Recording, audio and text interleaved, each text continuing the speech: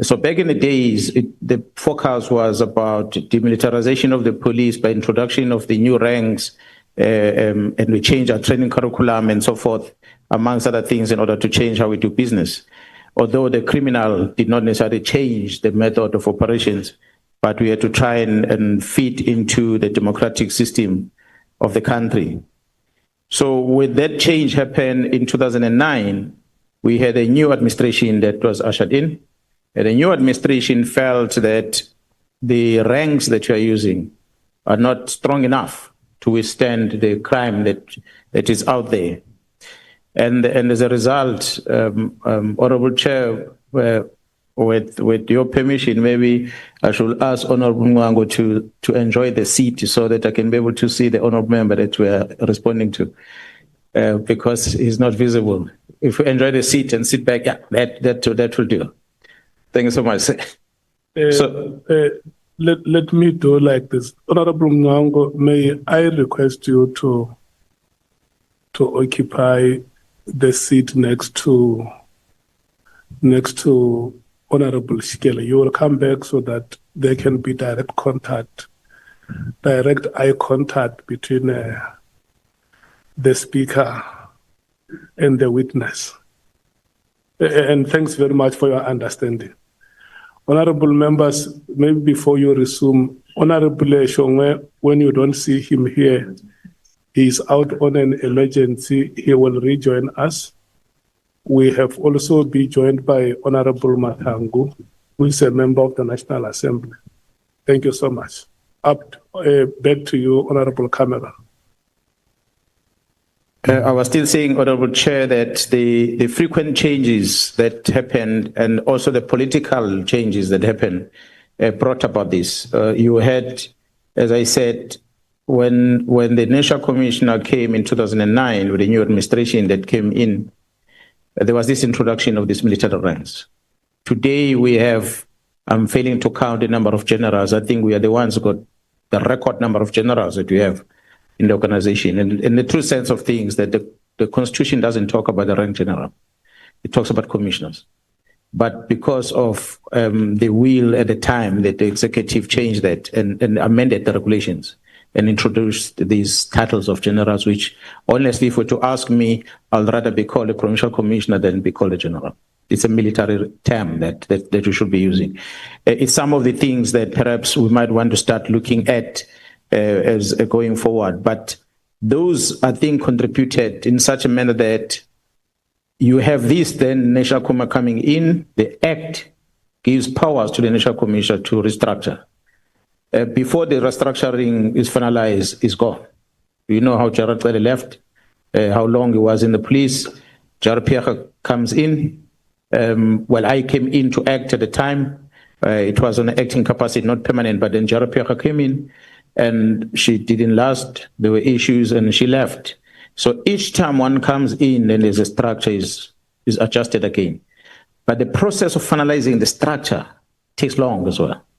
It's something that should have been looked at differently to try and shorten the plan. But perhaps anyone who comes in as a national commissioner ought to have a strategy in the plan that maybe within the prescribed timelines, such a plan may need to be presented to the portfolio committee of police and be approved and adopted, and which must then be accompanied by the structure, so that once it's agreed there, then the structuring happens. Within the first 12 months, it must be finalized, so that at least you know for the rest of the term of that administration, you have a structure that is adjusted to fit a strategy that has been presented and approved and be adopted by government going forward. So those are some of the things that I feel perhaps we might want to look at adjusting as part of the reforms that could help us. But some of the things, as I said, the national commissioners that came after Gerald Silebi did not last long. And there's not even a single one of them that has finished the term. So we've had acting new national commissioner, acting new national commissioner, acting new national commissioner. So it's always been changing. And largely, that is influenced by, I spoke earlier about how the ministers move. The new one moves out, comes in, and the new one is out. There's no exchange of notes, nothing. Same with the police. The new National Commission is gone, then other one takes over, they don't talk. There's no handing over certificate. That which we are lectured on in terms of handing over, we don't do that at that level. So as a result, you have a new National Commission coming in and starting things afresh, especially because the law empowers the president to appoint a woman or a man without prescribing the skills and qualification that a person must have. So if you're going to get someone who's not familiar with policing, it's going to take you that long for that person to try and understand what is the need of a constable on the ground before you can address that. And we worry about positions at the senior level around our offices and the likes. That part of the problem that we have. So if you were to ask me about some reforms that you might look at, I spoke about one in my statement, that I think it's time that we revisit the Constitution as this Parliament of GNU might want to revisit the Constitution, the section of the Constitution that talks about the central command and control of the police. Let this National Commissioner be held accountable for, yes, reports will come from province, as the Department of Education will do, but each province is held accountable for the performance of education in that province through the MEC's office. The Minister of Education will come and release results in the country as a whole. And yet the minister is not necessarily directly in control of what's happening in a specific province. We might want to adopt something similar to that. It's across different departments, but reserving a certain priority of crimes that cuts across the board that might need to then be elevated as a national priority crimes that be handled at the national level. So by so doing, you're going to also have a national commissioner having to worry up and prioritize his energy on specific things than to look after this entire big Titanic that we have as an organization. Typical example, Honorable Chair and members, you have a department of government that has got a DG, it's got DDGs, and there's so many DDGs per personnel that they have, which is a department that regulates how public service should work. The department itself, from public service, themselves, they've got so much senior management amongst them. If you take that and balance it with the police and the responsibility of the National Commission, the police, it's almost impossible to manage. It's impossible. So it's about time that we decentralize a lot of things so that National Commission can focus on what the national government priorities should be and focus on that. So I think that is the main one that I thought I must put in there. But other than that, there are some pieces of legislations that are vested with the minister's office, which to some degree, I think might also need to be revisited. Some of them, Farm Control Act as an example. Once there's a corruption at the Farm Control Office in Pretoria, it's going to affect the entire country because that office is not able to improve efficiency in terms of how to facilitate licenses, and is not able to deal with people that are violating the act in terms of removing the licenses away from them. So simple because you have the whole country to worry about. But if that was given to a province, then the province will worry about that. The liquor, we have a National Liquor Act, we have provincial ones. So the provinces that really pay attention on their Liquor Act, they have better controls on it, on how the sales of liquor is done in different provinces. But the national liquor is still there because it regulates this shipment of big liquor outside the country, things coming into the country. It focuses on those, whereas the provincial legislations are looking at things that are happening within the province. So whilst in the police you want to decentralize and be able to control in a smaller scale at the national office on some of things that you need to focus on as the police, but there is also some piece of legislation that might need to be reviewed that will allow the police to be able to perform their task better. And I believe if we do those things, it might create some stability within the management of the police. Thank you, General. General, just as a matter of interest, I just made a note. Of all of these Lieutenant Generals, you actually mentioned it earlier as well. All of these Lieutenant Generals, I think you said there are 10 or 11 of them at head office. How many of them are actually career police officers that came through the ranks? Because it feels to me, and going on the way that you explained it earlier, that we can actually save a lot of money that could go to the provinces to assist in ground level policing. But we've got this top heavy office, head office, call it head office, where I'm not so sure that it's making a significant contribution. Yeah, well, honorable members, I'm not sure of the numbers. I'll be under correction, but by and large, those that are within the support environment, which carries the big numbers at the head office, the majority of them are professionals that came to the service without necessarily having to grow within the police. But you might find maybe in the provinces similar thing happening. But I think the challenge that we are having with regard to these numbers that we have, again, is the power that is vested to the National Commission by the Act. The National Commission can create a post and grade it to whatever level they want to grade it, and they appoint a person there. So we've moved from 2 deputies to 3 deputies to 5 deputies and back to 3 deputies. We moved from 2 divisions to 10 divisions. So we just divide the cake as we want. You divide to create a post. Our organizational development with qualifications that they have, they're not independent enough to tell us that you're not supposed to, cannot have this, because the budget doesn't allow it, the purpose and function and the workload of this job does not qualify this. But you're going to find the organizational development will tell you that, yeah, it's justifiable in terms of our tool to have a brigadier at the head office responsible for 2 people appointed as a brigadier versus a commander of OR Tambo Airport who's responsible for 1,000 members. Durban Harbour is responsible for 1,000 members, but it's a brigadier as well. OD will tell you that, and you can't argue with them. And we always say to them, you are not objective in what you do. You are doing it because the boss tell you he wants that block. So, honorable members, that controls in terms of the structure, if it's still vested with the National Commission, then we have a problem. Gerald Stolle signed the structure on what I drafted on my iPad as a proposal. When I walked out the door, the unions came in, the structure was signed on the day, according to my proposal. That's why today we have a division called Vispol and Operations, because I'm the one that proposed that we might want to come up with something like this. Said, no, I like it. You put it in structure, sign it. Without research, without doing anything, it's implemented. So those are typical examples. So Parliament does not play a role in terms of controlling this structure. So maybe we might want to revise that, say, before you have the structure finalized, yes, you can engage with the labor and everyone else, but bring it to Parliament and it must be supported by your strategy. And then we can look at the money, total budget of what goes to compensation and versus what goes on operations and what goes to the executive versus what goes, because the cost of one lieutenant general in the police, beside the annual package of one individual salary, you have the support staff with you.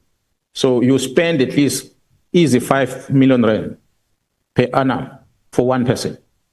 And add the furniture, the vehicles, the running cost of the office, it amounts to a lot of money. But those are things you don't pay attention on. So when you then ask yourself, is there need of that office? When you realize that, no, actually there's no need of that office. You can do without it. Okay. But because someone created, we come from a time where National Commission decided to have the head of communication at the lieutenant general level. And it's been downgraded again.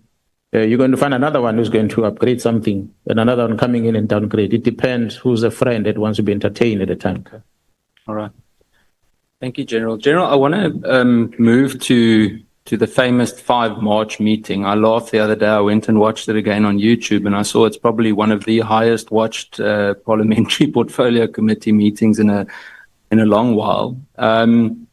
You've said that the PKTT was highly effective. We've seen a lot of the results. On that day, General Khumalo spoke about it as well. The National Commissioner touched on it. Just in terms of the 5 March meeting, General Khumalo and Minister Mchunu briefed Parliament on the PKTT's phase out and its successes. They presented it. We've all seen the presentation. But there was no objection from General Khumalo or anyone else for that phasing out.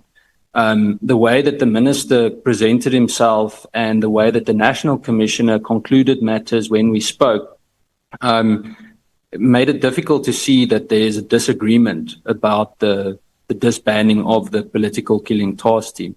No one in the committee that I'm aware of said, no, wait a minute, there's a chaotic conflict going on here. What was the situation at the time? Because all of the messaging seemed aligned.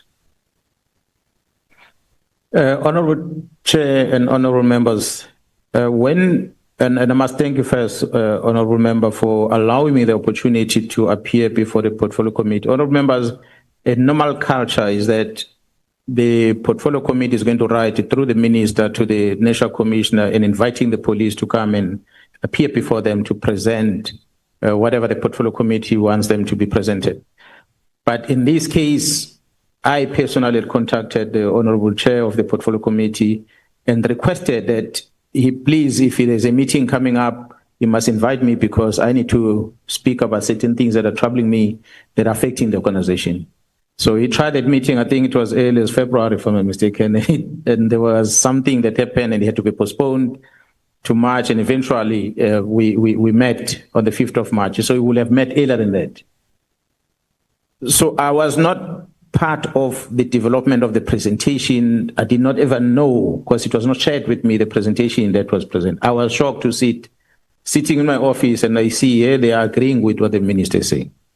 And to me it was disturbing, but I couldn't say anything because it's coming from my boss. That means my boss is in agreement with what the minister is saying. So he is the National Commission. If he decides, so it goes. I can't stop it.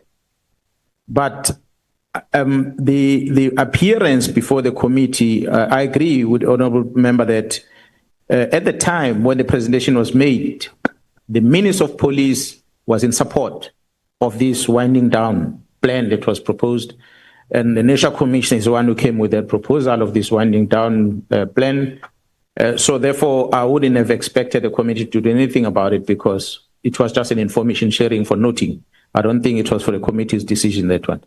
The only one that for me, which perhaps some of the things being viewed the most, is my comment on it, where my part came in. I think my expectation on that one, Honourable Chair and members, is that I've hinted on the involvement of players outside the police, people that are in position of sensitive things. I introduced the problems that existed in 2011 going forward. I was expecting a follow-up from there, to say, you can't come here before South Africans, because Parliament is South Africa. So when we appear there, I thought I'm now reaching South Africans, whereas we are visual, everyone else can watch this thing live. And there's going to be some movements on it, and nothing happens. And so I was kind of, demoralized in a way that the place where I thought is going to make us to do something, nothing much happened. To be honest, Honourable Chair, the member of the very same Portfolio Committee that the Honourable Chairperson of Portfolio Committee knows very well, Mr. Adams, I don't know if he's here today, but his response on that day was clear to everyone that he cared less about what Khumalo is presenting. He cared more about the narrative he's pushing. He's the one that's been behind this promotion or the appointment of this young lady into the post of a brigadier in the police. When it was put in that very same meeting that Gerald Khan, his blue-eyed boy, was promoted without advertising a post, from a rank of a colonel to a major general, without advertising a post. And there's no talk about that. But you want to criticize this one. So, sorry, General, interrupting. I think General Masemola also said that included General Moodley as well. Yeah, General, that was mentioned. But you would expect that the members to pause and say, wait, this appointment of this girl is not the only thing. Let's look at the entire problem. But because they were so focused on their plan, they ignored whatever that was presented and they focused on what they're doing. I mean, his opening remarks of the National Commission that day about the counter fight from members of counterintelligence was not necessarily taken forward. So I would have hoped that something good is done about that. But in as far as the task team specific is concerned, I don't think the portfolio committee will have done anything about it because this was just an information to share. And the biggest problem for me was what is happening at intelligence in the main. And I think at the time, I don't even think that the portfolio committee was briefed about the CJ Ops that is running in Gauteng, the counterintelligence operation and all the challenges we're facing. I don't think we share that with the committee on the day. Thank you, General. General, furthermore, two or three questions I think just for clarity's sake, am I correct then? I think the assumption, or I think you mentioned it in the commission as well, but is it that same member of the committee that speaks with General Khan? That's correct. And the Inspector General of Intelligence. Okay. Just in terms of the official record of 5 March, there was no reference to drug cartels or judicial capture or even interference. For example, the name of Kat Matlala wasn't mentioned on the 5th of March. And obviously it became central to your press briefing you did a few months later. Were they already known to you then, or did the evidence emerge later? Was it part of a sensitive investigation, something you couldn't have said then yet? And then a question touching on that, the March engagement didn't directly mention any ministerial interference. We had the question regarding Brown Mkhwanazi, where the minister said they're not acquaintances. Colleague sitting next to me later on laid charges against the minister when we found out that was not truthful. But the matter regarding manipulation within the MPA or the judiciary or threats to your safety that featured very prominently in later statements. Now, when did those concerns arise first? Because why were they not raised in the parliamentary discussion? And then to conclude those two questions is, looking back, do you think that we may have been in a better position or better placed as a committee to be able to respond to those issues had they been included in the March presentation or in the March dialogue? With some kind of indication or evidence or even an objection with regards to what the minister said. Thank you, General. Yeah, Honourable Chair, members, the portfolio committee that sat on the day had its own agenda. And when you listen to the presentation that was made in general, I don't think the portfolio committee will have done much on it because the presentation was done by the executive authority, which is the minister who was leading that presentation. But the issues that were raised during the presentation that should have triggered the members of the portfolio committee to say, wait a minute, National Commissioner, your opening statement, you are saying this. What's going on?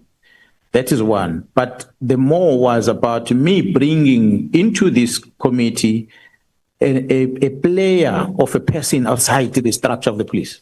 Because I'm the one that spoke about Mkhwanazi. I'm the one who spoke about Mkhwanazi having this easy access to crime intelligence. So when I raise things like this, I would have expected the commission to act on it, especially because I tried to reach out to the minister and I failed.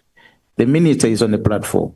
Mkhwanazi says there is a Brown Mkhwanazi who's close to the minister. The minister says, I don't know the fellow that Mkhwanazi is talking about. The least should have happened is to say, oh, wait. Minister, you're saying, Mkhwanazi, why are you saying that this man is close to him? And the minister, why are you denying this man? Right there and there should have been interrogated, and we get into the bottom of this from the start. But I understood at the time you were pressed for time. You had another engagement because the meeting was running late.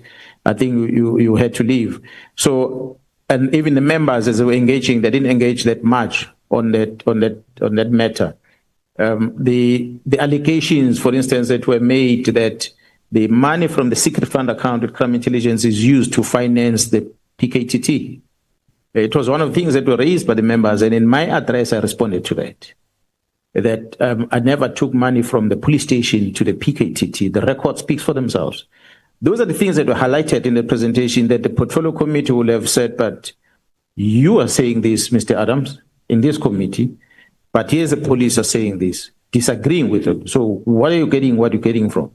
So that robust interrogation of things that I was expecting to happen. But as I say, it happened towards the end of that meeting. But what I presented before the committee on the day is what for me was a concern. Obviously, I was not too much privy about more information of the relationship between Mkhwanazi, the minister, the Nhlanhlas, and the likes, because remember I had asked for a meeting in February. Shortly after the minister wrote the letter, that's when I asked. And shortly after the members were deprived an opportunity to be recognized during the Excellence Awards, that's when I requested for a meeting. But later, when the investigation continued, then we started discovering a lot of other things. And then I realized that some of the members within the portfolio committee are players into this. Let me take it out there into the public and not come back to the committee. But I must say, Honorable Chair and members, the majority, I would say more than 90% of the presentation before the portfolio committee, you cannot falter the portfolio committee of not responding, except the percentage where I came in and I started talking about it. For any other person, they should have raised alarm to say, who is Mkhwanazi at crime intelligence? Who is this Mkhwanazi at the Minister of Police? Who is this Mkhwanazi? And the minister simply denies, and it ends there. That's my only concern. Thank you, General. General, you should remember on the day I actually asked the Honourable Adams to tell his handlers to back off because it became increasingly hostile in the meeting, to the point where even some police members were sending me messages saying, hang in there, because it was just chaos. And he then accused me of being handled by the National Commissioner, as you would remember. I remember very well that one. It made it very, very frustrating. General, I've got two more questions. The rest I'll leave for later. I'll come back to the 5th of March later. But with regards to Richard Mkhwanazi, another example that I used is Major General Mboto's controversial promotion in the Hawks. Do they highlight the need for more independent vetting? Because surely, I mean, the promotion of General Mboto in the DPCI last year was significantly controversial if you considered his background.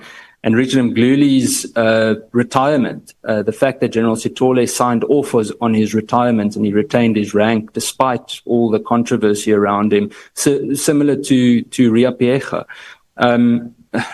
How do we approach that? You have touched on it today. How do we make sure that that doesn't happen again? And then my last two questions, is would you say that there's still significant influence from Mkhwanazi in this whole ordeal? When I say ordeal, it feels to me like his name keeps popping up. It's almost like this thread that runs through the last 15 years. Is he still in there? I mean, I asked Minister Mchunu in Parliament whether he'd commit to an open investigation regarding Richard Mkhwanazi's two sons, of which I think one of them runs the grabber unit that can tap phones in crime intelligence. And he committed to that. But obviously, if you look at what happened over the last few months, nothing happened.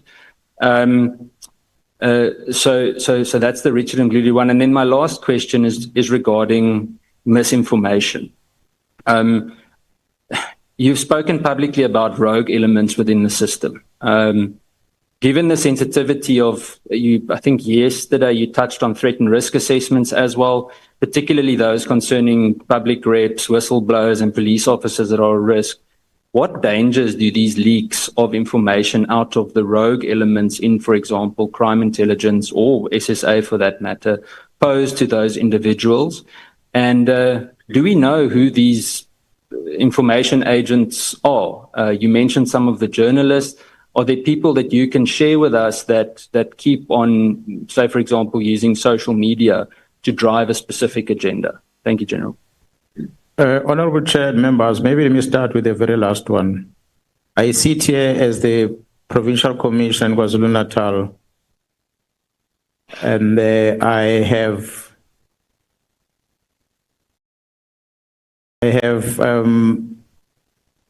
received, I'm trying to find this information. I had received an inquiry from the journalist about what Lieutenant General Sibiya is doing, that the General Sibiya has taken legal action against me on what I pronounced on the 6th of July. Honorable Chair, This is Abraham Mashego, a journalist from News 24, the one who's been handled by crime intelligence, amongst others. This Abraham Mashego, who started with these stories, and the one who I was told about by his fellow colleague that I spoke about before. The gentleman sends me a WhatsApp message. I cannot remember the date. I'm going to trace it. Where he asked me about my comment about the legal step that Sibiya has instituted against me. And my response to him was, Mashego, out of all these police officers that you have in South Africa and all the senior management of the police, you feel that's important to come and ask me. You are still pushing this narrative, and I hope you are not one of those captured. I use that word, I hope, knowing that he's one of them. I sent it to him. As of course, I don't understand why you bother coming to ask me these things. What is of a concern to you? I don't know any court papers to date. It's a couple of months down the line. I have not seen any court papers. I've not been served with anything. But he might have been briefed that there's going to be this court thing. So he must start asking me questions. So he's one of the enablers. And there are many journalists that we are part of the investigation. That's why I'm calling for a state security investigations against them, because I have a list of them. And there are a handful of them. It's just said that he writes for the same media house that has got very credible journalists who are doing a wonderful job within the very same News 24, who investigate cases of corruption, of murders of people, and they bring it to our attention, which force us to conduct criminal investigations. And yet we have these ones who then are used to publish the wrong information, the misinformation. So I felt that made me make that as an example and quote one journalist whom I've mentioned here. He will approach the court and do everything else, but I'm sitting before this parliament, I have evidence where he sent me this thing. And I still ask him, why you feel that you should ask me? And that communication between me and him, I screenshot that and I gave it to a friend of mine. I said, look at what this journalist is. And that message went all over the place. There was one, I think, journalist also in one of the radio station and TV who started criticizing me whether it's necessary for me to respond like that. And I don't know what was I supposed to respond. How was I supposed to respond? Because the same person who took my face and put it on a newspaper that I'm a corrupt person because of the defeating the end of justice case that happened in Richards Bay. It never apologized to date about that. So that is typical, some of the people that are involved with this misinformation. For this to stop, I'm going to hope that the lawmakers yourselves in Parliament, you are going to put measures in place to make sure that a journalist is not going to hide behind being a journalist and reporting without fear or favor if he's reporting things that are wrong and they damage other people's images.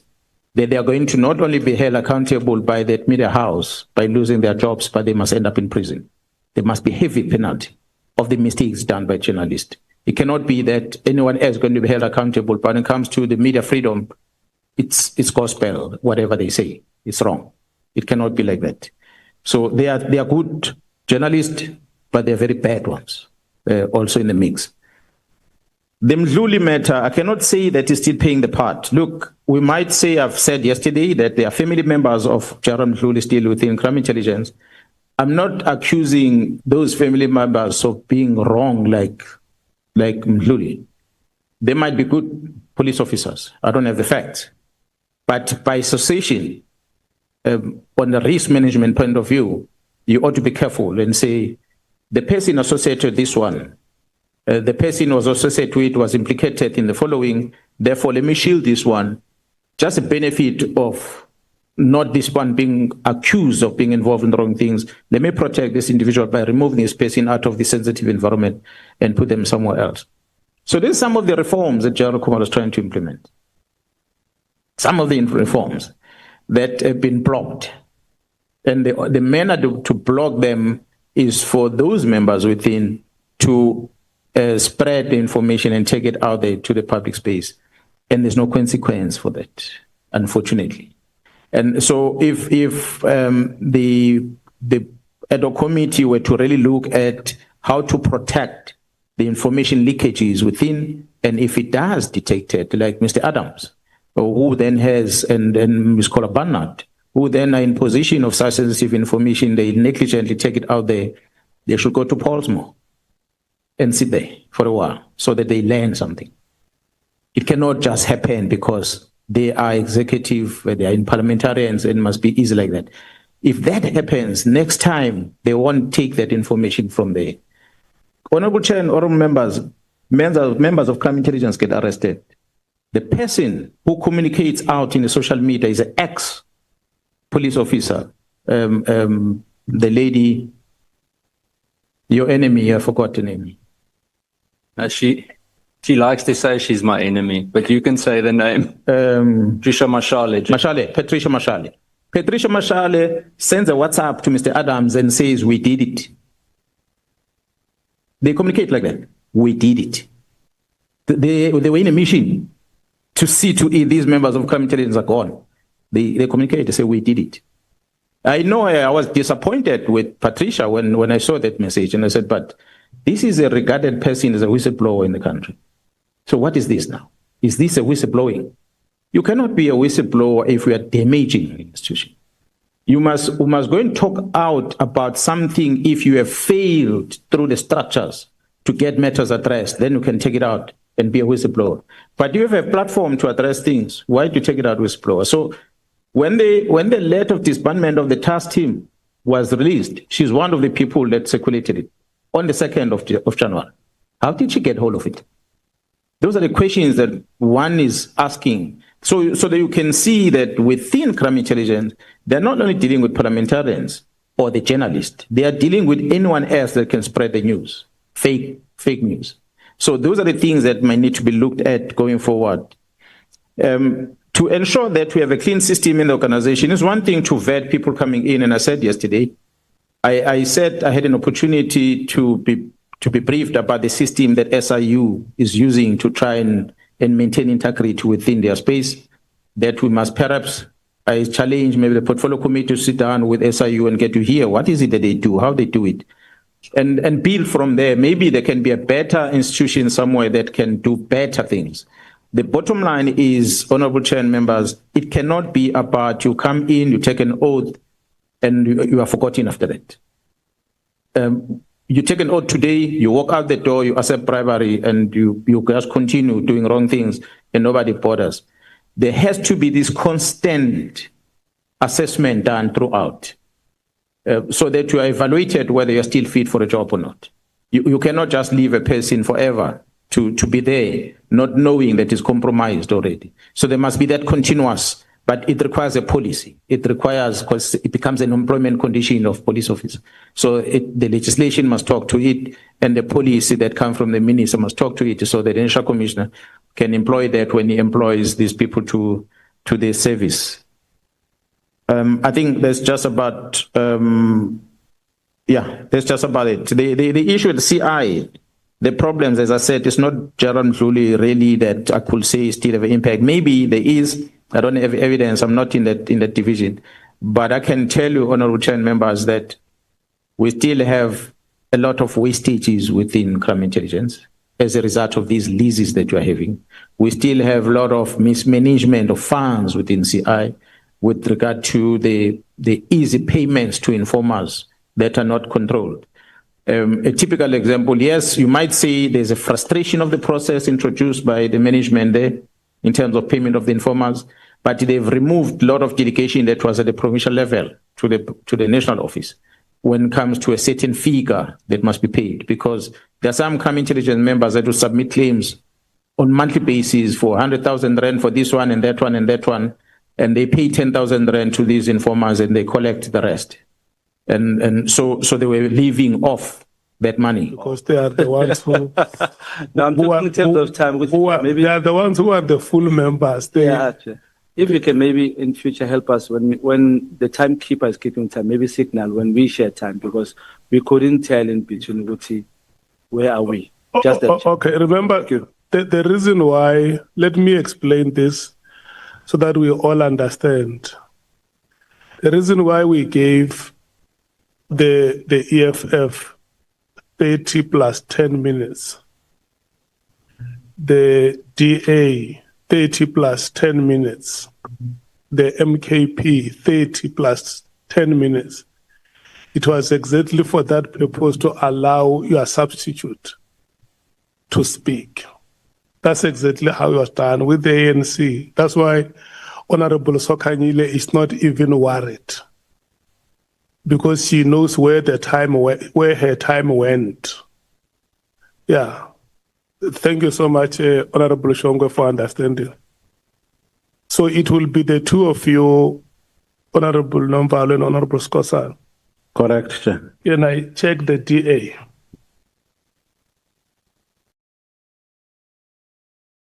Yes, Chair, it's just myself and Honourable Schikkeling. The two of you, you shared the 30 minutes.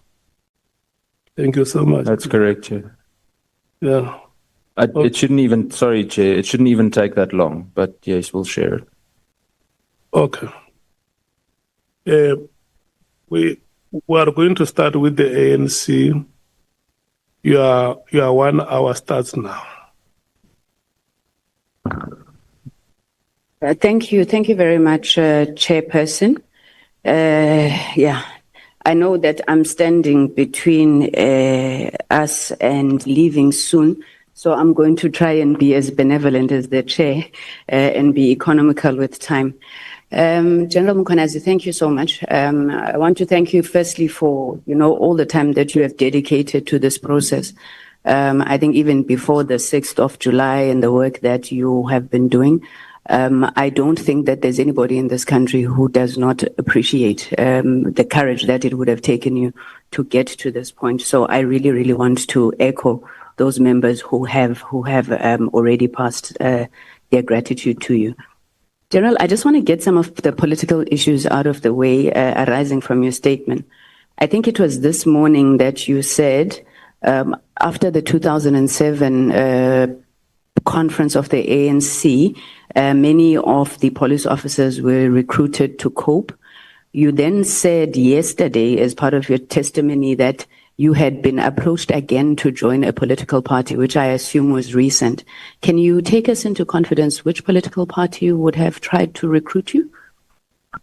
No, there was no specific political party that tried to recruit me, but there was a statement made by EFF that says they wanted me to join them, but they never approached me. It was just a statement. No, we know you. General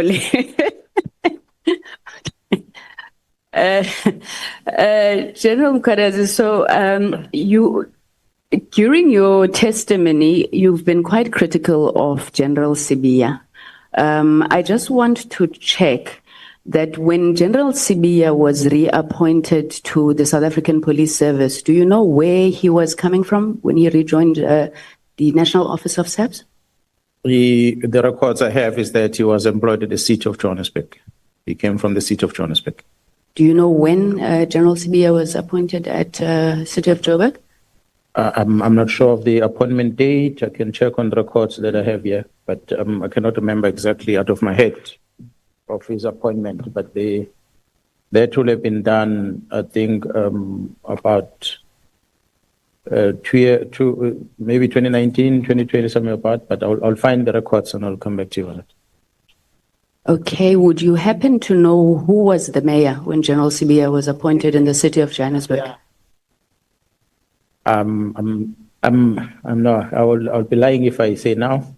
But what I know is that the mayor that was responding or made a statement with regard to the allegations that were leveled against him in the city of Johannesburg, where he made mention of the investigations or the procurement of... Sorry, General, that's not my question.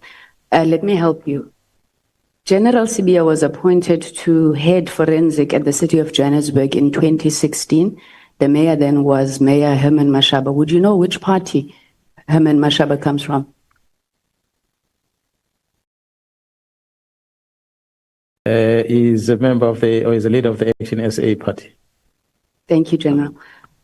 You have extensively implicated Honorable Kola Barnett as having interfered with the work of criminal intelligence.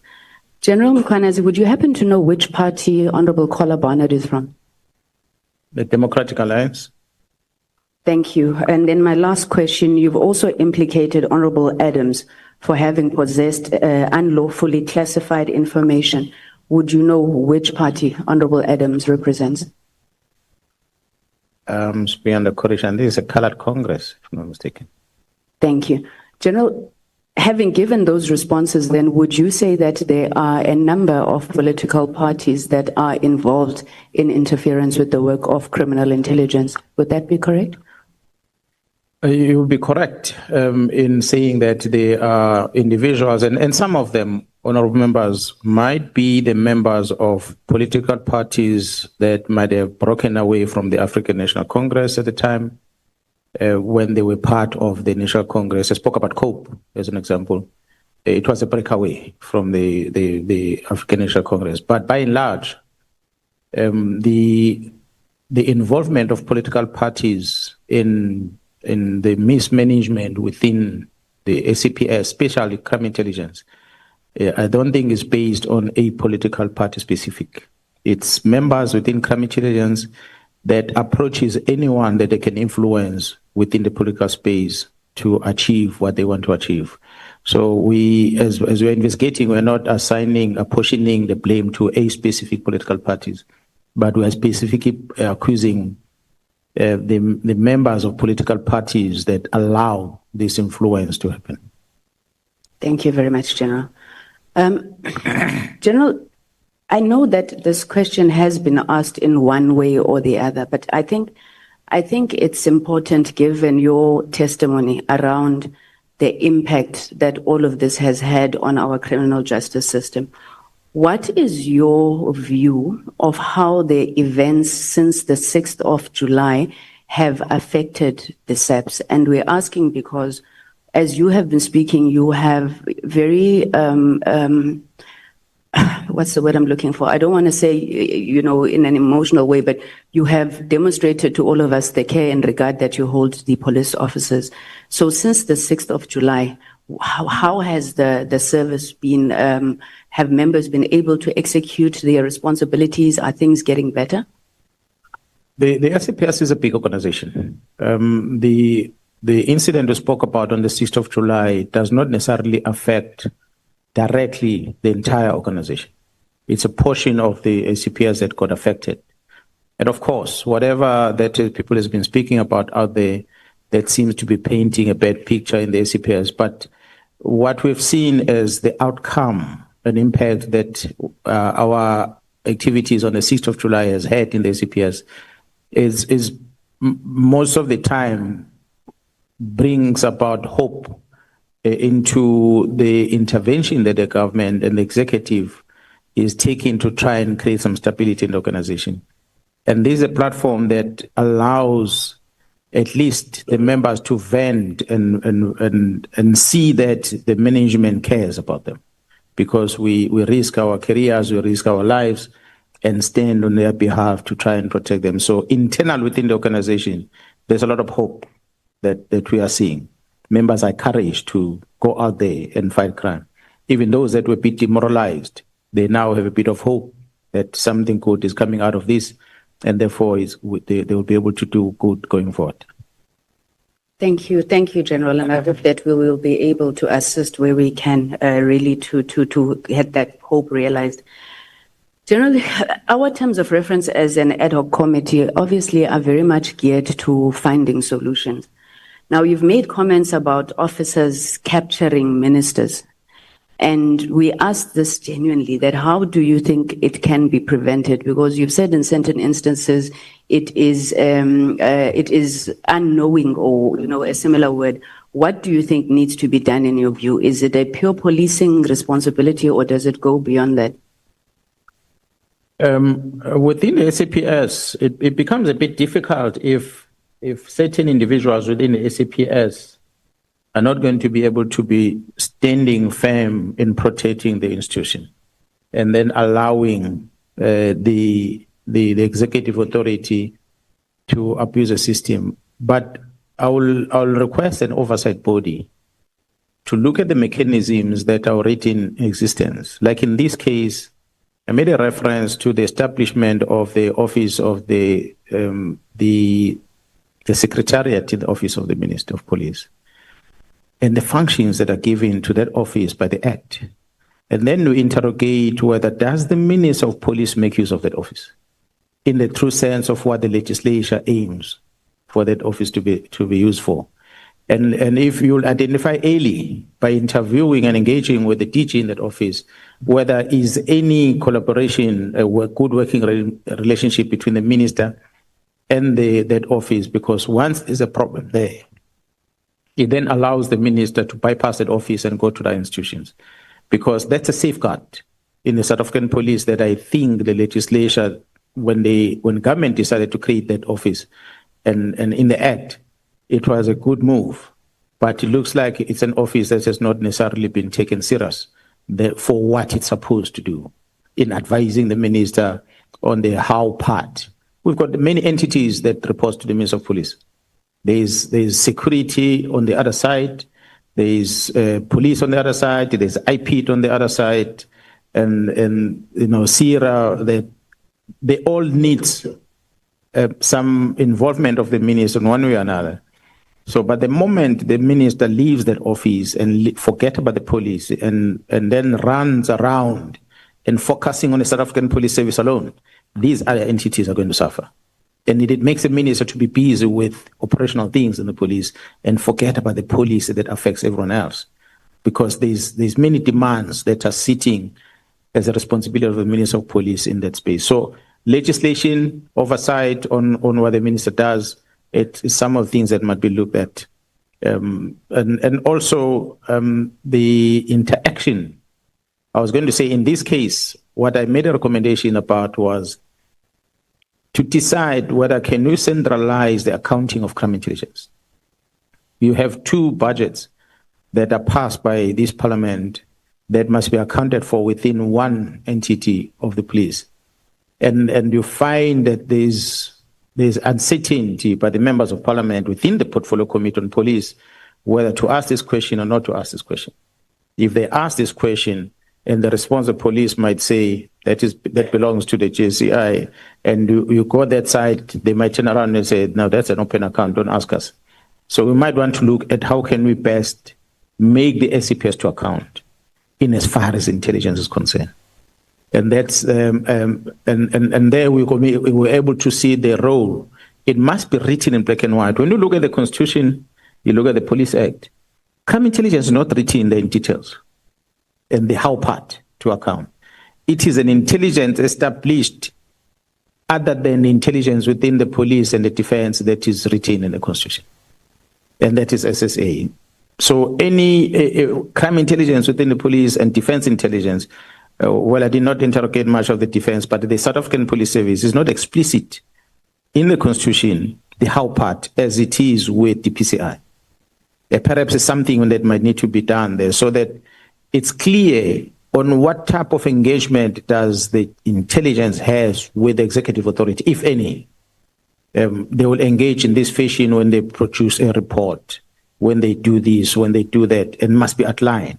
The failure to do that or the absence of that, it leads into this interference that, if you will, which majority of the time is the members from within crime intelligence that goes to influence the executive authority. But because there's no legislation that stops that, it then happens. Thank you. Thank you, General. My colleague who spoke earlier was the Chair of Justice. I'm the Chair of Communication, so I take a big interest in issues of media. So I want to go back, General, to your media briefing. I think you've spoken to us on the decision to hold that briefing. Now, I want to ask questions, but I'm afraid, because your testimony, amongst others, indicated that there are people with grabbers, they are listening to our messages and our phones and what. Should we, as this parliament, or at least this ad hoc committee, take that to be an example, or are you putting it on the record? Because I would assume such is unlawful, General. There are a lot of things that are unlawful that are coming to this country. a listening device gadget can come in pieces. This computer can be stripped in different parts and be brought into this country and assembled here and get used. The legislature should ask themselves a question. What makes, I'm not saying this is what they do, but the question that as a security person that I ask myself, what makes big security companies to be successful in investigation nowadays in this country? There are so many of them. They call themselves, they're forensic investigators, they're this and they're that and they're that. They trace things and they're doing a good job because they're able to find criminals. But how do they do it? That the SAPS is not able to do. It's because of the gadgets that they have in their positions. Some journalists nowadays will say they are investigating, but they're actually listening to people's communication, and they come up with reports, they publish them. Because we don't know the existence of these gadgets. And that's why the intelligence of this country need to up their game and help us to stop this. Otherwise, you have people that run amok and they abuse the system that exists in the country. So it's a challenge that we have. I can say that without failure because we've seen, as we investigate and we arrest, we've arrested a lot of criminals that are involved with truck hijacking, as an example. I just want to use a classic example. It's not a listening device, but it's a jamming device. They fly from wherever they fly from, and the information we have, they land in Lesotho. When they arrive in Lesotho, then they get transported into the country. A jammer, a small jammer machine, you put it in the car, you drive next to the truck. The truck had left Durban with the cargo, the vehicle drives behind the truck and it blocks the signal. While the truck is driving and the signal is lost, 5 kilometers away, they stop the truck and they divert the truck elsewhere. They disconnect the horse and they take the trailer and they continue the trip with the vehicle next to it, and nobody will pick it up until it arrives wherever it's going. It gets offloaded and the cargo is gone because there's a jammer signal. When you check where these jammers coming from, they are imported from foreign countries into our country, and they are used in committing crime. So the listening devices might be the same thing. Yeah, so we need to tighten up there. General, the questions that I'm going to ask you, and I'm being very, very careful. I started off by saying that we truly commend the work that you're doing, but I also would not want us to be accused of dereliction of our duty as Parliament. You know, we've been there before. So there are questions that I have to ask you in that regard. You said that had you not had that media briefing on the 6th of July, we would be picking up bodies. And the words that you used was that we don't want to see blue on blue. Would it be correct, General, to say that the SAPS is factionalized? It could be yes or no, but to some degree, I cannot say it's factionalized. We had experienced this when there was a amalgamation that happened in 95, because a vendor speaking person from Limpopo and a Xhosa speaking person couldn't necessarily get along because we came from different cultures. And people from the MK, former statutory force and the likes that came in, there was a bit of challenge back then. But as the time progresses, we started adjusting. Training started being, synchronized, and we started drilling the same pace, and commands and everything. The culture started building together. What becomes a challenge nowadays, maybe to some degree you could say the head office there's some problems. You can call that, because almost everyone that sits at the head office, they come from different parts of the country. And they tend to favor each other. And that's why we start feeling a bit of a challenge.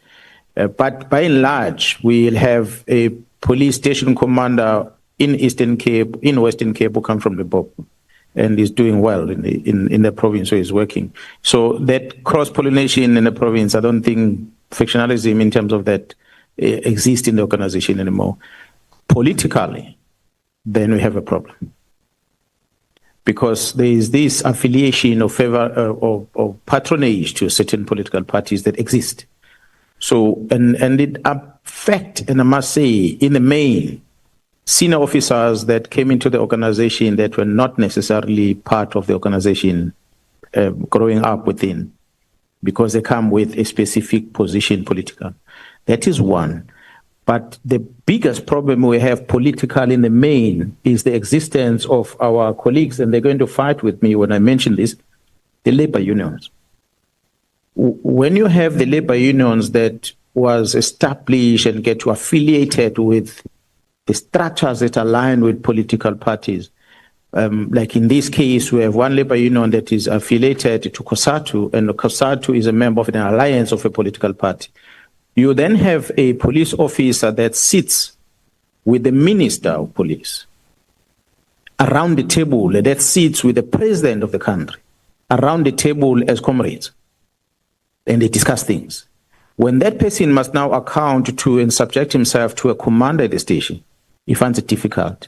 The incident that happened in Durban when this president visited at the death of Mr. Mchunu in Pietermaritzburg, there were tensions within the police, and the premier was unhappy with a specific policeman in the province, and the minister was not happy with that policeman in the province. I had to sit down and ask this policeman, but why the minister has a problem with you, and why the premier has a problem with you? What did you do wrong? You are here in Maritzburg as a police officer. Yet, and he confessed to me, he said, no, Gerald, I was a member of POCRO. And these were my comrades. I happened to spend more time at Nhlanhla when there was this division. I stick to Nhlanhla, and they didn't like it when we had a fallout.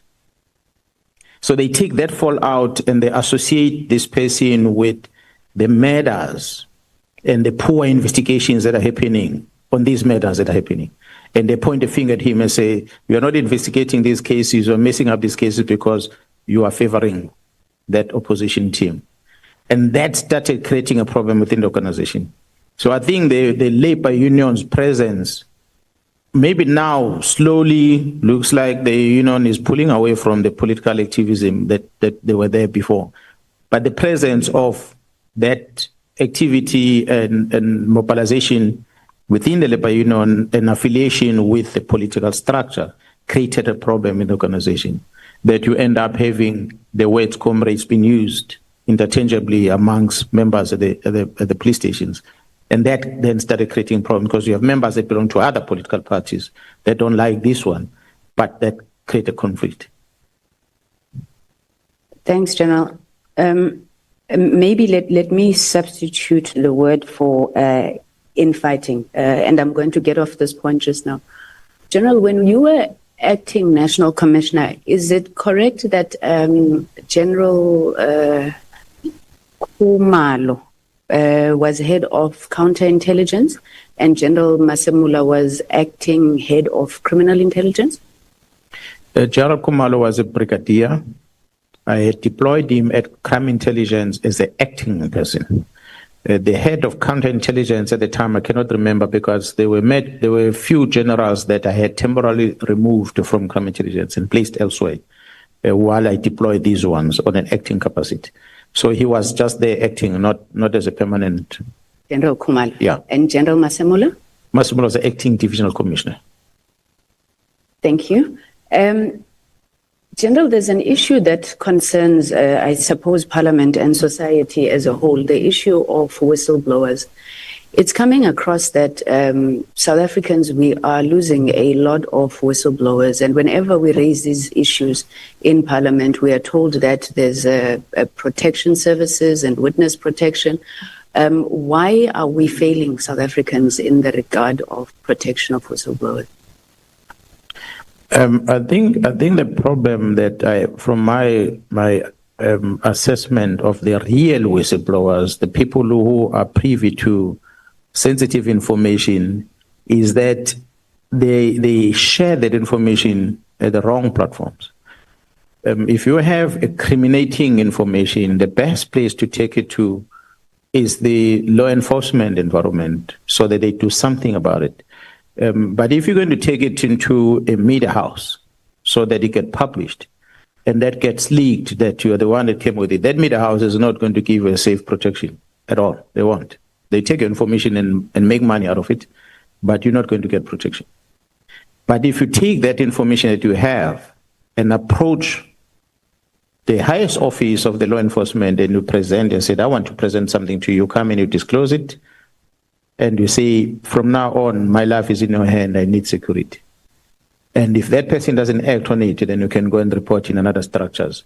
If that's what the whistleblowers will do, it will assist. But to blow a whistle about something supposed to be criminating, but you're not blowing it within the law enforcement environment, you are blowing it just in the air, then you're going to be attacked. Then who to blame after that? Blame government? Blame the law enforcement? How did they know about you being a whistleblower?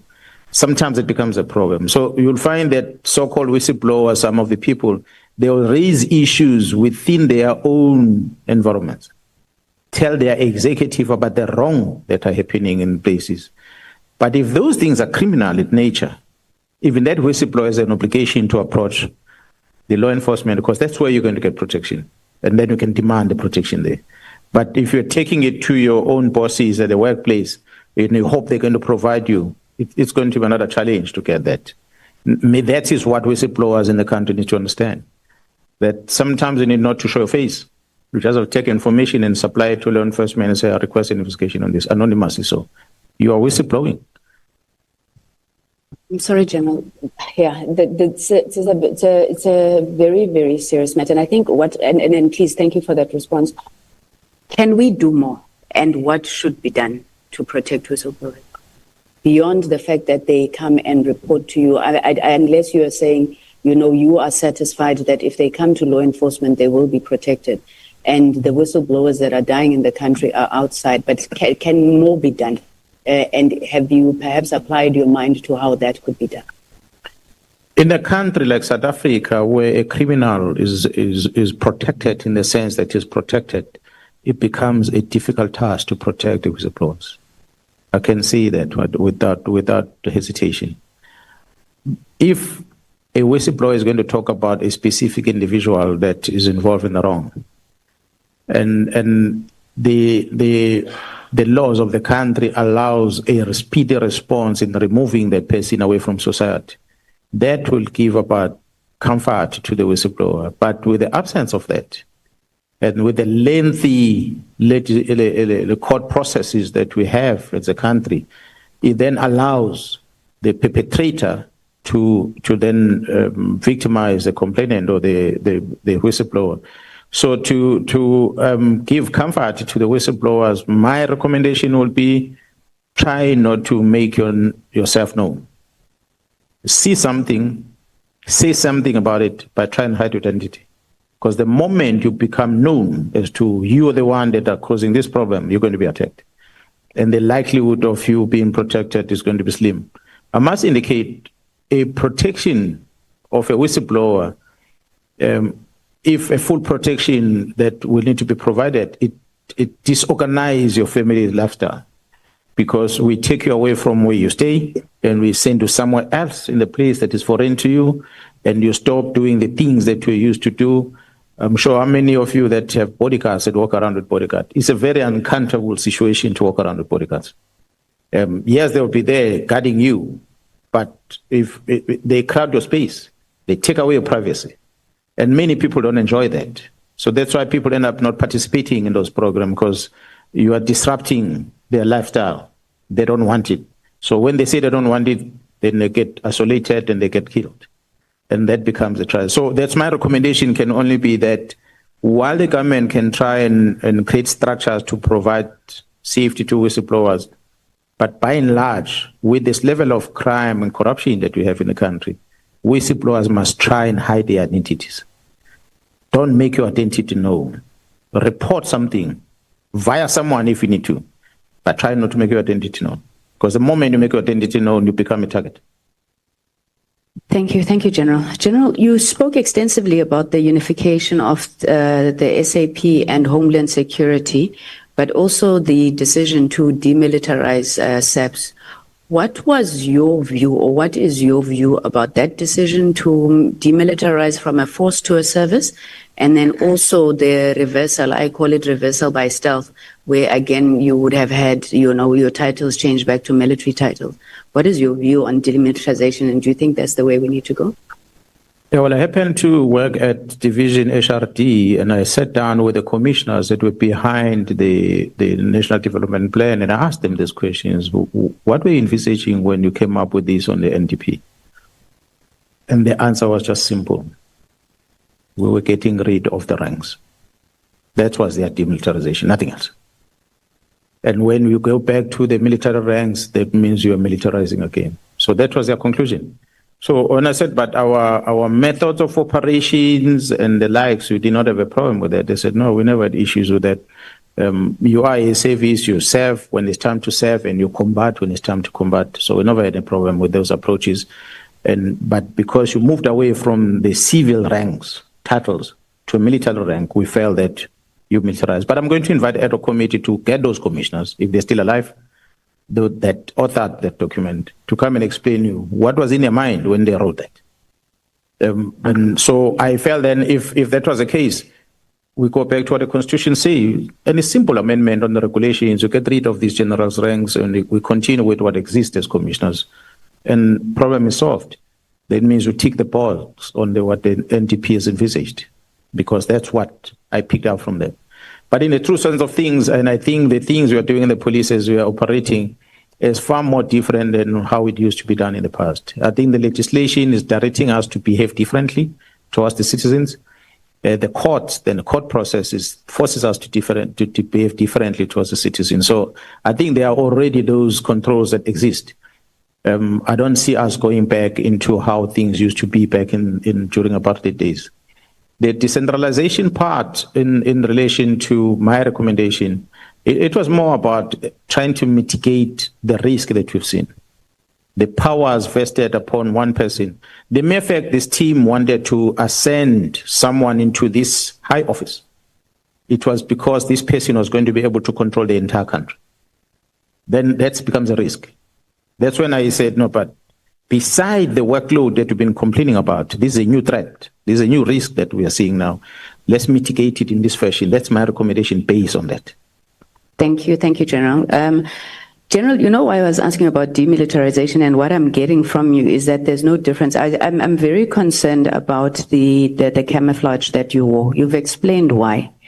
Now, it's happened. I mean, you get a lot of credit for the work that the police are doing in KwaZulu-Natal, and I think you've become a very trusted figure there. But when you come out in camouflage, and you explained, you said you were in a mode, are you not worried that you would create a precedence that may be emulated, that now we have moved from this democratic state, we're almost militarized in our approach, and you then becoming the face of that? No, I'm not going to be worried, because within the SAPS, the camouflage is known as to who wears the camouflage. There's no confusion in the SAPS. In the public, yes, there might be confusion, but internally in the organization, every employee knows that that uniform belongs there. That is not the only camouflage we have. That's a special task force. There's another camouflage for the presidential unit. They walk around these passages all the time. You see them with the president. It's a camouflage. So it does not create much of the problem, although we are against it when it started, but it is there and is adopted in the organization as one of the things. Perhaps honorable members might want to interrogate some of the reforms that should have been there as recommendations when this organization, South African Police Service, was formed in 1995. One of the recommendations which maybe was omitted, if we're to introduce it, might have an impact financially and otherwise.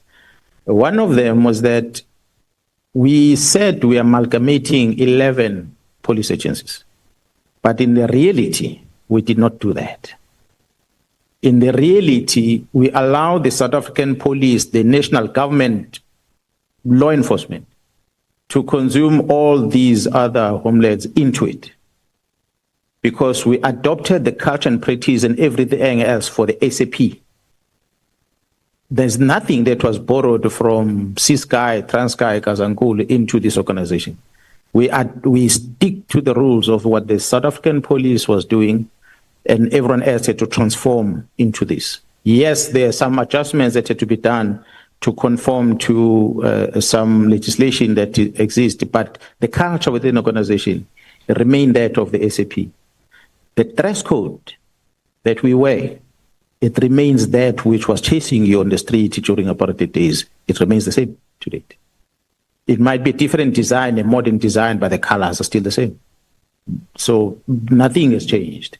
So if we really want to transform from what the SAP used to be, we might look at the dress code. There's some of the things that were recommendations back then which were not implemented. General Tel, when he came in, he spoke about it, but there was no movement in terms of trying to introduce changes in that. So we still stuck to that uniform that we have not changed. The camouflage is one of the uniform. The task force camouflage I was wearing is one of the uniform that was there in the past. When a decision was taken for the SCPS to get rid of camouflage, Special Task Force was the only one that was allowed that these task force members can remain with the camouflage. Hence, their dress code today, it's camouflage. They don't wear provided for in the dress code of the police. So it's some of the things that the committee might want to, or the portfolio committee might want to start looking at whether do we change this or we don't change this. Thank you, General. I'm going to try and move a little quicker. General, you've raised concerns about members of the media who have been given access to classified information for publishing. Now, you then said that you would want counterintelligence to investigate this. Do you not think that this is not a bit, you don't think that this is overhanded? I mean, there are forums to deal with complaints against the media. Don't you think that going the counterintelligence route, why would you want to use counterintelligence to deal with media and journalists? We use counterintelligence to investigating anything that is a threat to the national security of the country.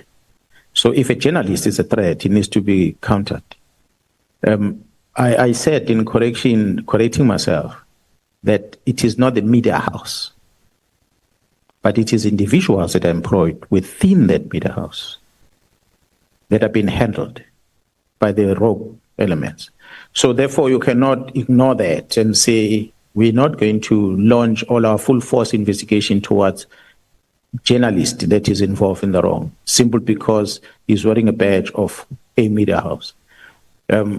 We'll investigate. General, can I just clarify? So is the problem the story that is written, what is reported, or is it the source of the information? Where exactly is the problem? I'm raising this because, I mean, obviously there are a lot of things that the media writes that many of us don't like. We don't have counterintelligence, but is it the report itself, or is it the information, the source where they get it from? When the information, let me talk a typical example of what has happened recently. When we are told about the report that comes from that's supposed to be produced by the Inspector General of Intelligence, it's supposed to be in a position of the minister of that department that is registering a complaint. It's supposed to be with the Inspector General of Intelligence. It's supposed to be with Parliament, Joint Standing Committee of Intelligence. But when you find that report being presented by a journalist in an article, it means someone has done something wrong. So then the investigation must be launched. It is not the investigation against a journalist per se, but it's an investigation against the leakages of that. Journalist is a recipient, meaning is part of people that participated in the criminality of distributing that sensitive information out there. And it must be held accountable together with the people that pass that information to him or her. That's the type of investigations I'm talking about. That will make even the journalist to be responsible with information. When you get something, start reading about whether this is classified or not. Speak to your editors and say, what risk this is going to bring to the institution if we go out public with it? Shouldn't we take this and present it to the right authority ourselves? It came to attention, let's take it to that authority and say, do something about this, we're keeping a check on you, we want a report of what you're doing about it. Couple of months later, they demand a report and say, we presented this thing to you, tell us what we've done, and then they can write a story. But if they themselves are not doing that, become responsible citizens and helping us to stop those internal, because they're saying they're protecting sources. I read the WhatsApp of a Deputy National Commissioner. If a Deputy National Commissioner says, I've got a source at Crime Intelligence, and yet he's a boss of Crime Intelligence, but he says, I've got a source at Crime Intelligence. He takes that information, sensitive as easy, give it to a deputy minister. A deputy minister will say, well, there's nothing wrong with it. And he keeps quiet with it. He has an obligation to discipline this general and discipline anyone else Then while on the other side, it is investigation of the complaint. But there must be consequences of those that are bringing the complaint in that fashion, because then they are bypassing the process. Thank you, General. I think it's my second last issue. I want to go back to this matter that I tried to raise yesterday, and Honorable Malema shut me down. Your visit, General, with Mr. Ngabinde to Minister Mchunu. Now, you said today that you went to see him because he's a high-profile person in the province. Okay, I don't know. I don't know if it's the norm. And I'll be honest, I did ask a few ministers, and I said to them, do the provincial commissioners in your provinces just come and see you because you're a high-profile person? And that was not the answer was in the negative. So my question, General, is why did you go there, knowing, as you said to us, that Mr. Ngabinde, I'm not sure the word that you used, something like that he was a shady fellow, and you told Minister Mchunu at that meeting. So what was the purpose of the meeting? What was it to discuss? And then you then said to Minister Mchunu, this is not a good guy. Now, let me correct that, Honourable Member. The last part you're talking about was to the acting Minister Kachalia, not Mr. Mchunu. Was a recent meeting that was held in Pretoria at the Pretoria College. In the presence in that meeting was the acting Minister Kachalia, the National Commission, and the two deputies, and myself. That's where we discussed that. The original meeting of Minister Mchunu, at the time he was not in the police. He was not a minister in the police. I said I was close to Mr. Ngabinde. I might not explain to where did we go first before we passed at the minister's house. But we eventually passed the minister's house, where he said, no, he wants to go and see the minister. And I thought there was something strategic, maybe some of the serious things I want to talk about. But we ended up, the three of us, just sitting together and talking general until we left. So I thought it was just a meet and greet, and also just give assurance that he knows the minister. Yes, on hindsight, I now realize perhaps it might have been him trying to impress the minister that he's close to me, that the minister shouldn't worry about whatever they think he might need to be assisted on, because I have this relationship with me. I suspect maybe that could be the reason. But there was nothing wrong on what we've done. I had met many other people. Some of them might not necessarily be in the executive position in the past, but through meeting through someone else, let me meet so-and-so, they meet so-and-so. Some members here in this portfolio committee, I met them in that fashion.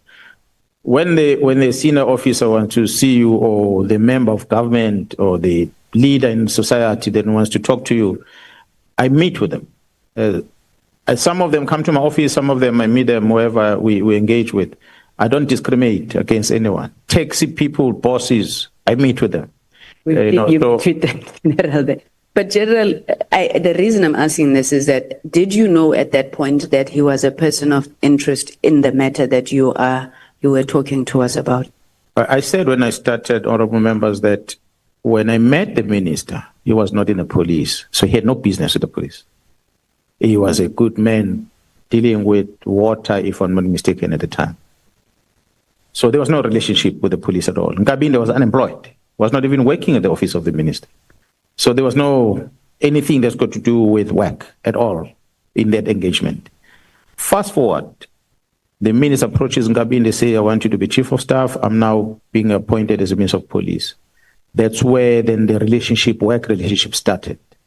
Now, because the person I've already met, my expectation is that he knows that even the chief of staff is a person I know, so it's easy for him. If he needs something, he can talk to me about whatever. That's why it was easy for me when this letter came out on the 2nd of January 2025. It was easy for me to call Ngabinde and say, please arrange a meeting between me and you and the minister, because I wanted to talk serious business now. I was still under the impression that the person I met before, because there was just a social meeting, it won't be a problem for minister to meet with me, because at least he knows my face now. But unfortunately, that did not happen. Thank you. General, I'm going to push you a little bit on the IMC, because you said if that letter had not come out, we would not be sitting here, amongst other things. Have you participated in other IMC support structures before, like task teams, outside of this one, the political killings task team? I've been involved in South Africa and abroad. where there's a lot of interventions done by this government. I've been part of it. Okay, so an IMC, please let me know if I'm correct, an IMC would be able to give a political policy direction, I see that we've used them interchangeably, to establish a task team, its duration and its disbandment. Am I correct? No, in this case, the IMC was tasked in resolving a problem, not establishing a team. Theirs was to make sure that there is a strategy, a plan put in place to deal with the problem that must be satisfactory to satisfy the executive authority. That was their interest. The how part, what is it, a task team? Or is another prioritization of investigation was left to the National Commission. But General, doesn't it seem a bit absurd to you that ministers don't? So I would assume a decision that says disband that political killings task team is a policy decision. Why would you think that it's not a policy decision? What I understood from General Masemula's testimony was that he had a problem with an instruction that says immediately. You've said the decision was unlawful. So is it correct to assume that what you are unhappy about is being told disband it immediately? Is saying disband the team without giving you direction a policy decision? Honourable members, my biggest concern with the minister's directive was that the minister gives an instruction about the disestablishment of the team, and yet the minister did not approve the establishment of the team. So why will you disestablish something you did not establish? That's a problem that I had right at the beginning. So I somehow forgave him, thinking that he's new, he doesn't know. That's why I felt that I'm responsible, I have a responsibility to brief him about the background and history of this team, so that this decision that he have reached is informed by something. So what I'm paging through here and I'm trying to find, and I'm not sure where I'm going to find, but there's an annexure in some of the documentations that I have on the statement that I deposited at the commission with regard to the very first approval of the team.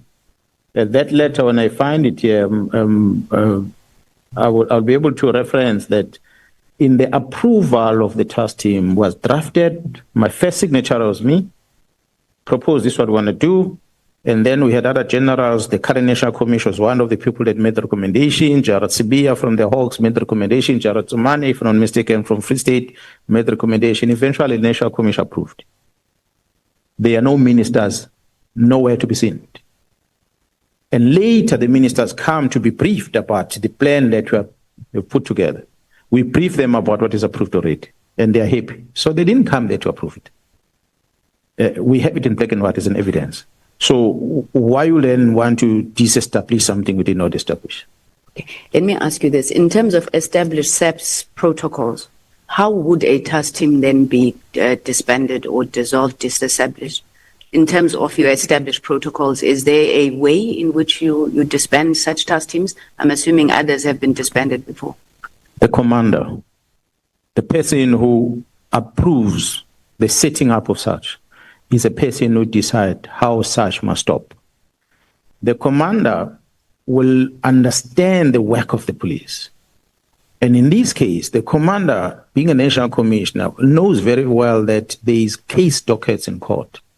So when he decides to stop something, he must be mindful of saying, how do I manage these dockets that are in court?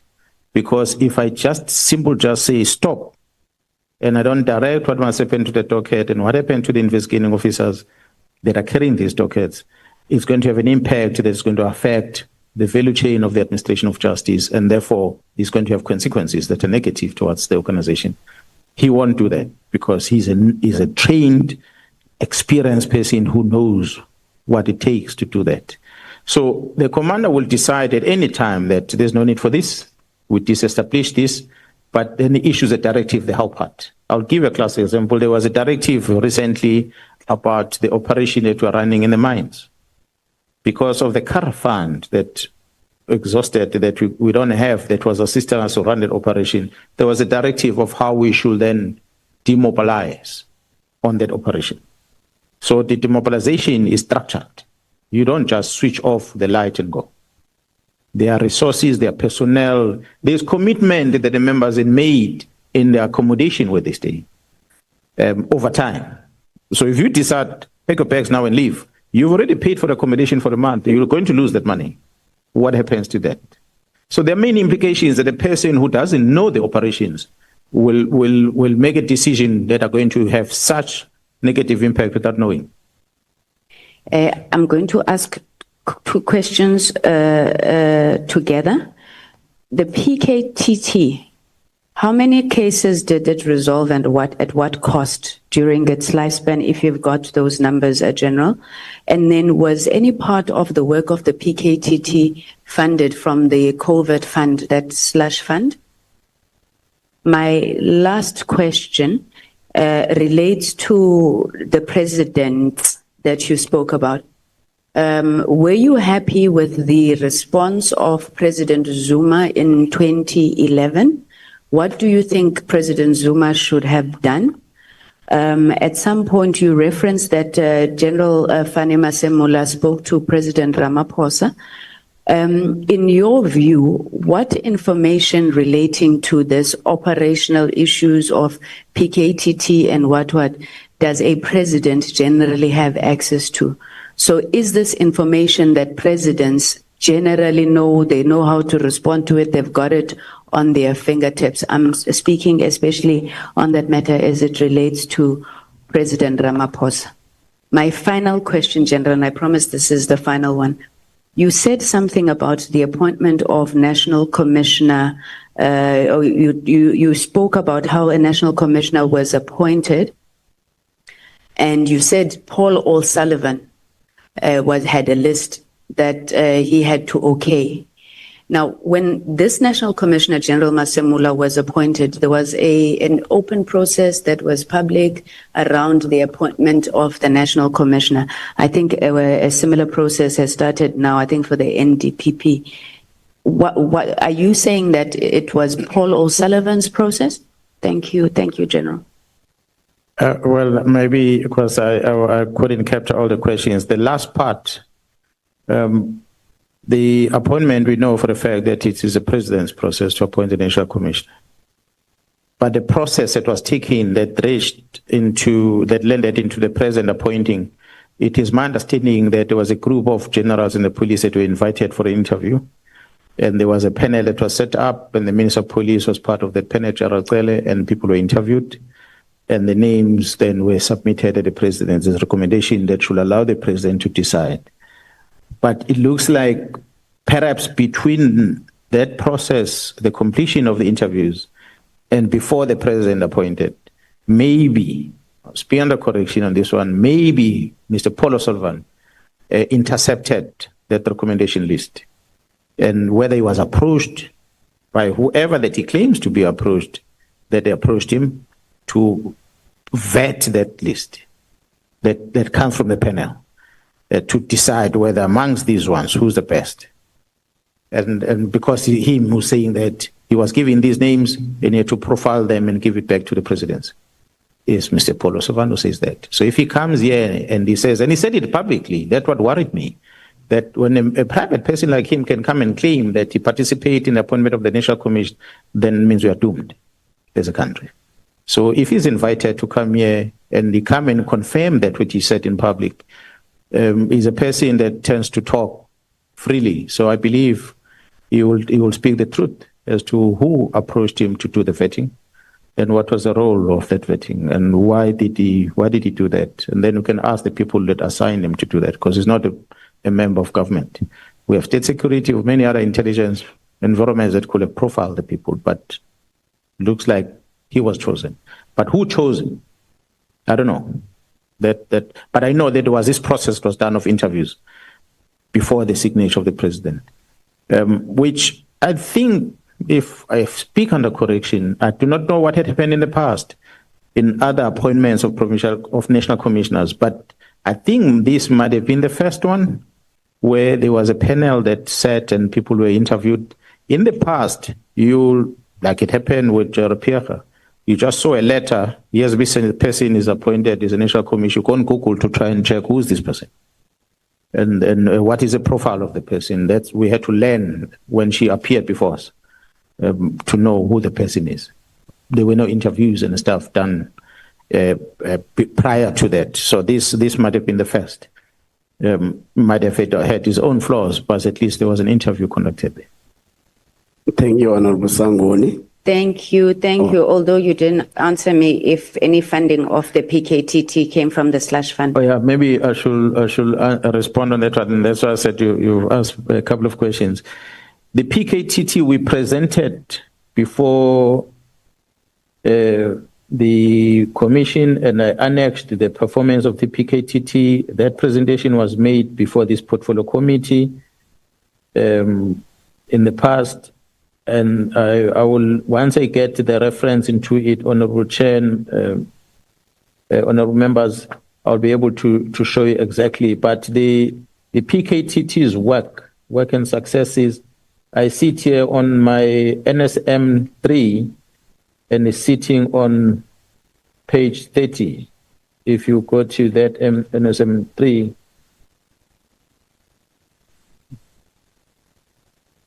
on page 30, paragraph 85, it talks about successes of the PKTT.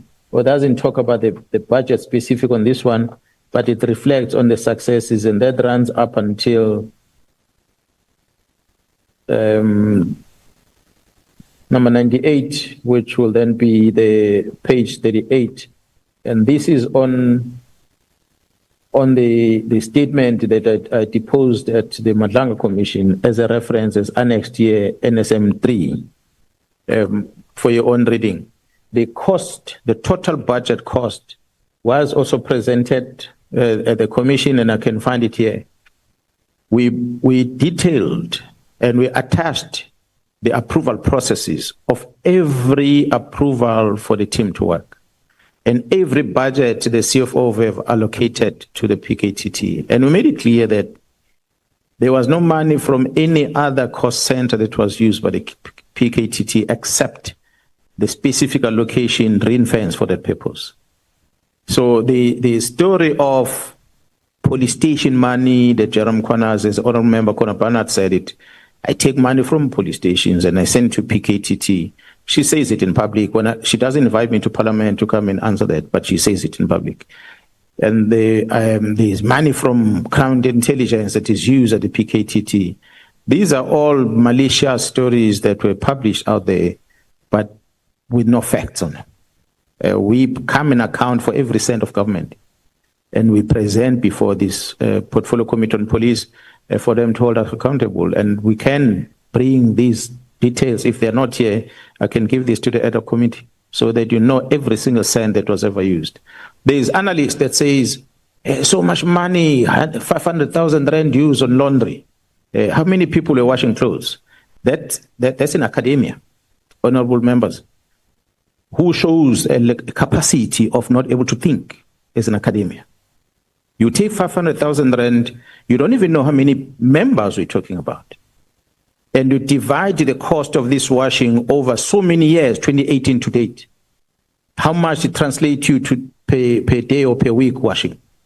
Then you'll be able to get into this figure. So sometimes we take the number, I said, so millions of rand have been spent. And we don't calculate as to for how long has this project been running. Is this money justifiable as compared to the other operations that have run this long? Then you can draw comparison.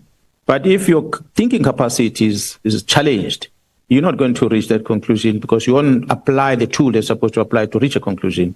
You're going to be a researcher that is going to go out in the public and go and talk about it. And when some of us listen to it, we get disappointed because these are the people who teach our children at school that come and tell us, South Africans, about the quality of their knowledge of a subject that they're supposed to teach children when they present before us. It's disappointing, to say the least.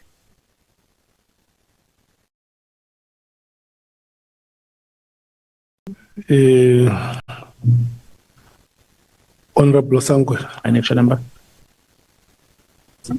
Are you done? I have to be done, Chair. But I wanted to ask about that matter of the portfolio committee on police, but I don't want to get into trouble, so I'll leave it. Or maybe let me ask it, Chair, it's my last question. General, you said that the portfolio committee on police was very busy that day. They had other agenda items and what, and you never got any satisfaction on the intervention that you had wanted. Am I correct, General, that after you went on television, I did not know anything about policing, but I saw you in that portfolio committee. There was a lot of sustained media attention around the comments that you made. Do you remember that, General? The media, yes, I remember that. So it cannot be that because the portfolio committee that day was busy, this issue that you had raised was not top of mind, I mean, because it can't be that the portfolio committee listened to you, they moved on to another agenda item, and then your testimony just miraculously disappeared. It was reported for a number of days in the media.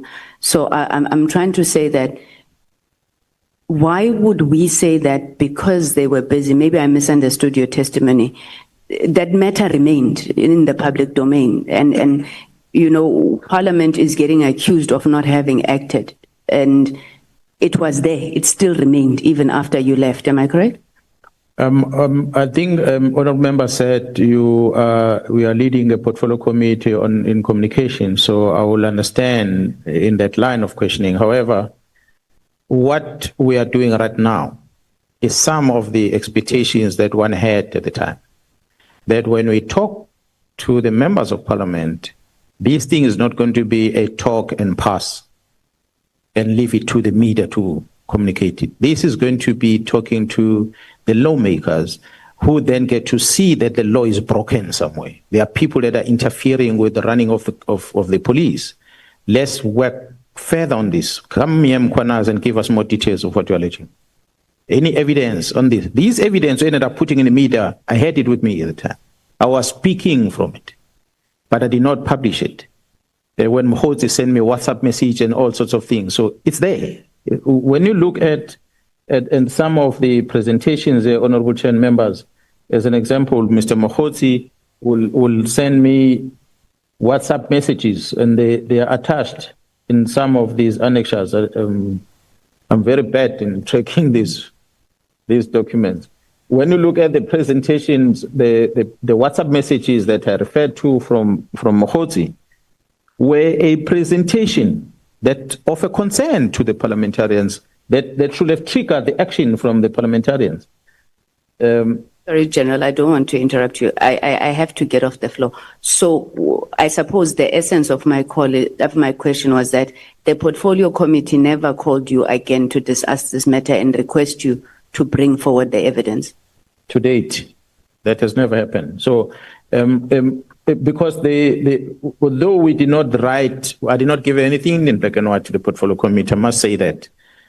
But my presentation to that committee and the response that some of the members gave, Mr. Adams in the main, should have triggered some question mark from the lawmakers that says, Mkhwanazi says there is this level of interference. Why do you say this? Do you have any evidence? Come here, show us this evidence and call the people to account. We will have had the similar sitting, but not the ad hoc committee, but maybe the portfolio committee that will have been elevated to cabinet and elevated to parliament and decisions be taken about correcting the wrong. But that didn't happen. We go to the media on the 6th of July. We present almost a similar thing, maybe more details into the media, and it triggers this sitting today. Then we are happy about that. That at least that what we are hoping for in March has happened eventually. But it shouldn't be also about Mkhwanazi coming and sit here before the South Africans and talking to the ad hoc committee. And 5 months down the line, there's no interventions, there's no reforms that are introduced to try and mitigate this risk that we're identifying. Thank you, General. Thank you, Chairperson. I have no further comments.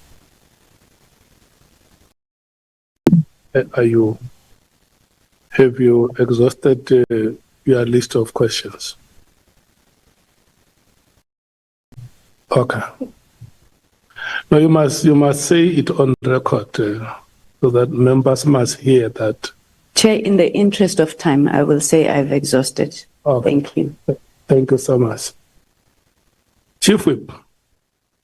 No, thanks, Chair. Good evening to you, the colleagues, and the General, as well as the legal team.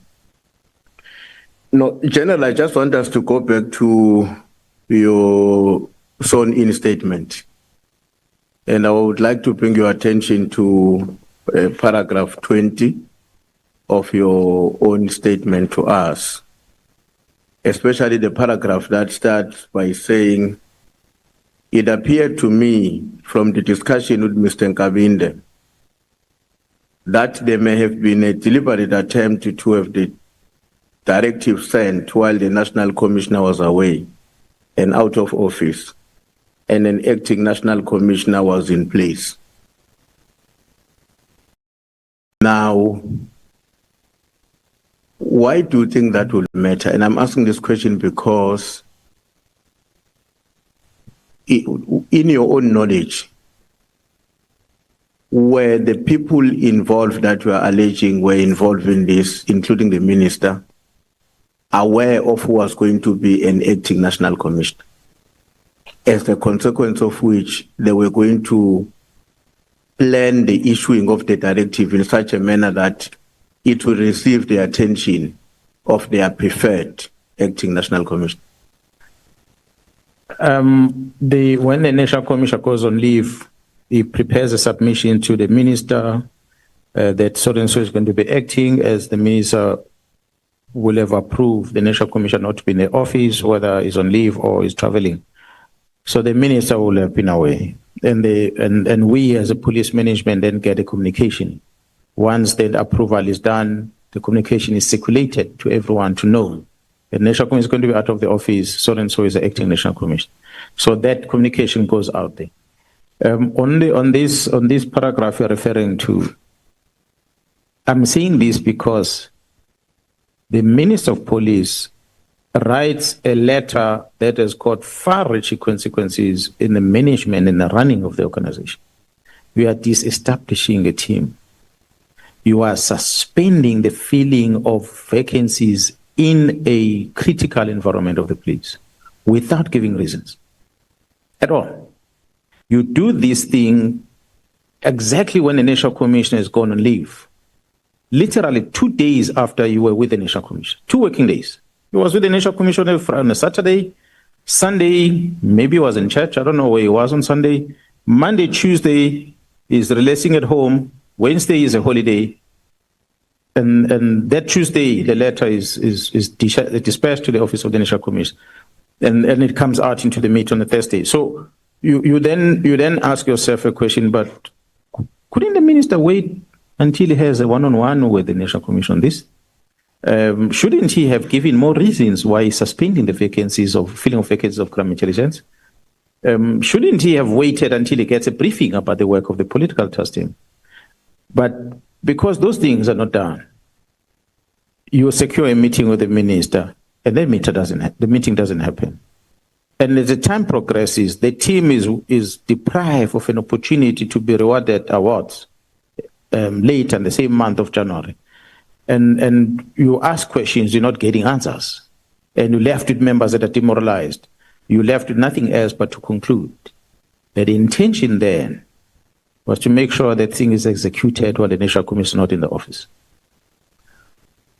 Fortunately, the acting person at the time did not act on it.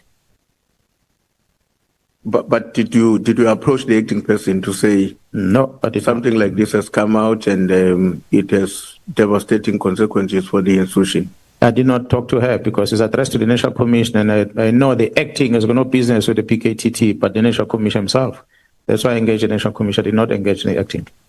And I must say again, Honourable Chair and members, this is part of what we talk about when I say reforms within the police, as I talked about this acting. Because the deputy national commissioners get to be receiving this privilege of being elevated above the provincial commissioners, creates a problem. That's why today Sibiya can claim to be the boss of investigation, because if he is a deputy and they ignore what the Constitution is saying about the powers of provincial commissioners. Yeah. And the same when the national commissioner goes out of the office, then appoints the deputy to be the boss of the organization nationally. You know, General, I was asking that question because somewhere in your reply to questions here, you made reference to the fact that, if I quote you accurately, that in your own understanding, and you'll indicate if there's a distortion on what I'm saying, an acting national commissioner, by practice and law, assumes the full responsibilities of the commissioner who is away for whatever reasons. If you are nodding yes to that understanding, therefore the question arises, sure, the letter is addressed to somebody who's on leave, but as a functional of the department, you are aware that in his absence, somebody is acting. What militated against you taking a decision that, my colleague, you are acting here. I know you are the one who's acting. And I understand that the letter is not addressed to you, it's addressed to the National Commissioner, but I don't think he would be in the position to act on the directive because he's away. What are you doing about it? What's your take on it? I was least interested about the implementation of the letter. I was more interested in, my mind was on the why part. That's why I had to ask a person that I believe should have been consulted prior to that letter, which is a person who has a knowledge about the subject we're talking about. The implementation of it is not an issue. I would like to believe if the acting national commissioner at that time implemented this letter immediately on the day, it would have been closed from the day. And of course, whatever consequences part of the investigation was going to follow was going to include that national commissioner as well, because she's a trained policewoman. She would have known better not to implement that letter as is. But I'm glad she didn't. So I was not bothered about implementation. I was bothered about getting an answer as to why. Why such a decision? And then the person that can answer that question, it's a person who's an accounting officer of the organization that has got the vested knowledge about the work of this team, not the acting. That was my interest, not the implementation of it. So, General, you have expressed a very serious concern about the safety of the counterintelligence team that is deployed in Gauteng.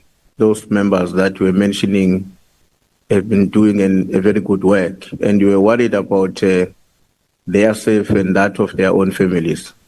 What do you think should SAPS do in order to mitigate any security risk to their lives?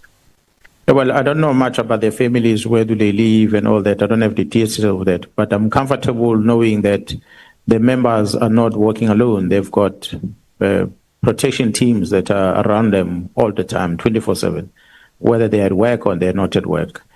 I am told that the organization is keeping them at a safer place where they are accommodated. And that's only if the rogue animals within crime intelligence have not disclosed those accommodation places to the public again, where the members have been kept safe. So I'm quite happy with the security arrangement around the members themselves, but I don't know much about their family members.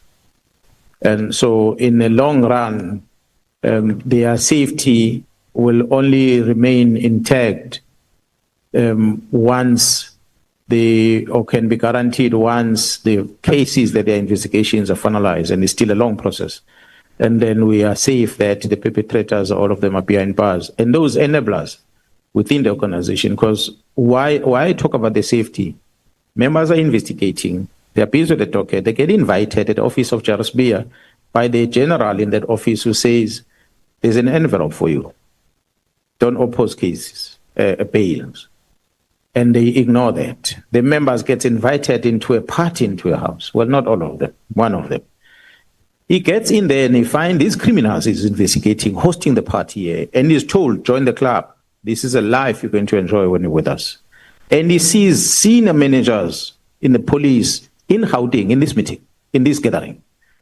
And the member walks out shivering and saying, but if these people can socialize with my bosses like this, I don't think I can even trust my bosses. That's why people will ask us the question as to, why is the police management of Gauteng not part of this we're talking about? Part of it is that they have been friends with wrong people, or they find themselves attending wrong parties. And they were seen by this investigation team in there, and there was doubt. Not to say they're part of it, they've never been implicated on anything, but the sheer close vicinity with the people that are under investigation makes the members to start questioning on their standing in terms of this. That's why they opt not to engage with them, and they went elsewhere. They'd come intelligence. So it's all that scenarios that makes me say these members are well known. They are known by their commanders. They are known by some of these criminals that they're investigating. And so the safety around them and their families is supposed to be prioritized. I do hope that the measures that has been put in place will assure their safety. But if not, we might really have a problem as a country. Okay. Now, on the letter of the 31st by the Minister of Police, one of your major concerns about the process through which the letter was drafted, as you were briefed by Mr. Nkabinde, there is a point that you kept on making here yesterday and today about the letter being doing what we are calling to and fro. So the letter was moving from one end to another. And you seem to suggest that that was happening because the person who was dictating the drafting of the letter was somebody that was driven by some kind of malice or malicious.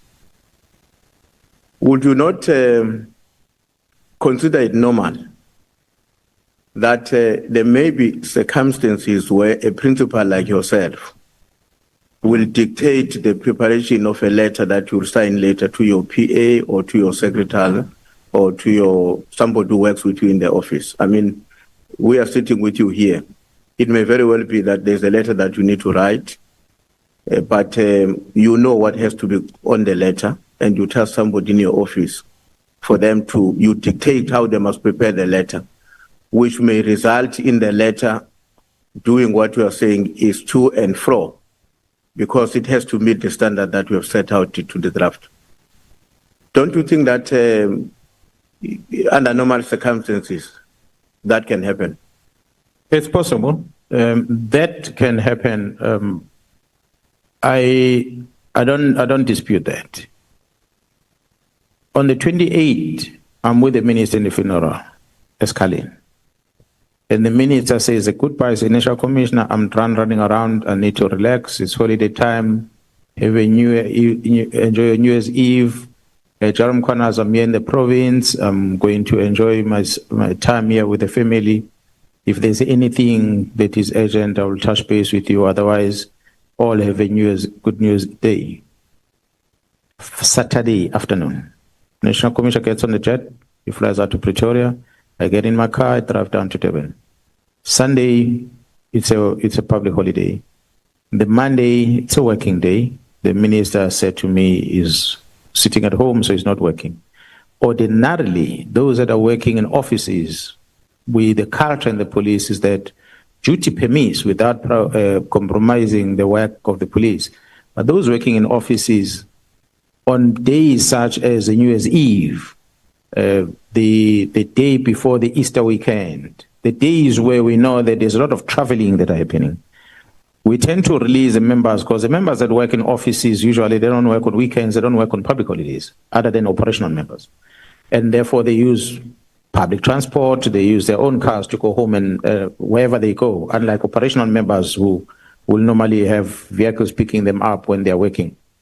So we allow these members to leave early. Usually it's a common trend. At 10 o'clock in the morning, duty permits, you can release the members to go home early so they can do shopping before the rush hour, then they can be home safe. We always adopt that culture in the police. as one of our wellness that we do for our employees. So the 31st of December is one of those days. They will expect by midday that the office is empty, except the police station. But administration offices, you're going to find them empty, people are gone. And that time, the minister's office is busy drafting letters of this nature. And that afternoon, after 4 in the afternoon, I said people leave early. These letters dispatched after 4 in the afternoon.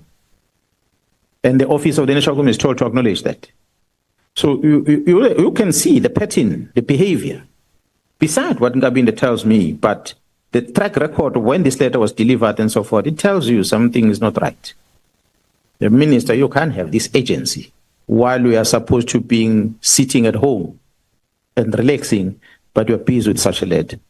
And we are directing this thing to the senior manager of the organization, the accounting office, the person you were with 2 days back, and you never said a word about it. What is the motive behind? So it's based on that where I conclude that the minister is not an author. Now, General, you've made several references to Mr. Paul O'Sullivan, his conduct and his involvement, and as well as Mr.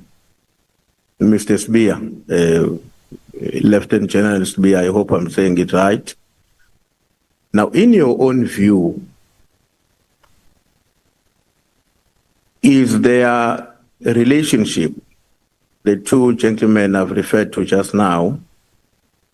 Is it a relationship in your own assessment of people who are merely involved in the business of self-enrichment and exercising influence over authority in the country, or their conduct runs far beyond that, which may mean intended to lead to the destruction of the democratic state? It's just a pure criminality of people who like to control and they have money, or this is more than that. And I'm going to tell you why I'm saying that. I come from the school of thought that says, after 1994 in this country, well, from 1994, there are people who did not want South Africa to be a democratic country. And from where I come from, we believe those people still exist. They may be employing different means and methods today to achieve the same objective that they were defeated against in 1994, when we successfully became a democratic state. So when people are engaged in the activities that we're explaining here, you may not subscribe to the school of thought I spoke about, but now that I explained it, will you see their conduct as merely criminals who are engaged in a self-enrichment, or criminals who are engaged in a project for a state destruction? When based on the evidence that we collected, honorable member, when we are investigating what is before us, what we have deducted from this approach and this relationship is that it was an opportunistic relationship that was formed,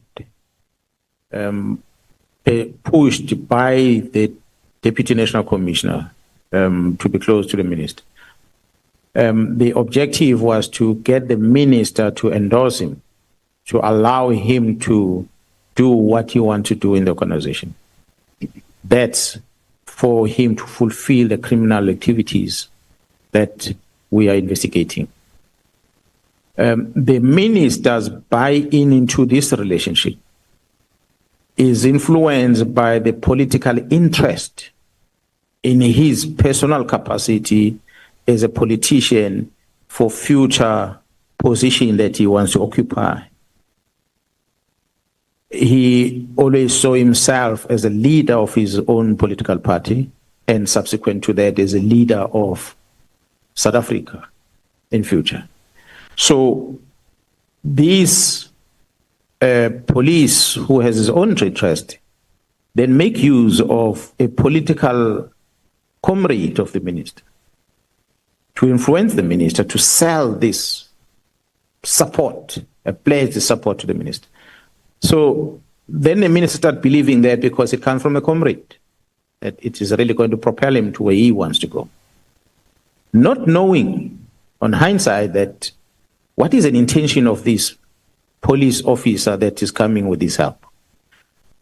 I say this because when the minister received the briefing, which is what similar political task team decision will have done, he received an information about the poor performance of a health risk contractor in the police. He does not write a letter and say, shut down the contract. He invites management to come and give him a presentation. He says, this thing is frustrated. We have to recruit police. We have to send so many kids at the college. What is happening with this contract? There are complaints that are coming in, people that need to be retired, medical issues that they have, but there's no performance from this contractor. What's the story? Remember, it's a contract that was set up before his arrival. He doesn't have any relationship with this contract. The owner of this contract, he doesn't know. So he's a minister at the time. He brings the management, and the management is in a meeting with him, and he takes decisive action there that says, this is affecting the organization, National Commissioner. You need to launch an investigation against this contract, and you cancel it. That's a directive he issues there. He doesn't write it. He speaks in a meeting as an executive authority, which is a person who's concerned about the risk that this contract is bringing to the organization. So he pronounced on such. The how part is the National Commission must do it. But he says you can't have a contract that doesn't perform and you continue keeping it. Because we need to recruit next year. We don't have luxury of time. He walks out of that meeting. What followed thereafter, when the contract is cancelled, the communication from the owner of the contract, before it's cancelled, the owner of the contract sends a communication to the comrade of the minister and say, your comrade that I'm financing has pronounced that the National Commission, has given instruction to the National Commission to cancel my contract. Obviously, the comrade realized that, oh, yes, the minister has caused a problem.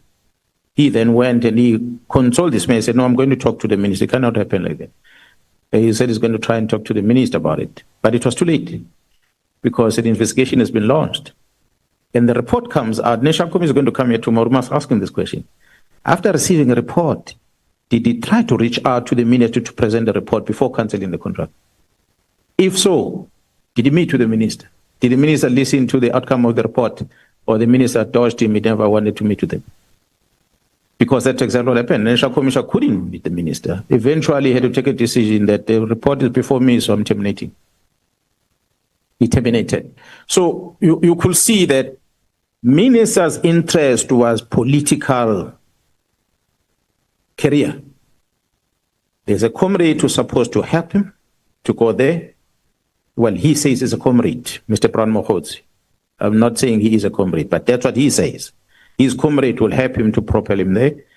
This side, you have a police commissioner that comes with some support to enable this thing to get to where it's supposed to go. So the conversion or the merging of these two interests that are not similar, that's what brought us here today. So that's why I'm saying that it cannot be a criminal intent on both sides. It's a criminal intent on one side and the political interest on the other. But the other depended on this one to get somewhere. So then he allowed this thing to happen, which has got this outcome of criminality at the end. I sit here before this parliament and I said it before the South Africans. I have not accused the Minister of Police of crime specific in as far as this what is alleged against Gerald Sibiya. But his crime, if any, it's about the decision to shut down the team that pleases the criminal syndicate. So he participated in that front. But I don't see, I never, from my investigation, we don't pick up the minister's intention on this thing right at the onset. He was new in the department, he got captured quickly by the bad people. And unfortunately, didn't want to listen to us.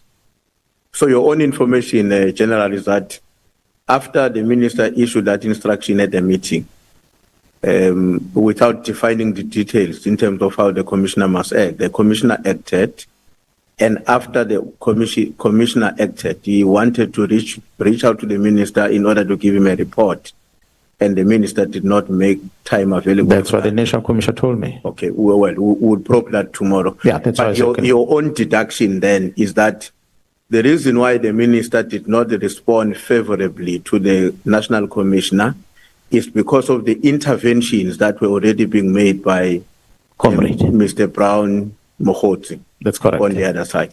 And not only Brown Mkhwanazi, there's another businessman that was approached by the very same contract owner, Nhlanhla.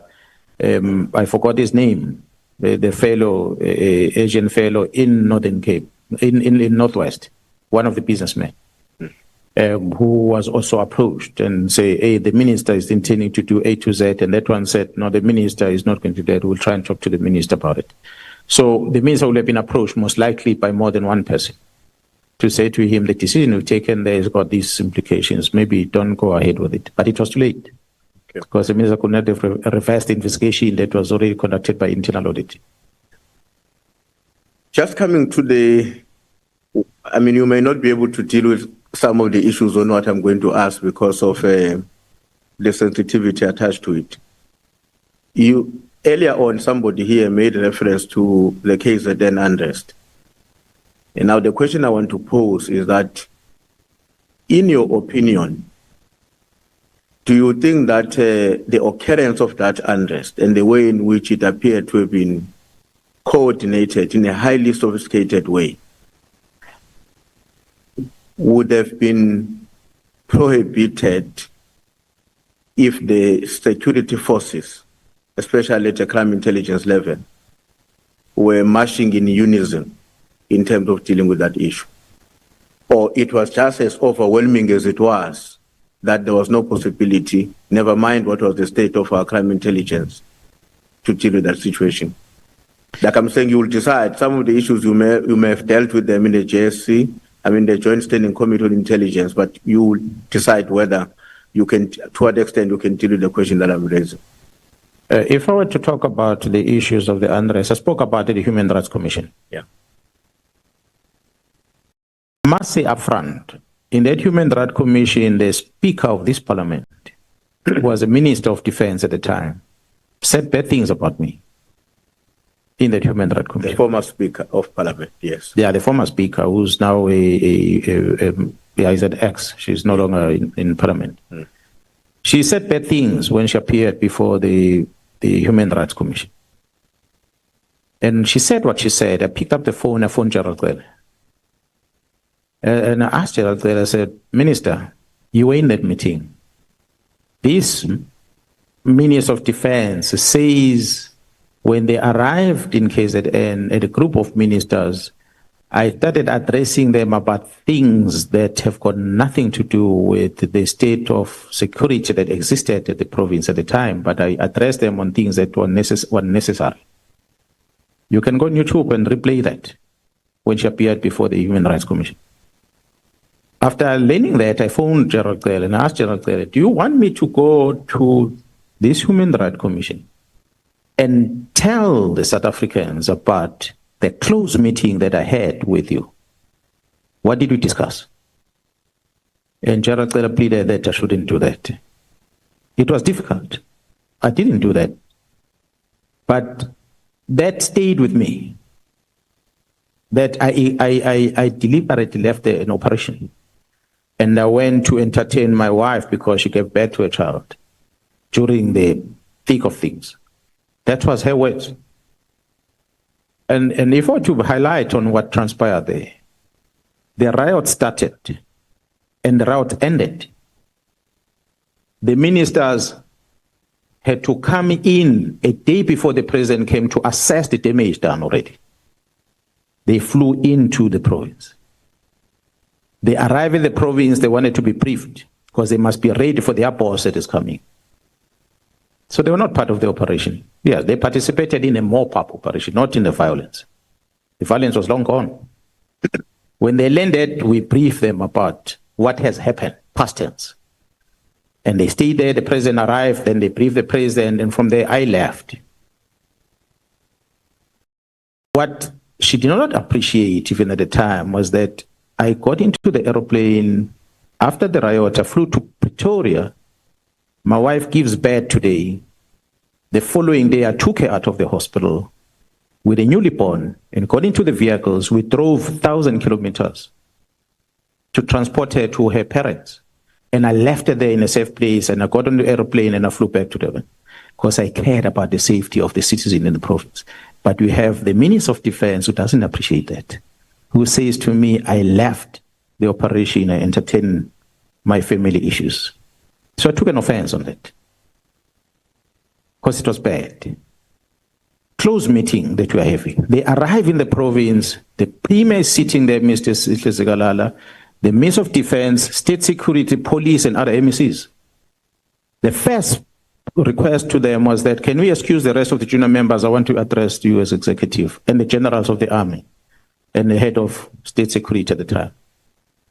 They agreed. Others left. We sat in that meeting. I wanted to vent my frustration as a member of the security cluster in government, as a general in the police. The fortunate part that has happened to me is that I've been working in units that work very close with the military. So I've got colleagues in the army that talks to me from time to time. We exchange training. I know the challenges they're experiencing on a daily basis. When I address those seniors on the day, the first thing I started with, say that I was political or otherwise, but I had to shoot straight. And I said, all of you sitting here, I believe you are coming from the same political party. Your interest must be aligned, all of you. This interest is the safety of this country. But what we have allowed to happen with the security cluster is not fair. It's what brings us here today. And I started in examples, and I started with each one of them. I said, Premier, you did A to Z. And that's not right.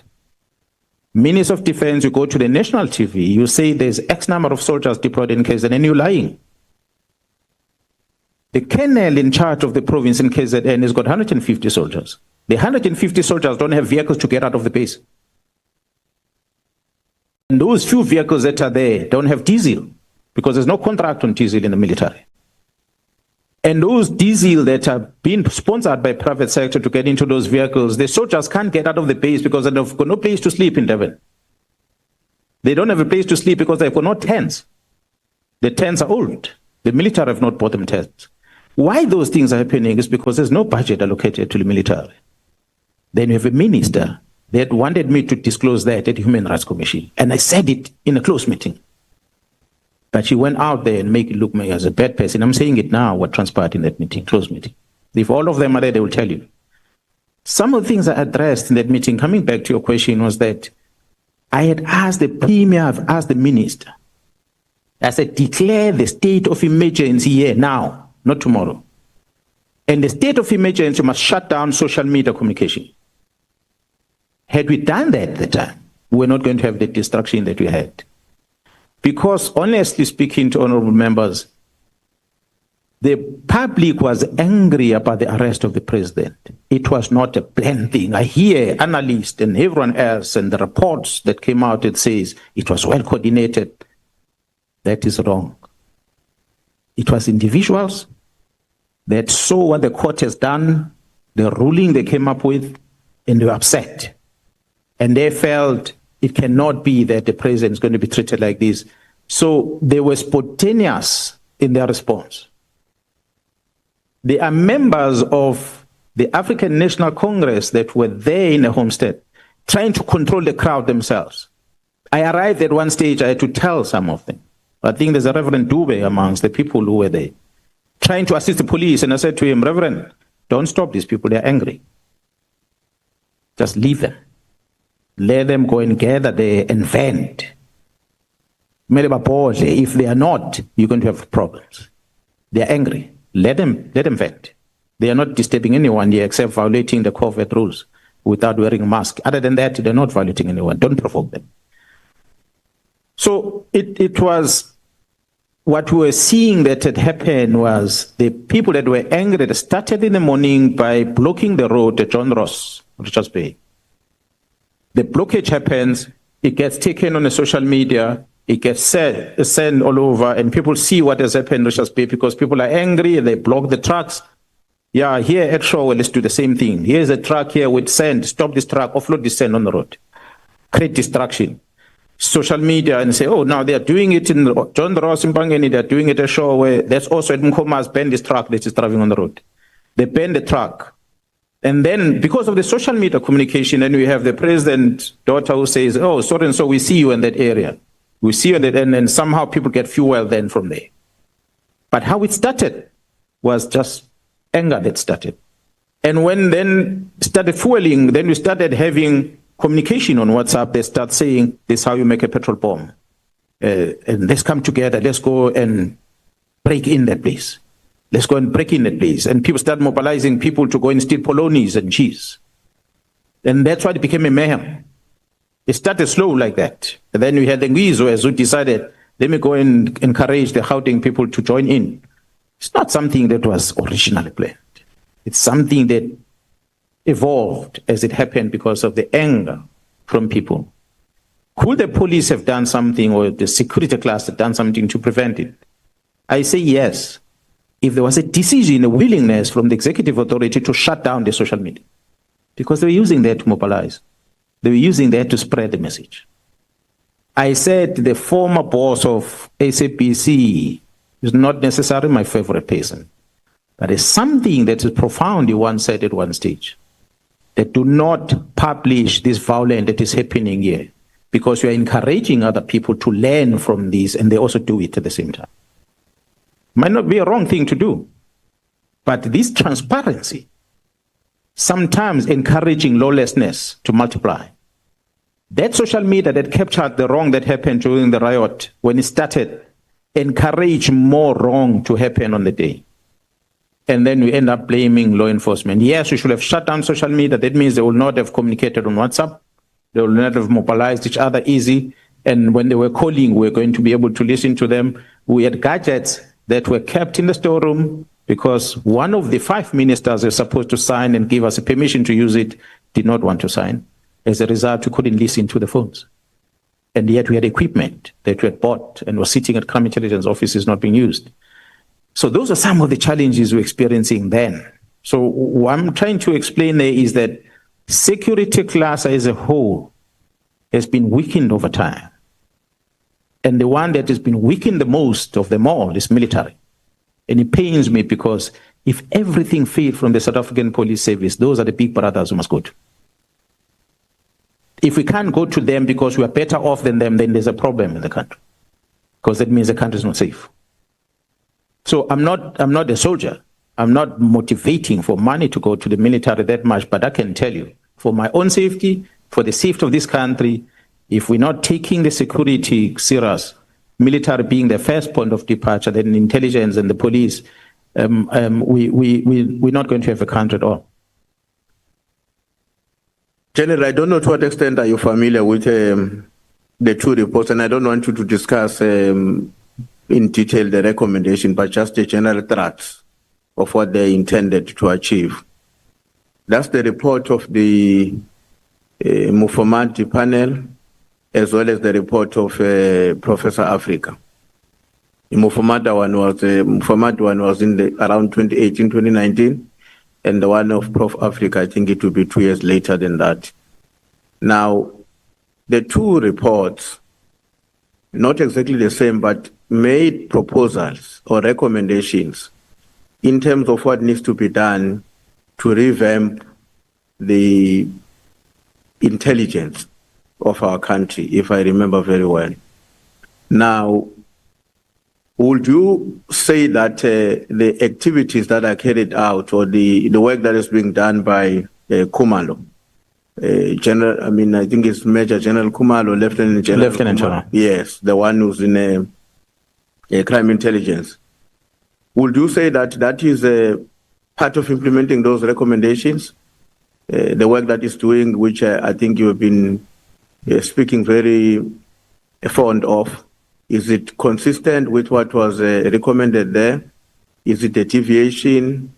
What's your interpretation of his interventions as the head of that division in relation to the two reports I referred to? Honorable members, I don't work at crime intelligence. I might have had a glance of the report, not necessarily paying much attention on it. What has been done within the crime intelligence, the reforms that Jarokoma has been implementing, whether they are in line with the report or not, I'm not able to respond on it. I'm not an accounting officer that would be privy to the performance and the target performance of crime intelligence. That brings about that. I guess the National Commission might be in a better position to respond to that. I, however, know that some of the issues that were raised as we are engaging as the police management through the POC are being discussed, that were discussed at the Africa report and many other reports thereafter.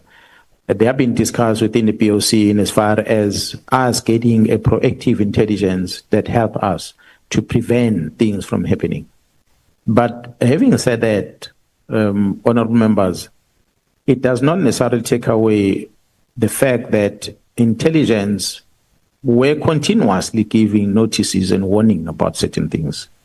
It might not be precise as to who's going to do what, but the atmosphere in the countries get to be observed by intelligence, and they present through the intelligence estimate the risk that the country is facing.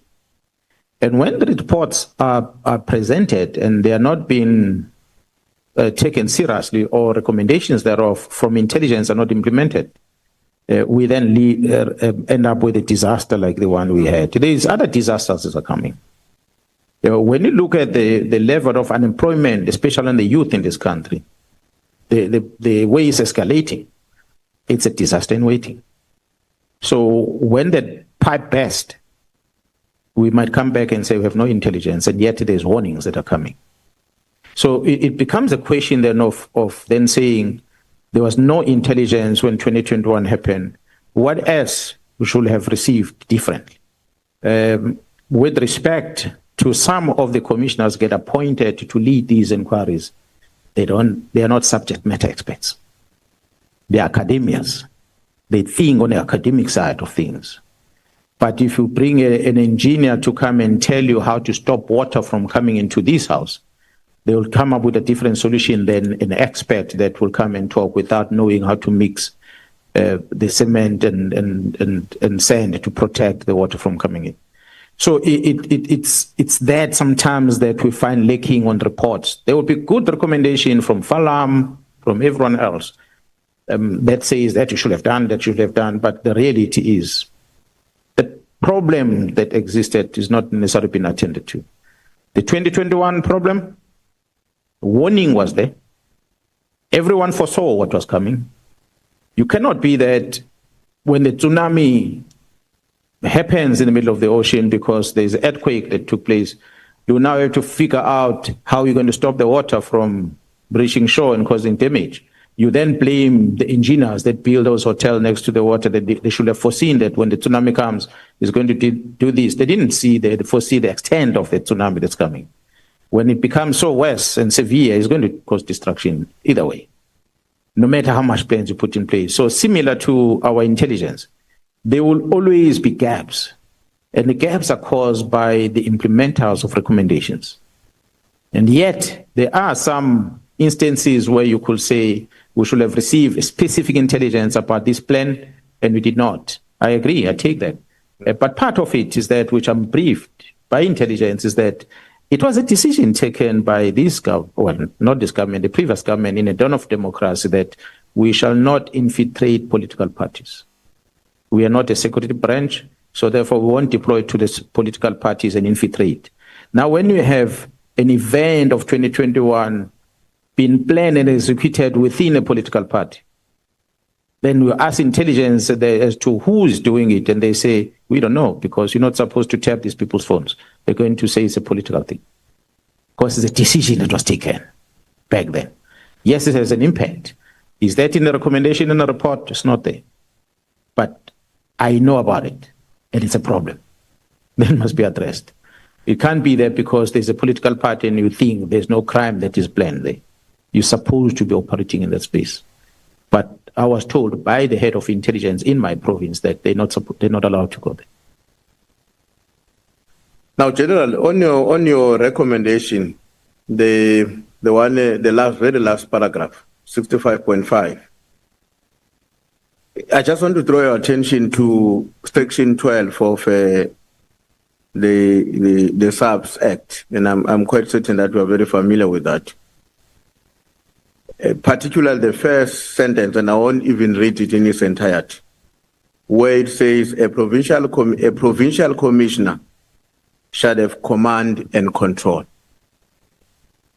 What do you understand about that authority of the provincial commissioner in relation to what you have identified as weaknesses and or deficiencies occasioned by the fact that the structure of the police is centralized? And I want to give you maybe one or two other examples as you answer so that you can make us understand why in this case it won't work, while in other instances almost a similar kind of a relationship exists, but it works. Like you may not be familiar with this, but if you look at the Department of Education as an example, you've got a Minister of Basic Education at the national level who has the responsibility for certain tasks together with the DG and the entire team at national level. Then in each of the provinces, you've got the MECs with their HODs, fully fledged department. They too exercise a certain authority within the confines of the law and the Constitution of the Republic of South Africa. Now, in the context of your own work in the police service, and given what you are proposing about this idea of a decentralization, what do you think is a major issue, taking into account that there is this provision that says the provincial commissioner shall have, not may have, shall have command and control? What is meant by that in practical terms? The application of what is envisaged in the Act, that is not happening. It's not happening? No. Okay. The practical application of how we operate as a police is not what you read in the Act. Why I say this? The National Commission remains the boss in the organization. By means of delegation, the National Commissioner delegates certain things that you can do as a provincial commission, things you cannot do. I said here yesterday, I cannot appoint, recommend, or approve even a panel that must sit and make recommendation on the appointment of a person with the rank of a brigadier and high. I'm not allowed to do that. However, a lieutenant general in the head office has got that delegation to approve the panel. So I must write to a lieutenant general at the head office who approves the panel for me and give it back to me so I can start the process. I'm not allowed to advertise the vacancy as a province. On my own, I might say I need this expert in this field, so therefore I want to advertise the post. I can't do that. I must write to the head of HR, head office, and request the permission for that to happen, because the National Commission has delegated things in that fashion. That's a practical things that are happening in the organization. You will have a workforce of 20,000 employees with a total budget of maybe 2 billion or 3 billion rand. You're supposed to be exercising command and control over the province and work within the budget. But the reality is, the big percentage, 80% of that budget, is for compensation. You have no say on it as a provincial commission. You are only responsible for the running cost of the province. That 25% or less than on that percentage that you are giving. If it's 80, then you're left to 20. When that money is finished, you're then on an overdraft, you're on a negative, and the head office starts switching off certain score a course that you cannot pay this, you cannot pay that, and then you're doomed. When you have a workforce of 20,000 with a budget of those billions of rand to pay their salaries, and you have an X number of employees leaving the service through retirement, resignation, and whatever, and you wish that you can recruit more to replace, you're not allowed to do that. Because as they leave, that is not your budget, as they leave, you go back to the head office and you plead with the National Commissioner to advertise these vacancies that have been created. The National Commissioner decides, your province is not a priority. The province X is a priority. Let alone the fact that you had people occupying those positions and there's budget that was allocated to those individuals. But when they are gone, that money is gone. Those typical, so we are coming from 25,000 workforce in KZN. We are now sitting at 19,000 while the population is growing. I'm talking about KZN alone. So those are some of the examples that I'm giving here, honorable members, that the act, the legislature envisages that the provincial commission will have these powers, but in reality on the ground it does not have. What makes it worse on that is that the act is written like that, but the regulation of the very same act says something differently. It recognizes a deputy national commissioner senior than the provincial commissioner. It recognizes a divisional commissioner senior than the provincial commissioner. In the regulation, it's written like that.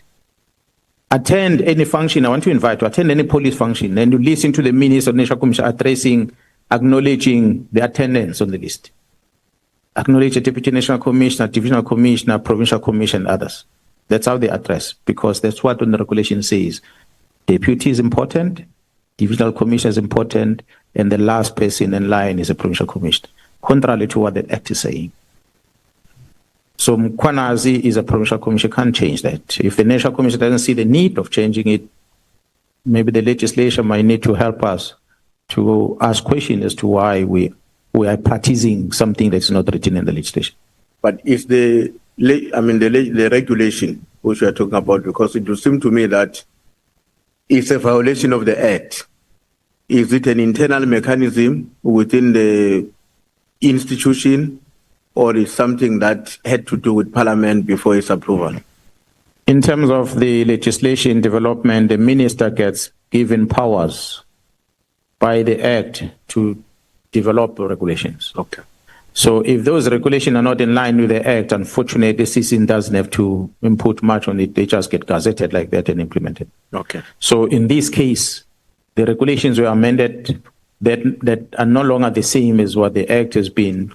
That brings about some of these challenges that we're experiencing that might need to be relooked at. Okay. Thank you very much, General. I'm done, Chair. Thank you very much for the opportunity. Chief Whip, are you done? Yes, indeed. I'm 100% done. Thank you so much. I'm proceeding to the MKP. At the time I stopped your watch here, you still had 27 minutes. It's okay. We're proceeding to the MKP. Honorable Nomvalo and Honorable Skosana, in that order. Yeah, thank you very much, Chair. Chair, I will just focus on follow-up questions, then Honorable Skosana will come in. Good evening once again, General. It's been a long day. We last interacted in the morning.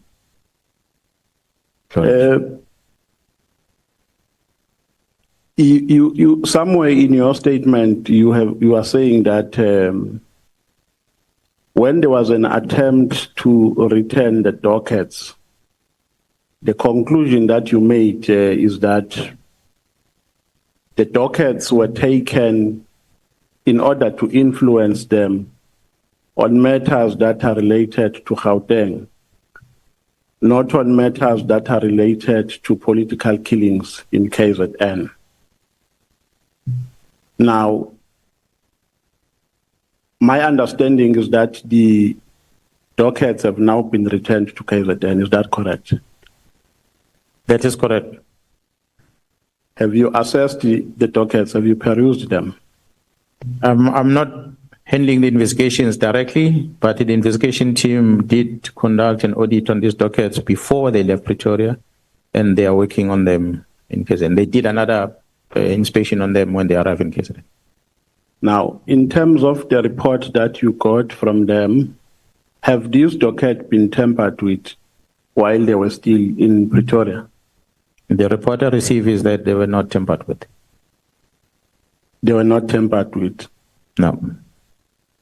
So the logical conclusion that we can draw from that is that you are correct when you say that they were taken for the purposes of influencing them for Gauteng matters, not for KZN matters. So there was no intention to influence the dockets for political killings that took place in KZN. Is that the correct conclusion? That's correct. I remember that's a conclusion that we reached, that was a missed target. What adverse impact did you experience as a consequence of the decision to take these dockets to Pretoria? Were there any matters, to qualify my question, were there any matters that were withdrawn in court as a result of that decision? What happened during the period when the dockets were not in possession of the political killings task team? All the dockets that were moved to Pretoria were dockets that were still under investigation. So the serious impact on that was that the clients were not updated about the status of the investigation, and that makes them to be unhappy. And the second impact was that the arrest of the perpetrators that were identified was delayed. And the challenge with that one of the delays, unfortunately, the perpetrator had died when the dockets came back. So he could not be charged. So those are the two major adverse impacts that you experienced? That's correct. In terms of the terms of reference, on paragraph 4.1.7, this ad hoc committee, inter alia, is expected to investigate the alleged corrupt relationship between Minister Mchunu and Mr. Brown Mkhwanazi, and between Mkhwanazi and Mr. Vusumuzi Ket Madlanga. During our deliberations in one of our meetings when we were developing these terms of reference as this committee, we unanimously agreed that you must be the main witness of this committee. And the result, the reason for that is that we are trying to be in compliance with the legal principle that says who he alleges must prove. Had it not been for the press briefing that you made on the 6th of July, this committee would not be here today. In the statement that you made during the press briefing, the impression that we had, which resulted to us agreeing on this term of reference, is that there is a corrupt relationship amongst the individuals that I've mentioned. Now, a member of the DA has asked here that in your view, do you think Minister Mchunu is corrupt or is involved in corruption? And your response was that at this stage, you cannot categorize him as such. You are still busy with some investigation, and the only thing that you can crucify him for is the lack of playing a leadership role as a minister. Now, you are our main witness here, and we made this term of reference here on the basis of what we understood to be what you were meaning during the press briefing. So if you are to advise this committee, would you advise it to not continue with this allegation as it is written here? I'm asking that because my understanding is that you are saying Minister Mchunu is not corrupt, so it will be premature to accuse him of corruption at this stage. So how do we pursue this allegation? I wouldn't say that we must remove it, because maybe the word corrupt might be the issue, but the relationship between Minister Mchunu and Mr. Brown Mkhwanazi, it has a lot of question marks. Question marks in terms of the close vicinity that Brown Mkhwanazi, or the role that Brown Mkhwanazi is allowed to play in the affairs of the South African Police Service, being enabled by the minister. I said to you, there is a movement of monies from Nhlanhla to Mkhwanazi. There's movement of monies from Nhlanhla to a businessman in Northwest. We happen to know of a trust account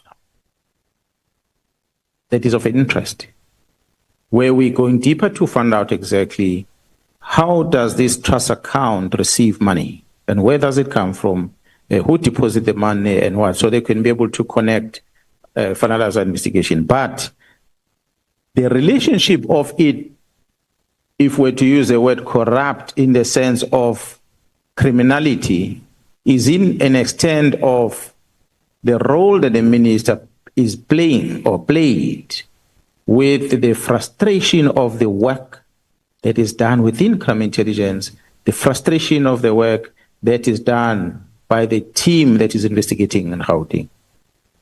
So the role that the minister plays in cooperation with Brown Mkhwanazi and many others that might have something to do with it, it makes us realize that it is a relationship that is not based on seeing the law being enforced in the Republic, but is a relationship that is allowing criminality to thrive.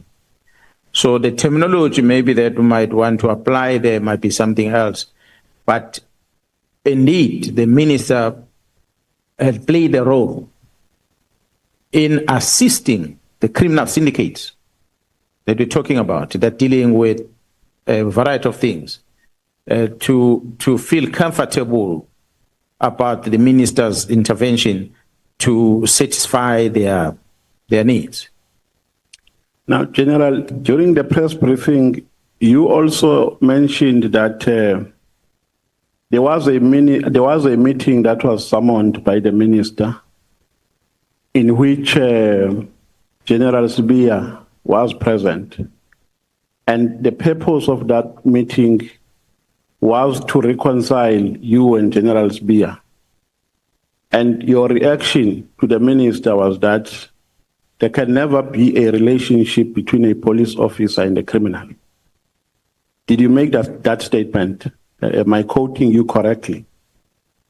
I'm glad you're asking me that question, because many things get quoted from what one says.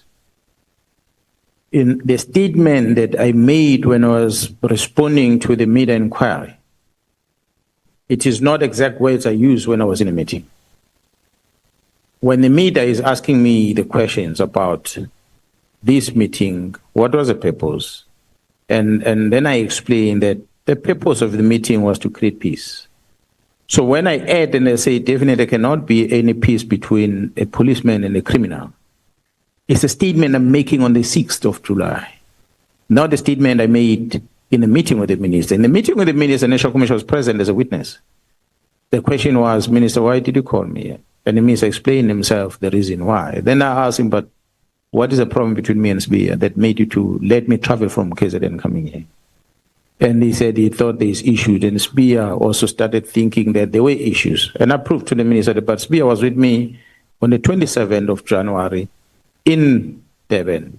I took him on the boat like many other people that I was entertaining, hosting them, and when they're visiting KZN, I was engaging with him. Yes, there was a time where I was not talking to him, but that time went past and I've unblocked him on the phone and we started talking afterwards.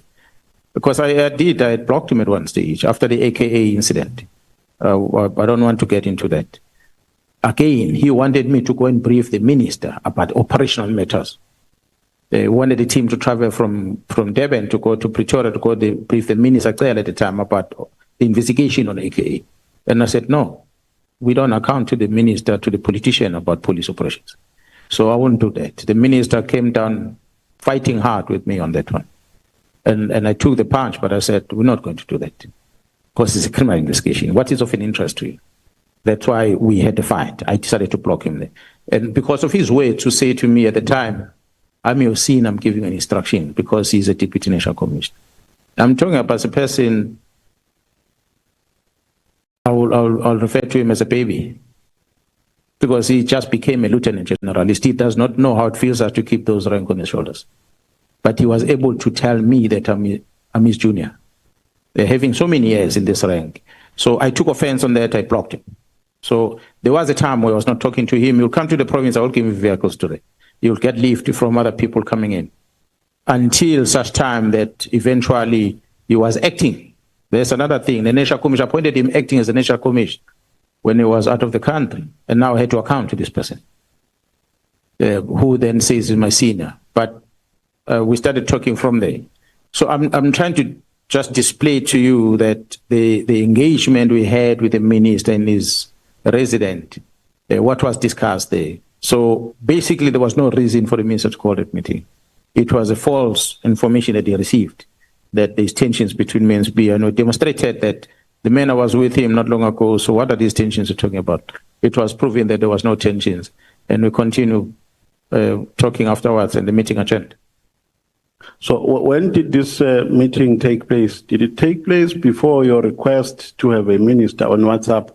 I mean, to have a meeting with the minister, Mkhwanazi, Sibiya, and others on WhatsApp. It was Which one preceded the other? It was after that. I had sent a request to the minister for a meeting prior to that meeting. Okay. That's why when we arrived in that meeting, he acknowledged that he owes me a meeting. Mm-hmm. He said to in his own word, I know I owe you a meeting that you requested for, but we are not here for this one, for that one. We are here for something else. And the meeting that I think we had with the minister at his residence was on the 16th of May this year. 16th of May. There were two meetings, one with the National Commissioner alone and the Sibiya and the minister, and the other one was me with Sibiya and the minister. I asked the National Commissioner, what was this meeting? He said it was the same thing. The minister wanted to make peace between Sibiya and the National Commission. And that was done, and I was next. He wanted to make peace between me and Sibiya. I don't know why the minister felt important to be a mediator between Sibiya and us. For what reason, I don't know. But the National Commission will explain why they were talking about. I was not there. Okay.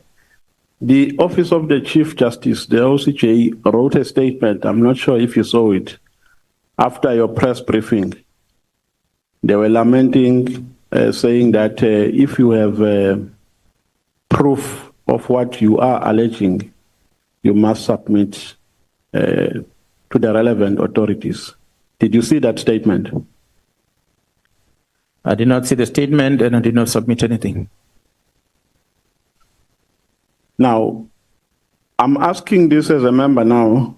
I've got an interest since I'm a member of the Magistrate Commission and a member of the Justice Committee.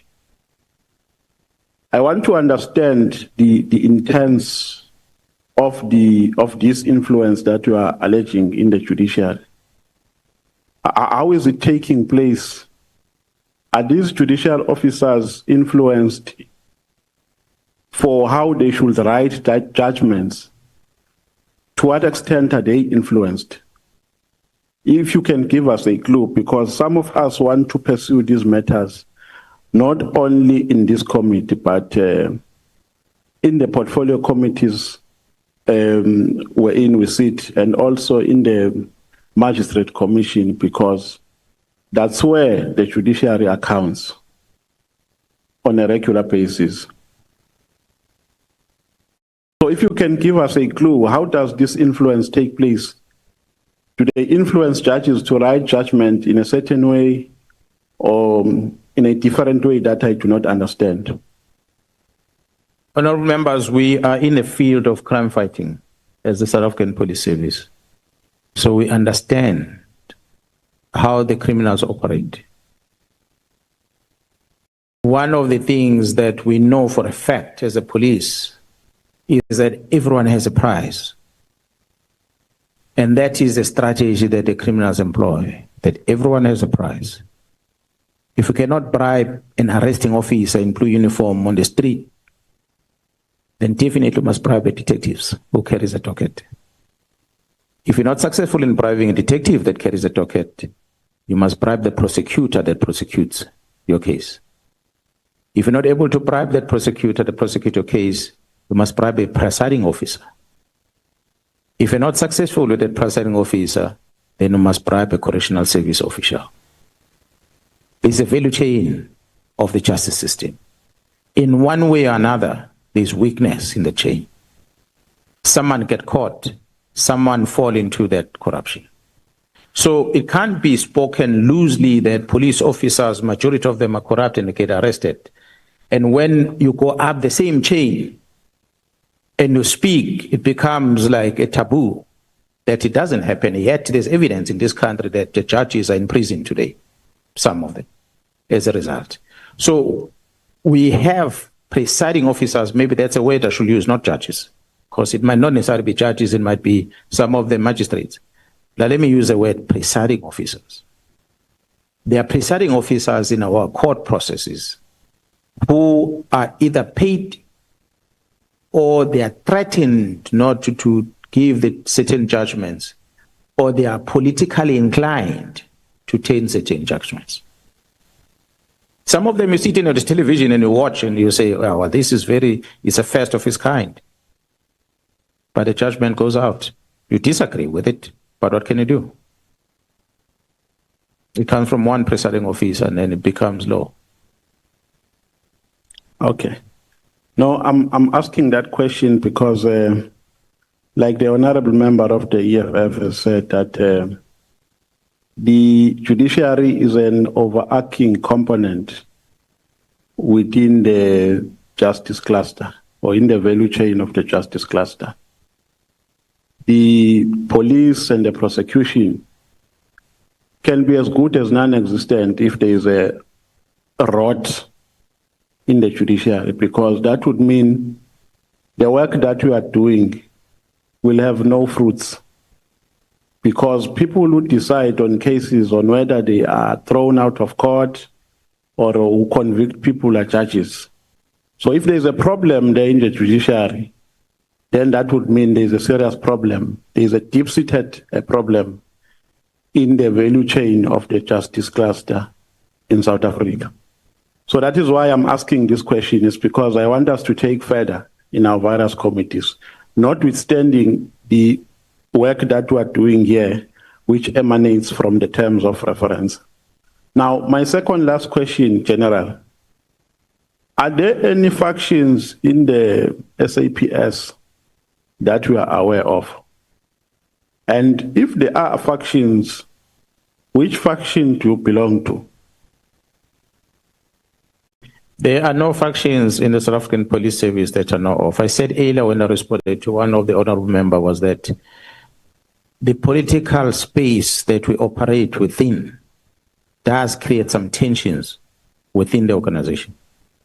And largely because of the labor arrangement that we have, the labor setup, employment arrangement that we have, that allows that involvement in politics by police officers. That is the only faction that you could even talk about if there is. It used to be in the past, like I said. It's not even that much, if there's any, that exists these days. Back in the days, I'll use the province of KwaZulu-Natal where I come from. Back in the days, as I was recruited by the South African police at the time, and I worked in Potchefstroom, and I moved to Durban.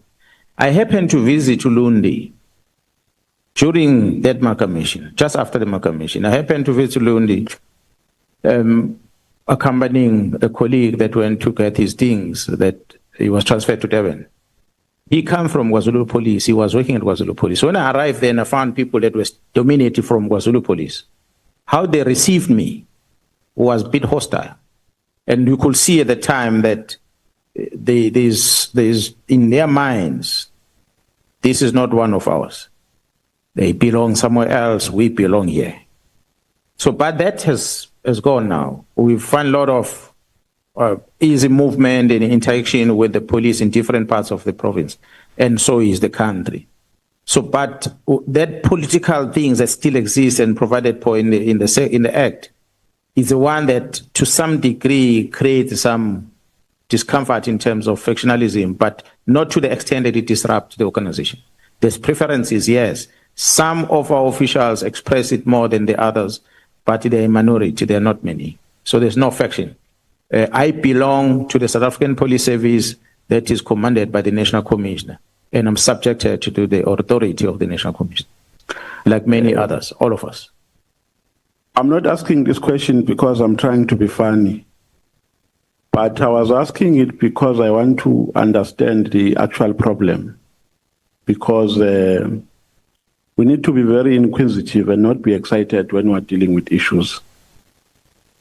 My observation is that there is a concerted effort to deal with certain individuals. And General Khumalo is one of those who are one of the targets. What is your reaction to my observation? Yeah, well, that one I agree with you. Definitely. There's a concerted effort to get rid of Khumalo from within crime intelligence, and also get him to back off on these investigations that happen in Gauteng. Those are the two main ones. That one I know. He had that experience in 2011 when I sent him to crime intelligence, and it affected him. He came back from there and he started enjoying working in an organization again, coordinating operations across the country. It did not affect anyone. And he's back at crime intelligence. The same attack again comes back. And it's an old cancer within the SAPS from when General Cele was the minister, correct? Look, I can talk from the tenor where I became exposed into this to how far back it comes. I cannot talk about it, but from my experience that I had when General Cele was the National Commissioner, it's when I started learning more about the bad that is happening within the space. Okay. No further questions, Chairperson. Thank you very much. In closing, Chair, General, it takes a brave and a brave man to do what you have done. We really appreciate you, and you must continue to be brave. Thank you very much. Thanks so much, sir. Thank you, Honorable Nomvalo. Honorable Skosana.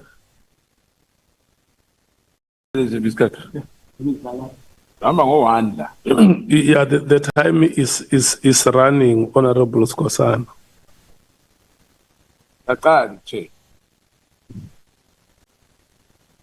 Thank you, Chair. I just want to start by asking General Mkhwanazi,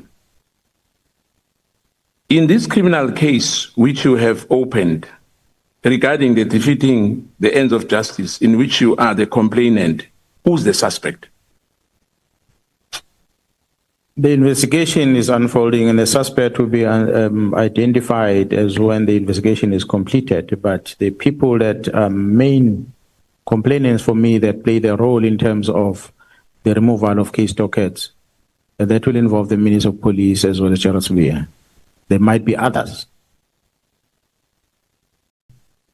If the minister interference has already been established as fact, what are the constitutional consequences when the executive actor deliberately usurp the operational policing powers?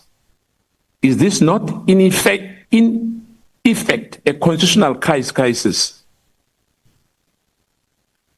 Yeah, no, definitely. When I invited the honorable members to look at the Constitution and as a part of the proposal to try and mitigate the risk that we've identified, it means, therefore, it's a constitutional issue that should not be ignored because how the organization is established is written in the Constitution. How it's structured, how it functions is catered for in the Act. So it becomes a legal question that needs to be answered. We cannot ignore that. And of course, we have to look at the roles that other people are playing. So if you're going to have the question as to the definition of the word that is written in the Constitution that directs the powers of the minister versus the powers of the National Commission and what the minister may or may not do, if this thing is debatable, as it has been, it means there has to be a revisit in the Constitution so there's a proper interpretation so everyone understands what it says. Does this pattern of interference we've seen pointing to individual ministers and acting alone, or does it reveal the broader cabinet level on factional directives to neutralize the political dangerous investigation? Well, ministers are going to play different roles, and one get to be exposed to some, and some will not be exposed to. I spoke about my tenure as acting National Commissioner, so I could talk about the role of Minister Mteto at that time, the late. But I can't talk about the other ministers that follows that because I'm not accounting directly to them, and there was never much that got to be exposed on in terms of the level of interference with police operations. But I know for a fact that once there's an investigation against a person that might be known by someone senior, there will be an interest. Interest, majority of the time, is not about how good is the case progressing, but how can that case somehow be stalled or not investigated. That is a common thing that happens. And it happens not only influenced by the executive authorities of the police. It can be, there are provincial commissioners that don't have a good relationship with their premiers, simply because they're investigating cases that their premiers are against. And that makes a provincial commissioner not even in good terms with the premier. General, if you remember well, I've asked about the IDEC, in particular Brian Padiachi, which you've spoken about, and the issue of parking telephones. And one of the 10 people which were backed by Captain Nkele, and I'm just told that he has, after the conviction, he was relieved of his duties, but Colonel Zulu and, as we said earlier, we are not sure about General Mudley. And some of the people who were backed were business people, political people. And the telephone numbers, they'll take an honorable member like me, if I was honorable at that time, and put it on that list. One of those people were, I think the case is still, I'm not sure whether it's finished because I've been following it. And there was a complaint about that case of Mr. I think Pandey. And the other one was a top business guy around KwaZulu-Natal, Madlanga, who was as well being backed, illegally so. Now, Perumel is still at work as we speak. And his captain was convicted. And they were doing this thing together. Is it correct in your view? I don't know who's Perumel that the member is referring to. I mean, Brian Padiachi. You are saying is at work today? Yeah, he's still at work today. Not in the police? Not in the police. As I said earlier, he took dockets to IDEC. I'm not sure if he took dockets to IDEC because as far as I could remember, he was not working at IPID. So the member spoke about dockets of IPID that went to IDEC. He took the dockets, which he was investigating, while he was still a policeman, to where he's employed now. I wouldn't say that is true, honorable member, because the records I have is that Padayachi was never a detective. So whether he took the dockets legally or not is something else. Honorable Skosana, just a moment. Let me help you.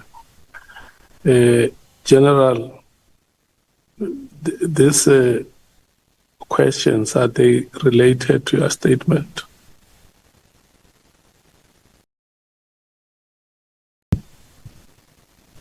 Which page in my statement, Honorable Chair? No, the questions that the honorable member, do you have any recollection of those names in your statement? No, the name I know, but the action of taking docket, I don't know. That's why I'm trying to be clear about that. That's why I will be assisted to say which part of the statement, because I don't remember writing such a thing. Okay. I think, look, if there is a way in which you want to link your question, get a proper dimension from the statement and redirect it. Thank you, Chair. So that you don't confuse him. Thank you, Chair. But perhaps I can assist, Chair, in my understanding where the member wants to ask a question about whether Mr. Padayachi should remain in the employ of IDEC under the cloud of having participated in the wrong in the past. Yes. Yeah, well, I guess it's a question that maybe IDEC need to answer as to what criteria they used to employ him. Okay. And what were they looking at, and what skills profiles he has, and whether did they do any quality control about his past history that he had before coming in, and many other questions that the IDEC might need to answer. But from where I'm standing, a person of his caliber to be employed at IDEC, the IDEC that, by according to the Act of the NPA, is charged with dealing with a top-notch kind of investigation, it needs a seasoned detective to be employed in that space.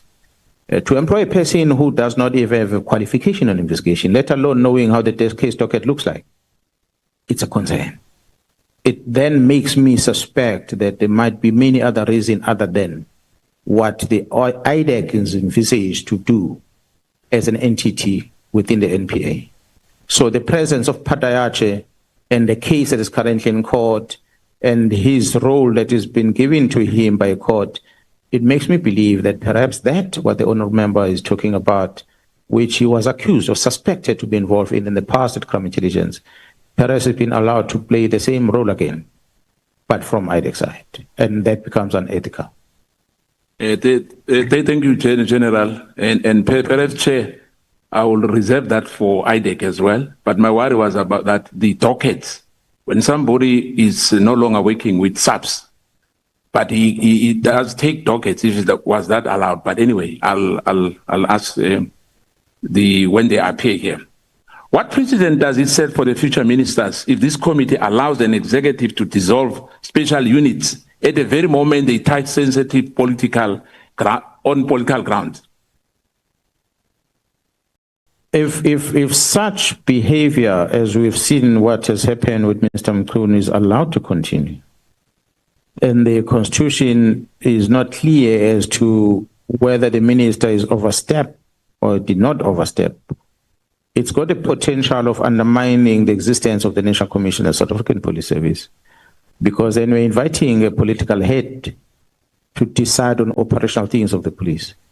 It then undermines the administration of justice, because a police officer who's appointed in terms of the law and given powers to investigate is not allowed to do that, but the person is not appointed in terms of the Police Act and not given powers to investigate dictates the investigation that must happen. It will undermine the entire justice system of the Republic. Given that the President appointed the Interministerial Committee in 2018 to protect communities from political violence, what does it mean that a successor minister reverse that mandate? Does this amount to betrayal of the presidential directive? Yeah, well, I wouldn't know. I think the President might need to answer that one. He accounts to the President. Anyway, hopefully he'll be here. If non-police actors such as Brown Mkhwanazi could access a classified intelligence and case files. What does that say about the structural collapse of internal vetting and secrecy protocols in crime intelligence? I can present before the commissioner that it has collapsed already. The members of parliament have access to information from intelligence. The communication, the media houses have got access of information from crime intelligence, and the classified information of vetting of people has been accessed by the members of this parliament. It therefore means that whole section within the vetting of the South African Police Service, those people working there might need to move all of them and we replace them with total new squad as a point of departure. And many other players that are within the crime intelligence needs to be removed. We need a serious overhaul in the division crime intelligence. That's why I invited the committee members to look at the performance of intelligence before General Khumalo come into that space and the performance after his arrival. If the performance doesn't look good, that means he himself must go. But if the performance is different and looks much better now, then definitely he needs to be given an opportunity to clean that place up. Is the general aware that yourself and the National Co-Commissioner, that the IDEC wants to arrest you? Are you aware of that?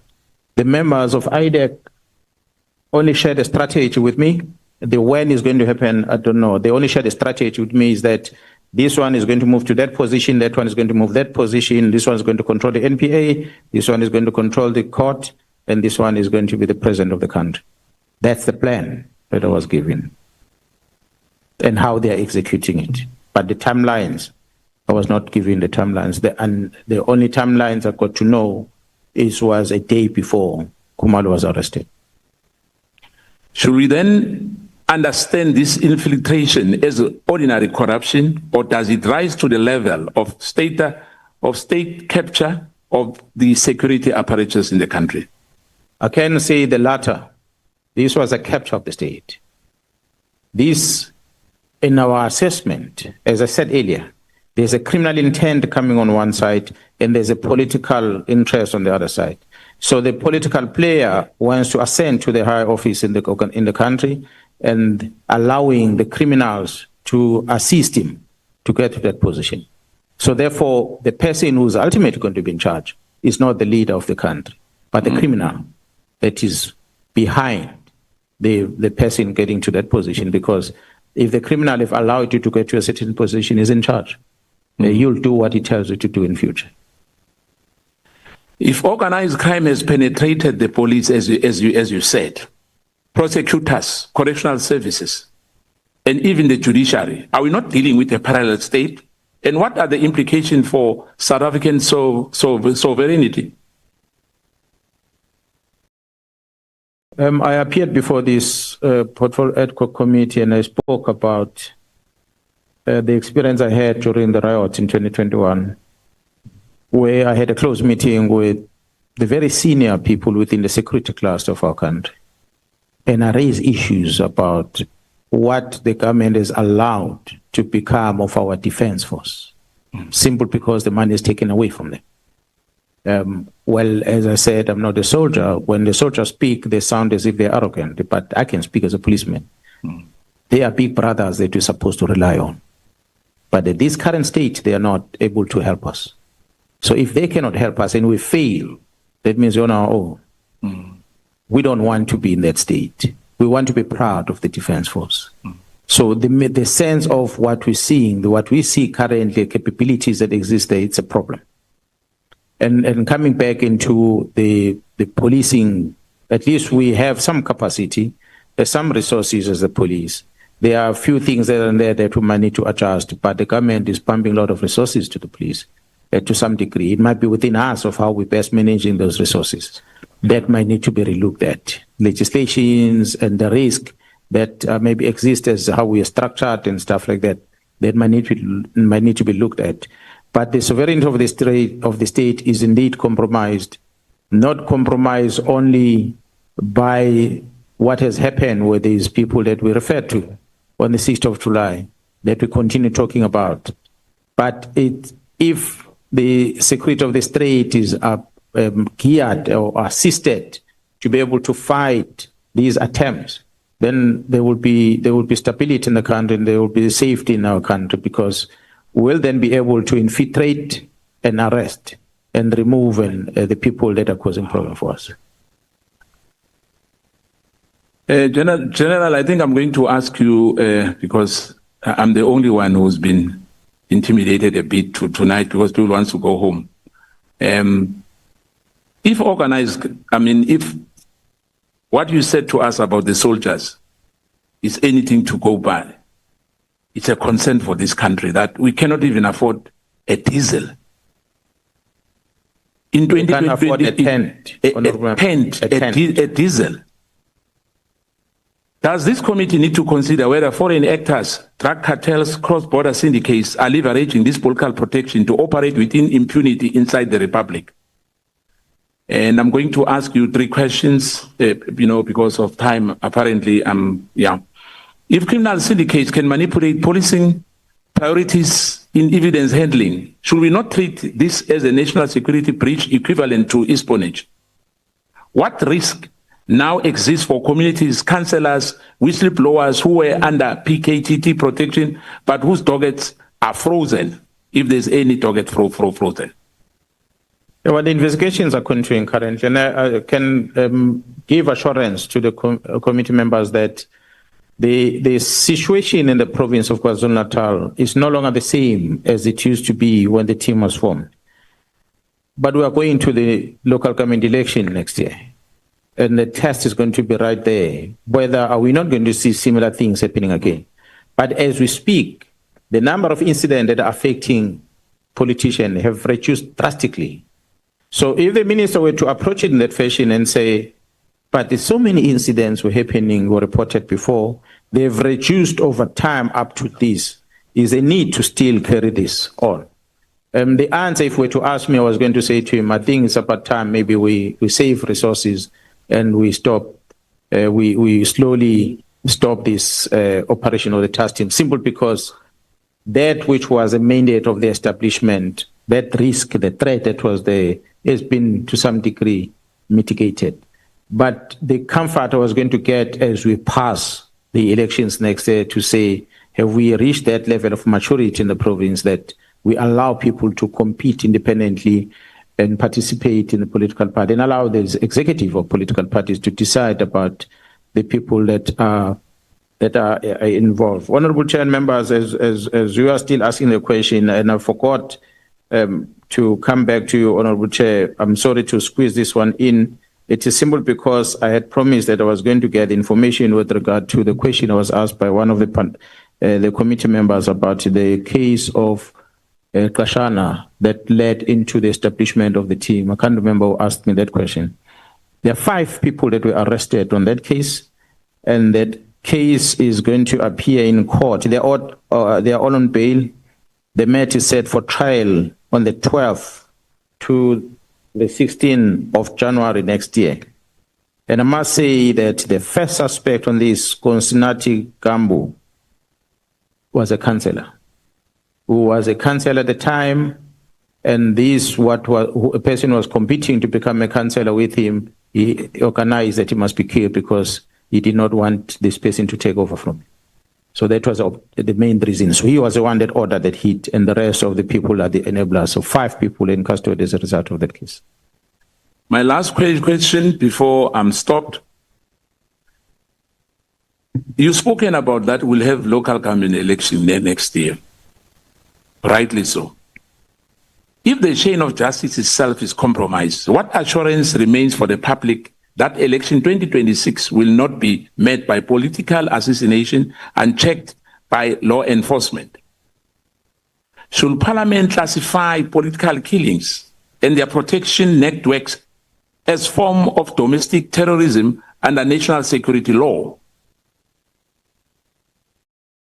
If SAPS Act permits a minister to exercise such devastating influence, should Parliament not urgently amend the Act and to ensure operational independence in the same way the judicial independence is entrenched?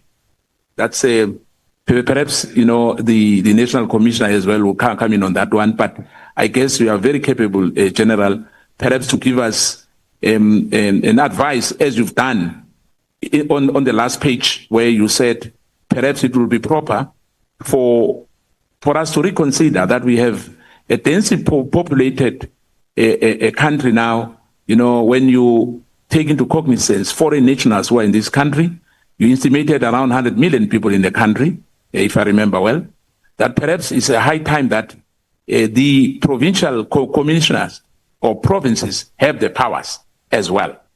And my last one, I'm not sure whether it's too much because I gave already 3. Can I give you the last 2, General? And then I'm done.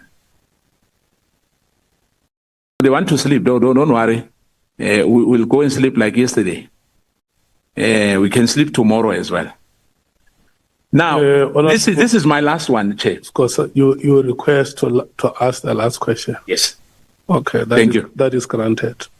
Yes, but I just wanted to find out whether the General is too much, asked too many questions. But thank you, Chair, for granting me that. Perhaps if you allow me, Chair and honourable members, and majority of the honourable member with respect has been comments that seems to seek my opinion, which I might not comment on much of the things. I'm not so sure specific that the member will want me to respond on some of those that you've raised. Yeah, there are questions, straight question on that, General. My question was very simple. Let me just, because you spoke about the issue of local government next year. No, not long ago. So I was just asking that, as you said, are people going to be safe because of the political assassination, as you said yourself? It might come back. The law enforcement will have the capacity to make sure that our people are safe. But as I said, my last one, General, on this one, I'm going to make a comment to say, you are being attacked as we are sitting here. I hope you are aware that SANEF, the clothes are off. Because you spoke earlier about the media. You know that there's a rock unit as well in the media space. Karen Morgan, I can name them. Paulo van Wyk, Katie Nhlanhla. The list is endless. They are closing the ranks. We are being attacked as I'm talking to you here because you just spoke today. Now, should perhaps Parliament now consider invoking the powers to recommend the removal of any member who is implicated in the obstruction of justice? Why I'm saying that to you, General? Cases which are opened, perhaps the National Commission, but I just want to give you that. Even myself, I've opened a case 2 years ago. Nothing has happened. The investigation officer is not saying anything. Anything. Now, I'm just saying to you, it's difficult for us as members of Parliament. It's even worse with people on the ground. Hence, I was asking about this local government which you've spoken about, that our people will be safe or not. Thank you, Chair. Yeah, no, thank you. Yeah, Honourable Chair, that's what I was saying. Majority of the member was saying is comments. The safety of the citizens, about the security measures put in place, it is premature for now to talk about it here in this House. We don't know the dates of those elections coming next year. Until such time that we are coming closer to the events, then the analysis is done on the ground. When the political parties are campaigning, decision of the people, of the political parties as to who are the people that are going to be standing, and the mood on the ground, that will help us to assess whether the elections are going to run safe. But I'm confident that looking at the pattern of incident affecting politicians in KZN over time, that the situation is quite stable. And with the hard working men and women out there, we should provide a safer election process. Local government might happen all at once come next year, but on frequent basis, there are by-elections that we are policing in the country. And they just don't draw attention, but they have been policed quite successful. So local government shouldn't be anything different than what we normally do with by-elections. So I'm confident in as far as that is concerned.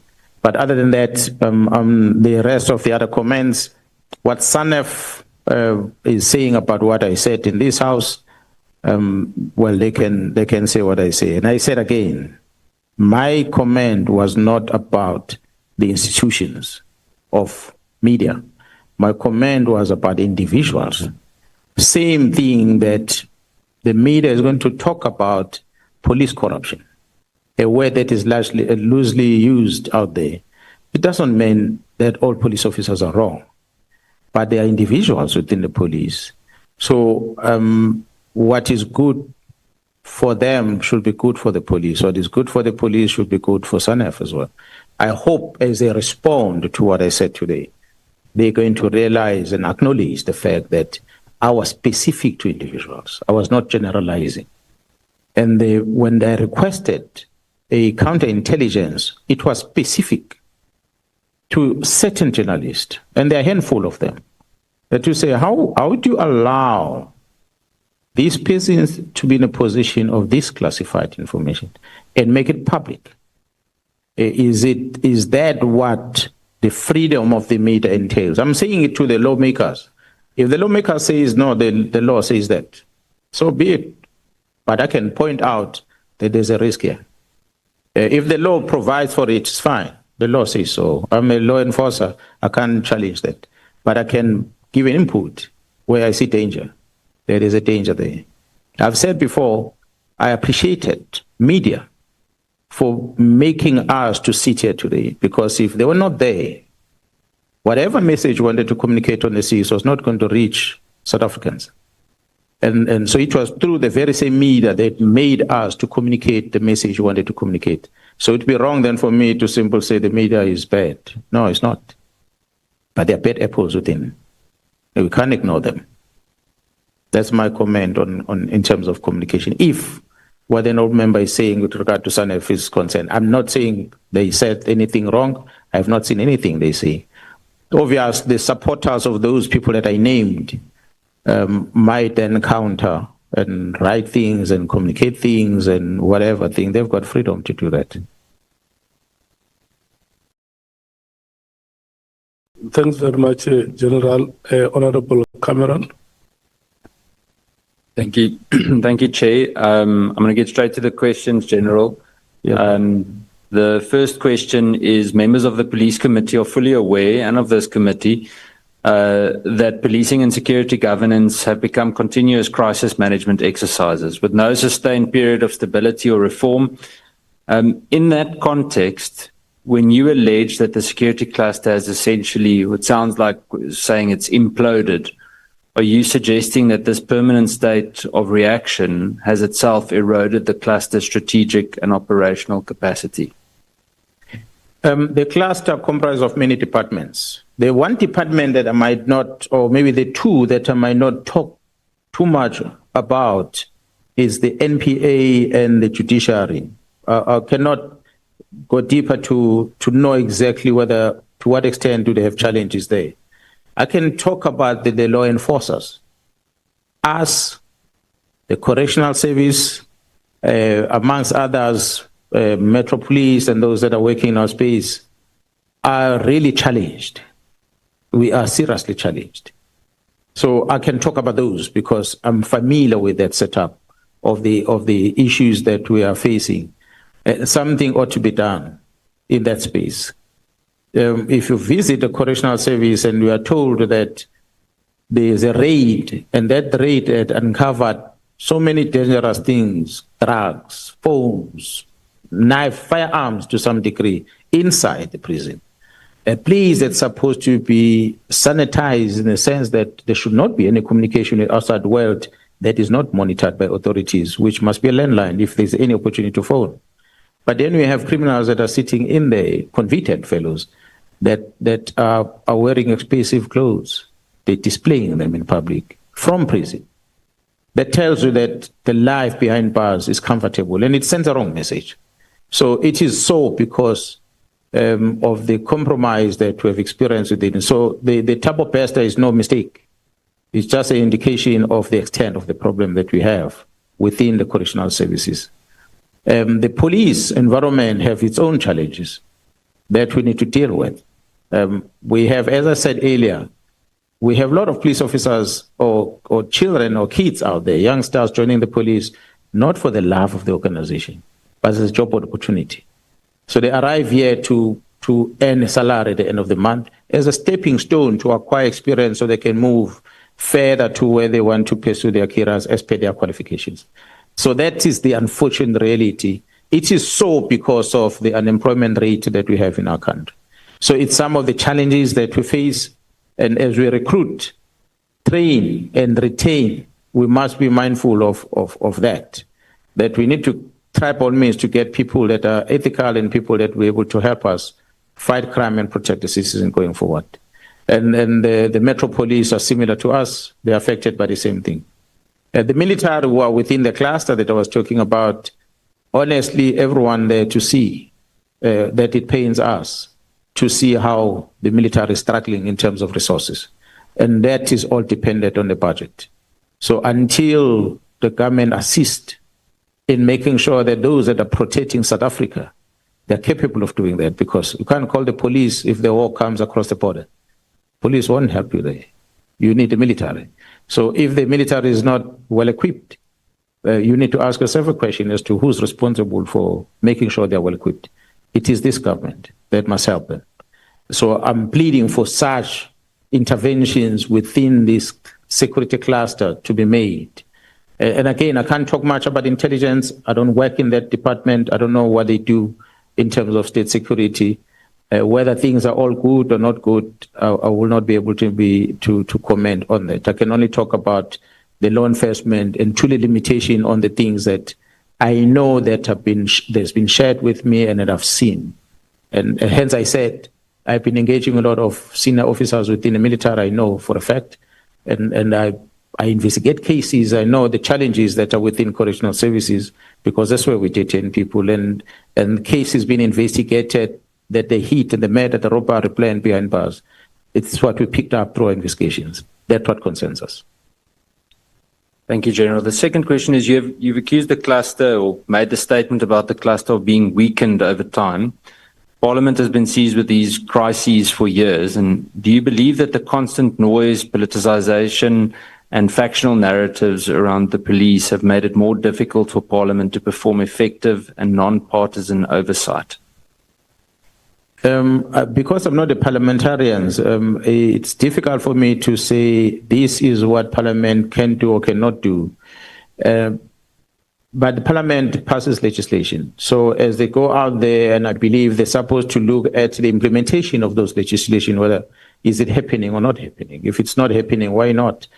But the consequences as a result of non-compliance with such can be questionable. And I would like the honourable members to look at the behaviours or the how each individual portfolio committee is handled, how each department of government accounts to the portfolio committee. The behavior is totally different. And the issues that have been addressed in terms of the accounting, the plans that are presented before those committees, what areas do they cover those plans? I don't think there's a standard. That's why you're going to find other committee members makes the news all the time when they meet, and other committees don't make the news. I'm sure there are portfolio committee that you don't even know whether they exist, because you never see them on TV, because they don't make the news. There's no controversial engagement that happens there. The ones where there's a bit of controversy, that's when you're going to see them in the news. That is just unfortunate what happens. It could be because of that standard that is set within the Parliament of how to do an oversight. But I must say that the oversight role can also be compromised by this legislation, because you have the NCOP on one side that goes to provinces and do their oversight, and you have the portfolio committees that goes to provinces and do oversight. Then you also have the local provincial legislatures that have got their own committees that does oversight. So at times the station or the area that's been visited become exhausted by the so many visits that are coming in and the recommendations coming out of that. Some of them is not possible to implement and so forth.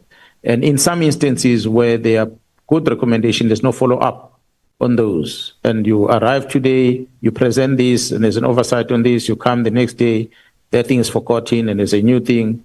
We don't take stock and be able to account and respond about the past things we've done in the past 12 months and do a summary as we're closing the year to account for everything else. We don't do those things. And some of the things that we might have to look at.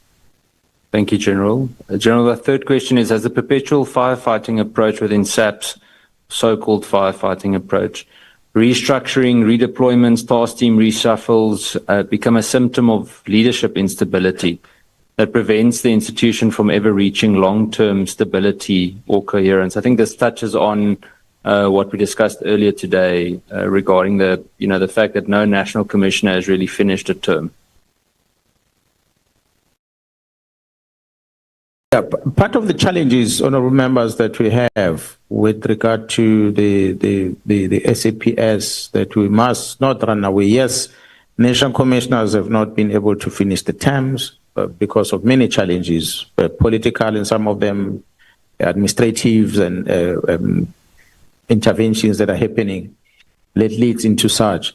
But police officers that are out there, that are employed to work in the police and perform the task that is given to them, they do try their level best to execute those tasks under the circumstances that they are subjected to, of course. But the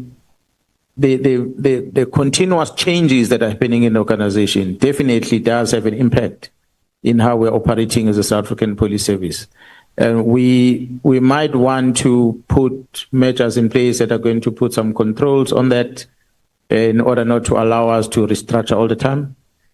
We might want to look at the employment condition of a police officer, because some of the weaknesses that we have is that we employ a person on a permanent basis. Our performance agreements that we signed with the police officers, it does not necessarily help to make this police officer to deliver the service that he's supposed to be doing. We, as far as I've been in the South African police service, I don't remember us dismissing anyone from the organization because of poor work performance.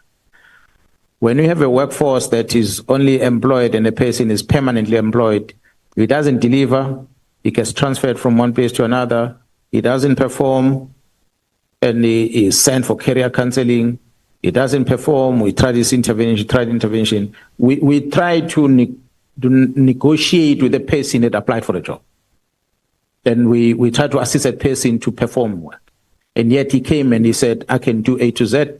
And if he's not able to do A to Z, we don't fire the person. So it becomes then a kind of a retirement village, if you use the word. You come in at the age of 19, you're going to leave the organization at the age of 60. For this number of years in the organization, you're not contributing anything, and the organization doesn't get rid of you. It adds on the cost of this organization, and yet there's no production coming from you. It's some of the challenges we're having. That's why I've called within the POC, and the colleagues will remember that I had requested that we really have to change the employment condition of some of the position within the police. And they must have that rotation process that we're having in the police. Because once you are sitting comfortable in one position for too long, I think the legislature, when they came up with the rule that you can only work for 5 years as a provincial commissioner and a national commissioner, but to trying to mitigate the risk of you being too comfortable in this position of authority that you might end up causing problems in the future. You end up not listening to the executive authority and amongst others. So the station commanders, those deputy national commissioners, those generals at the head office are not subjected to that. They are on a permanent basis. If you become a head of intelligence, you can be head of intelligence for 20 years if need be. You stay there because there's no term contract associated with that position. So it's some of the employment condition that might need to be looked at. Not to say that people shouldn't finish the term like the initial commissioner, but once you have a term contract that is performance-based, if you don't deliver, you show on the door. It might help us to have a reason of why we exist in this organization. So that at the end of the month, when the month end comes, you can produce your performance sheet and say, this is what I did in this month to justify my existence in this organization. We don't have that. And we don't make members accountable for such.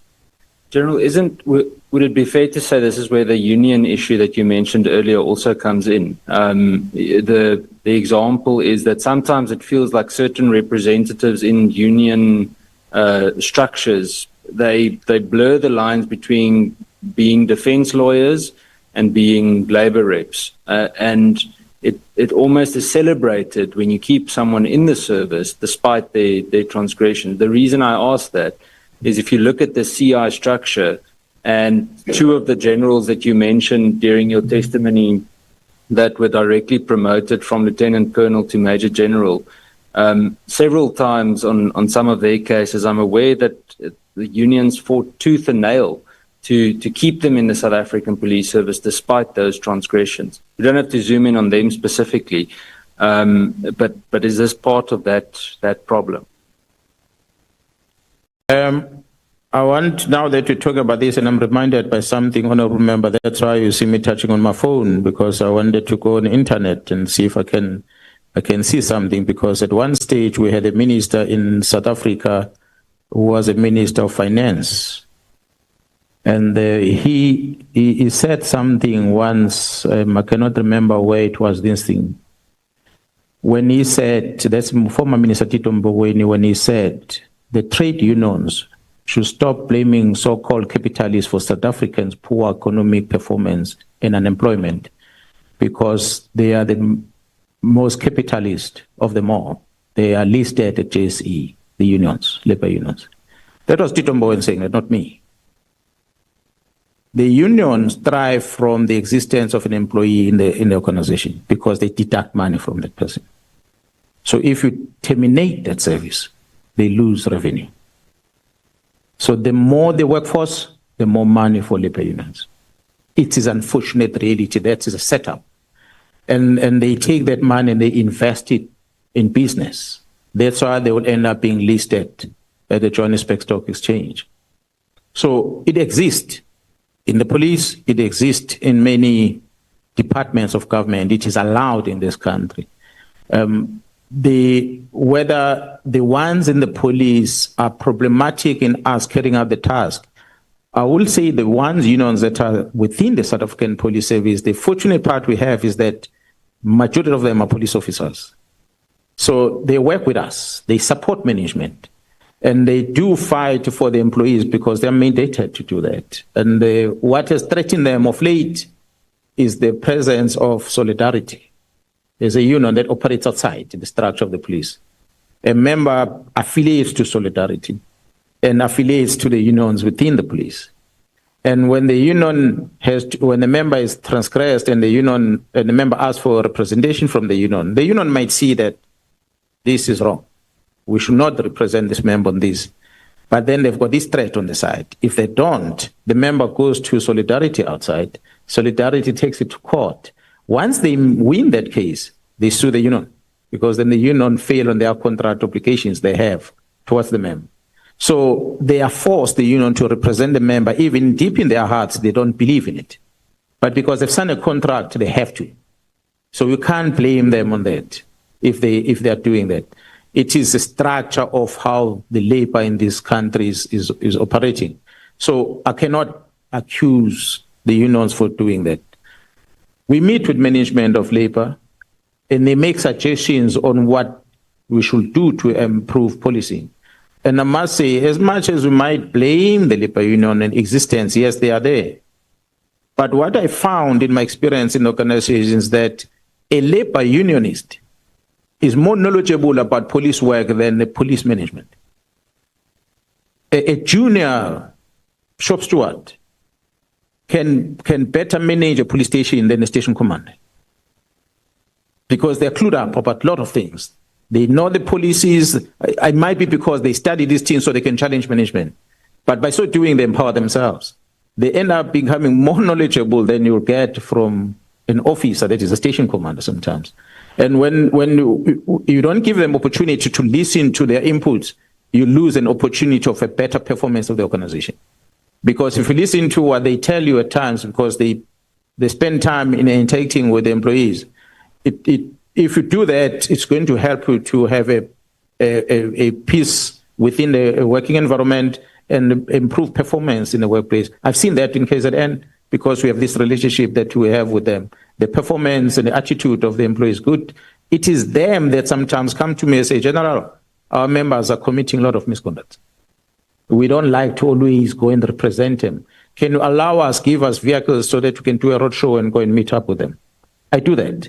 They go out and do proactive interventions by addressing problems and telling the members that don't do this and that because you are going to be charged. You are breaking the law and you're expecting, or the police, you expect us to defend you.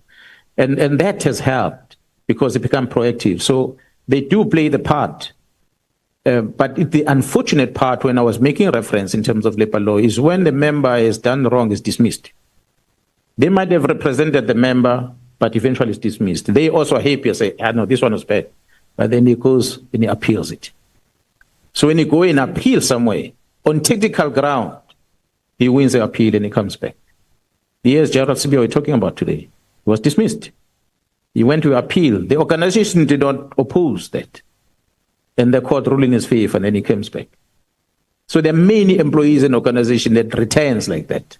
And then you then scratch yourself and say, but he was already gone. But because of labor law, he has the right to appeal that and he comes back. Some degrees, the dismissal might have been unfair, but in many other instances,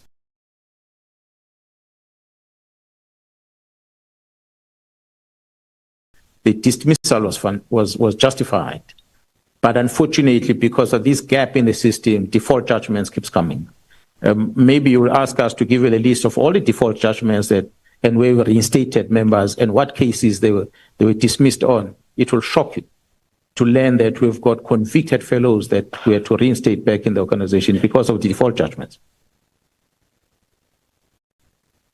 Thank you, General. The Honourable Schikkeling has two questions. I know we still have 10 minutes, so I'm going to give her an opportunity to do her questions. Thank you, Chair. No, if you are done with your questions, you hand over to the chair, and the chair recognizes. Apologies, Chair. I hand over to you. Yeah, thank you so much. The chair recognizes the happy birthday, honourable member, Honourable Schikkeling. Thank you, Chair. Fortunately, it's almost over. Thank you, General. In your testimony, you referred to a consignment of drugs that was stolen from the Hawks facility. I think it's 200 million rands worth of cocaine. Do you suspect that this was the same cocaine shipment stolen from the Durban Hawks offices, which was later transported to Gauteng and which formed part of the disciplinary process you presided over involving General Khan? No, it was not. That was a different consignment. That was a consignment that arrived at Durban Harbour and was picked up from the ship in a container and transported straight to Gauteng without being detected. It arrived in Gauteng in Germiston at the depot of the trucking company. It stayed overnight, and the following day it was moved to the final destination, which was in Eratin. That's where, when they opened it and they found those bags. So it was a completely different consignment. Thank you. General, just as a question, did we ever find that other consignment of drugs? The one that was lost at the office of the Hawks? Yes. Not that I know of. They were never found. Thank you, General. So during the disciplinary process involving General Khan, did you experience any form of pressure or influence from the presidency or any other person, I'm just going to say party, but person, to clear him of wrongdoing? And if so, who was this person? Where did the pressure originate from? No, nobody spoke to me directly with regard to General Khan discipline. The only closest intervention that I became aware of was the one that was encouraging an employer rep to resign from the service. Other than that, there was never any intervention. Well, the only terrible things that were happening at the time is that the media were writing a lot about me during that period. General, I'm really worried about that other 200 million rand, but that's a question for another day. My last question is, you know, it's really important for us that the SAPS works for the citizens of South Africa, but it's just as important for us that the SAPS works for its members too. And it really isn't working for its members at the moment. I think it's something that we can all agree on. Is there hope for crime intelligence in South Africa, General? And is there, in your opinion, has CI been infiltrated so badly that there's no hope left? Is there still honest, honourable members within the ranks of crime intelligence? And if there are, what is your recommendation to fix this division and make it functional again so that it can work for all South Africans? Yeah, well, I might not be 100% about percentages, but I can speak about KZN. 70% of the successes that we achieve in the province of KwaZulu-Natal, it is through intelligence. What you see as the outcome of the police operation in KwaZulu-Natal, there is a crime intelligence involved. So members, despite the challenges that they are having, they still work, they produce. The problem at crime intelligence is central at the head office. That's where the problem is. You'll never hear much of the noise coming from provinces. But there's a lot of noise coming from the head office. It is that because there are those people that are closer to that pass, to that vault, that want to have control over that money there. It is there where the problem is. It is there which I was saying, the honourable members, in order to assist, to change things at crime intelligence, you must assess how crime intelligence was performance-based before and how is it now when the new management is in existence at crime intelligence. If the new management performance is promising, I'm going to request that the honourable members assist the current management to get rid of the members within crime intelligence that are from the old school, that are part of the people who are frustrating the performance of crime intelligence. We know them by names, but they've got labor rights, and they need an aggressive approach to get them out of their place because they are causing problems. So until we clean it up there at the head office, then the provinces will follow. We advertised post vacancies. They were advertised, supposed to be filled, and the minister put a stop on them. KZN does not have a commander as we speak, because the minister put a stop on it. The National Commissioner has re-advertised again. Perhaps we might want to pay attention on the process of filling those vacancies that have been advertised, the how part, before people are appointed. What process is in place to fill this place, these posts, the interviews, who participate in the interviews, what is the screening procedure, the vetting procedure prior to the appointment of these individuals in those vacancies. So those are some of the things that maybe might be assisted by the Parliament to make sure that it helps us to clean that space up. So, but those that are sitting at head office, to be honest, in 2011 we removed majority of senior managers which was there because we wanted to reset the system, and they were moved permanently. They did not object to that. We have senior managers currently that are there that I feel should also be moved, and we need to be assisted, or we need to assist the management of CI. But if the assessment of the members feels that the performance of the current management at CI is not satisfactory also on its own, therefore even themselves must go. That means we have to restart and find a completely new start. But that, as I said, is in a management level and is at the head office in the main. On the ground level, at the provincial level, the work still goes on.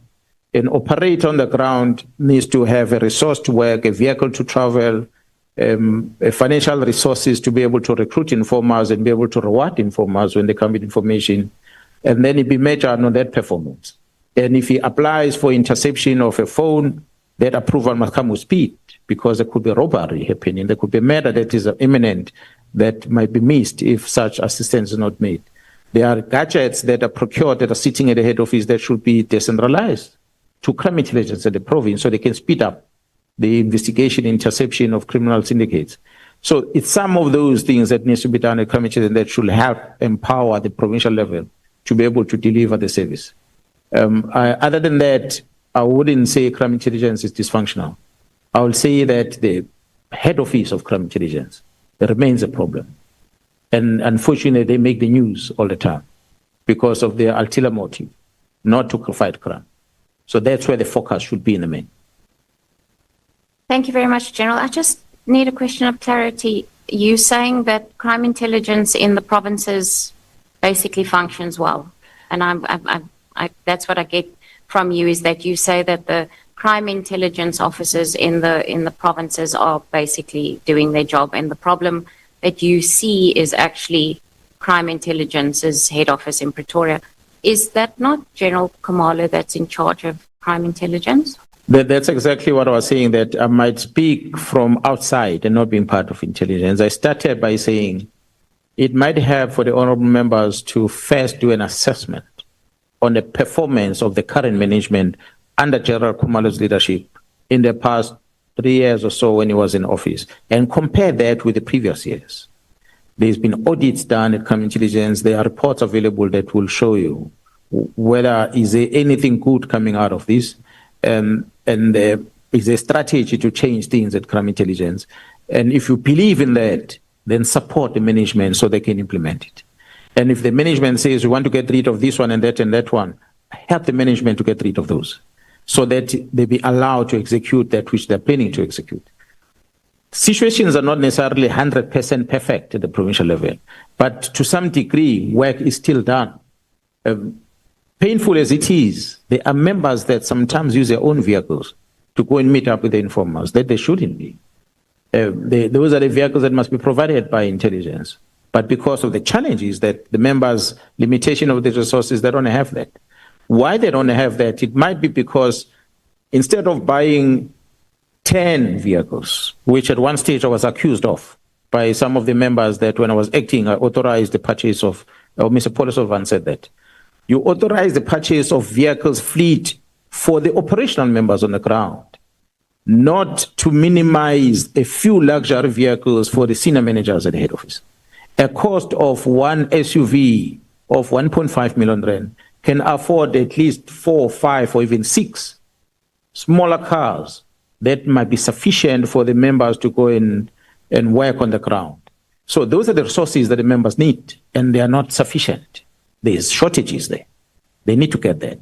Cell phones, members are not able to communicate with their informers because they don't have these communication devices. We must give them these things. These are the challenges they experience practical on the ground. I said access to money. They don't have to sign and approve the client. We can come up with another control measures of paying the informer. But when the informer comes with information and he gives you a firearm, we must reward it. If the informer comes and helps to crack a certain case, we must reward it. If you don't reward it, you're not going to get information tomorrow. So those are the things that the members are crying about on the ground, practical. So whether those things are done to what extent by crime intelligence, I guess the National Commission, General Khumalo might talk about it. But from where I'm standing, with those challenges in the province where I come from, the members from crime intelligence makes us shine still in the province, regardless of the challenges they have. Yes, amongst them, there are bad ones. But by and large, those that are there, they are doing what is supposed to be done. Thank you very much, General. I appreciate your answers. Thank you so much, Honorable Shigele. And I think the honorable members have covered ground with the questions that they have raised with you, General. And I must just ask you 2 questions. And I think they are very simple questions. The first question, General, would be the oldest case in the 121. When could it have been opened with the police? Honorable Chair, I don't have the details there, but I can get you that information in no time if you allow me to, but I don't really have it here in mind. You may not have to be accurate. Is it over 5 years, over 10 years? Honorable Chair, on these cases that are within 121, majority of them will have been the cases that happened after the establishment of the team. Majority of the cases that the team took over in 2018 when they started, they've been able to finalize those dockets. An arrest been made, dockets been eventually closed. I would like to believe if there is any that will be older than 2018, there will be very few. But majority of them would be new cases that will have been reported in the past 2 years. That will form the majority of those dockets. Okay. And then when this decision, because my understanding is that when you establish a PKTT, the way you said is announced, there is so much fanfare in the country, people start to believe that these matters will be investigated and hopefully justice will be done. When this PKTT was disbanded or the letter was made public, that now the PKTT is disbanded, did the SAPS authorities somehow got into contact with the affected families or citizens to say, look, a decision like this one has been taken. This is how we plan to move forward, or we just forgot about any person who could have been affected by the mishaps that would have, because when a crime happens, it affects families, it affects individuals. Honorable Chair, I did say yesterday that when the dockets were removed from KZN, I was not informed. And as a result, I could not reach out to the clients, the victims of crime. And I believe that the members that were investigating those dockets, some of them that remained behind, did try to reach out to some of the complainants to inform them about the fact that the dockets were taken to Pretoria, therefore they don't know what is just respectfully, General, what I want to check, it was not your decision. The person who took that decision, where I stand, my understanding is that the person could have thought about the impact that the decision will have. And the person should be able to say, because this decision is taken from national, as a provincial commissioner, we may want you, or we want to send a team to the province where possible to meet with the affected families and communicate our decision to them, but also explain to them how we are going to be moving forward, ensuring that there is justice. Honorable Chair, that is the ideal situation. But because the intention to close the unit had got no business with the work of the team in KZN specific, the interest was to stop that which was happening in Gauteng. That's why the authors of the letter did not think to that extent. And they did not do anything about that. They called for the dockets to come to Pretoria for what good reason? And after that, they want to bring the dockets back to KZN. They still don't talk to the Provincial Commission throughout that whole process. Nothing in black and white that can be referred to the Provincial Commission being communicated with until such time that a Divisional Commission of Detective make a phone call. It's the first time one gets to hear that the dockets are already in Pretoria. So the author of the letter's intention was not a noble one. The intention was not to improve the performance of the organization by shutting down the unnecessary teams, and so that you can make sure that you can focus on things you should be focusing on. But the intention was a criminal intent. That's why the negligence that they made. And that had an impact to the victims of crime. That had an impact on the administration of justice. It is that formed the basis of the criminal investigation you are busy with. So as we meet here, those families may be watching us with high expectations that Parliament may say something about their cases?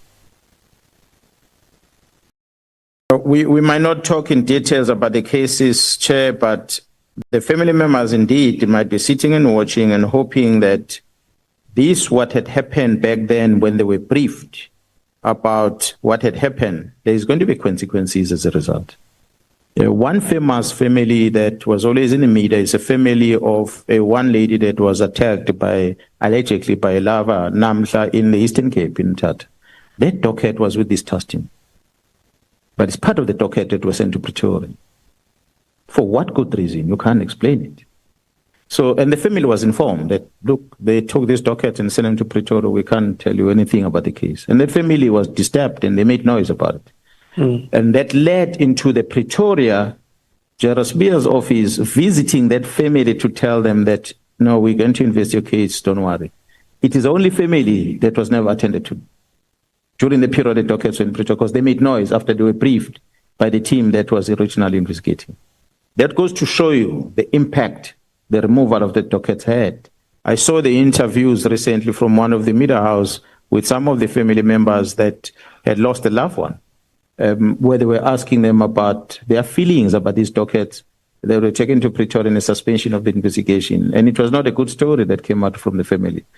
And it is there available, and the media did a good job by doing those interviews. But it's one of the challenges, Honorable Chair, that I can that brings me here today to say the closure of the PKTT was ill-informed, ill-advised that the minister received. It had a criminal intent to stop investigations that are happening in Gauteng. They missed the targets because they did not calculate who are exactly they are targeting. Had they knew exactly that the dockers they're looking for are sitting at this counterintelligence operation, they were not even going to write that letter. We wouldn't be here talking about the political killings testing. So that is a reality. That was a missed target.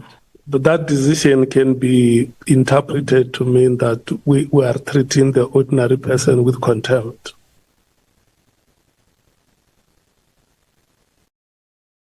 We are treating the ordinary person with contempt.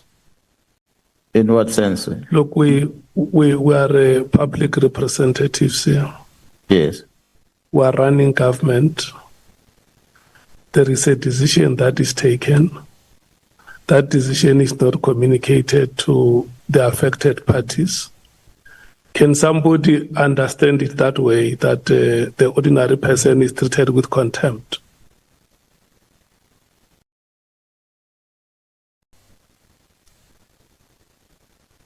Honorable Chair, I'm not so sure if I really follow what the Honorable Chair is saying in terms of treating the client, the victim, with contempt. Yes, indeed, the client was deprived of an opportunity to be serviced in the manner they're supposed to be serviced by government, as it were, because of the intervention that happened, informed by that letter of the 31st of December.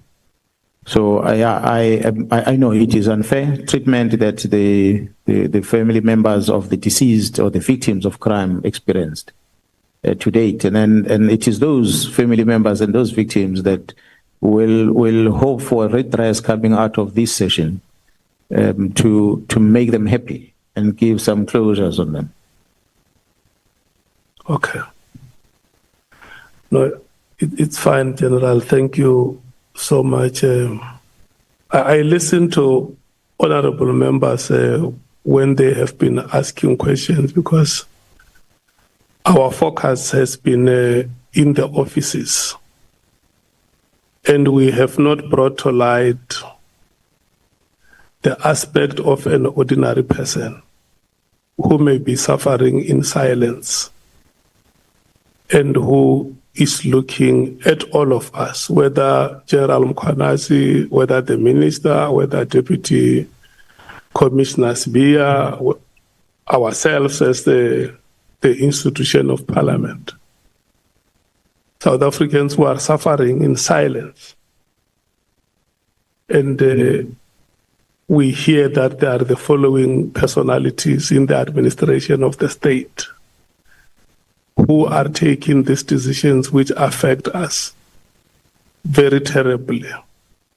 A decision is taken, nobody comes to explain the decision to us, to inform us that, look, this is how we will take it forward. You must not be worried. We are aware that you have lost your loved ones, but we will deal with your matter in this way. I think it's a lesson that all of us must learn when we live here, General, that the decisions of the authorities can either positively or negatively affect the citizens. Senior Counsel, would there be issues that would emanate from the questions that honorable members would have asked, and you want to clarify them with? Thank you, Chairperson. It's late, and I've still got a whole day of questioning for the National Commissioner tomorrow. May I suggest or propose this, that I put my questions, because I'm going to be at least an hour.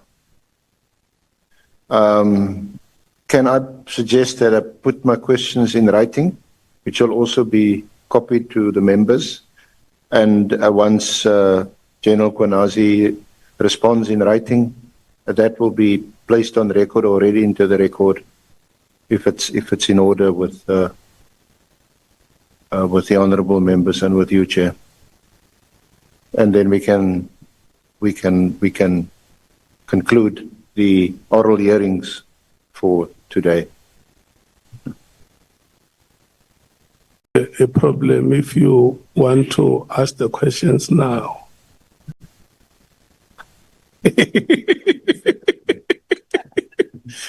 No. Look, honourable members, I'm just saying that on a lighter moment, please. What I wanted to say is that we must reach a stage where we must thank the General.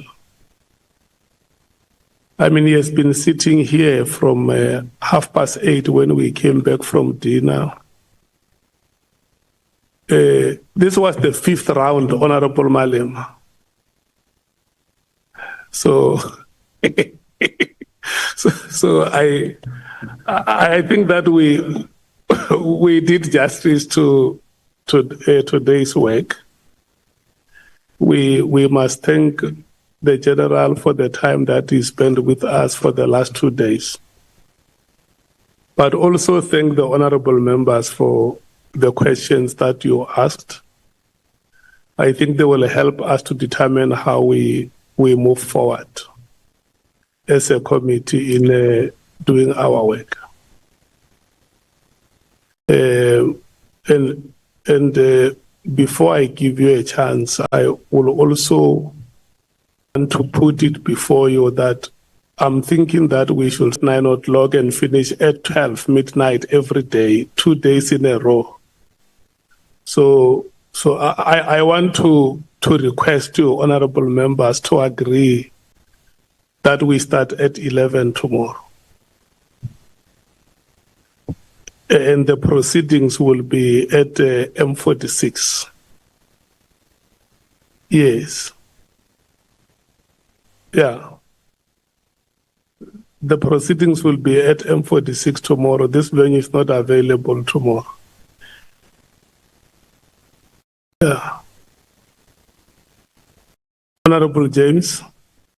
Sorry, Chair. I just want to ask, are we going to be sitting until midnight every night? Because I was sitting there just now, and I cannot help notice that there were more than 6 members closing their eyes to the side while Mkhwanazi was dropping bombs. We can't keep our eyes open. So I just want to ask, is this how it's going to go throughout? Because obviously one can only concentrate for as long. So I just want to, so that I can prepare myself mentally, because at a certain point you sort of switch off because you are drained. It's 2 nights in a row. It's 15-hour days. So I just maybe want clarity from you, Chair, so that we can prepare ourselves if this is going to be the precedence. What is it that you are checking? Excuse me, Chair? I can't hear what you are saying. You can't hear what I'm saying. I hear you saying that there were about 6 members who were slumbering. Yeah, because members are tired, Chair. It's been a long day. Yes, no, that is why I want to close the meeting. And the last thing that Never mind, Chair. You're missing. Well, Honorable Malim. I'm asking, Chairperson, I'm asking if this is going to be the pattern so that we can prepare and know, that we must prepare ourselves for 15-hour days. It is pay as you go. Okay.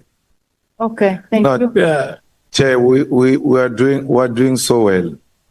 We are here to work. And I've never seen any member slumbering or we complain to any member. We never complained anything. We're here to work. So to show you are considerate, you are saying because for the past 2 days we have been finishing late. Let's start a bit late tomorrow and then let's push. We're here to work. We have been blamed for doing nothing. At least let's be on top and do something when we're on top. Yeah. Thank you. Honorable Nhlanhla. Thank you very much, Chair. Chair, we are in full support. Of course, it has been some robust 2 days, and I think 11 o'clock will be fine. Because only tomorrow we're only dealing with the evidence leader-leading question with the National Commissioner. We are going to come on Friday, and Chair, I want to echo the sentiments of Honorable I want to thank you for the first round. And also conclude with Honorable Cameron for the round. No, Chair. 5 rounds in one day. We're done with that. We are still fresh, Chair. We are still fresh. We're not slumbering. Thank you. I forgot to say the meeting is adjourned.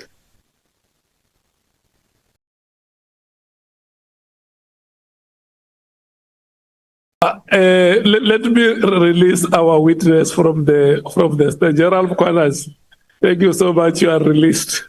Thank you. See.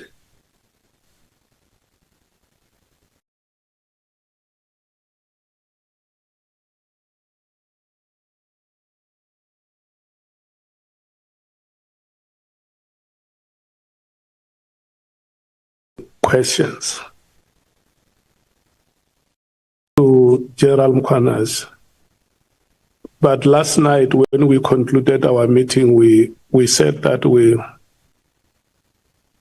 will get a report. Have any report, Honorable Cameron? Yes, thank you, Chair. Good morning.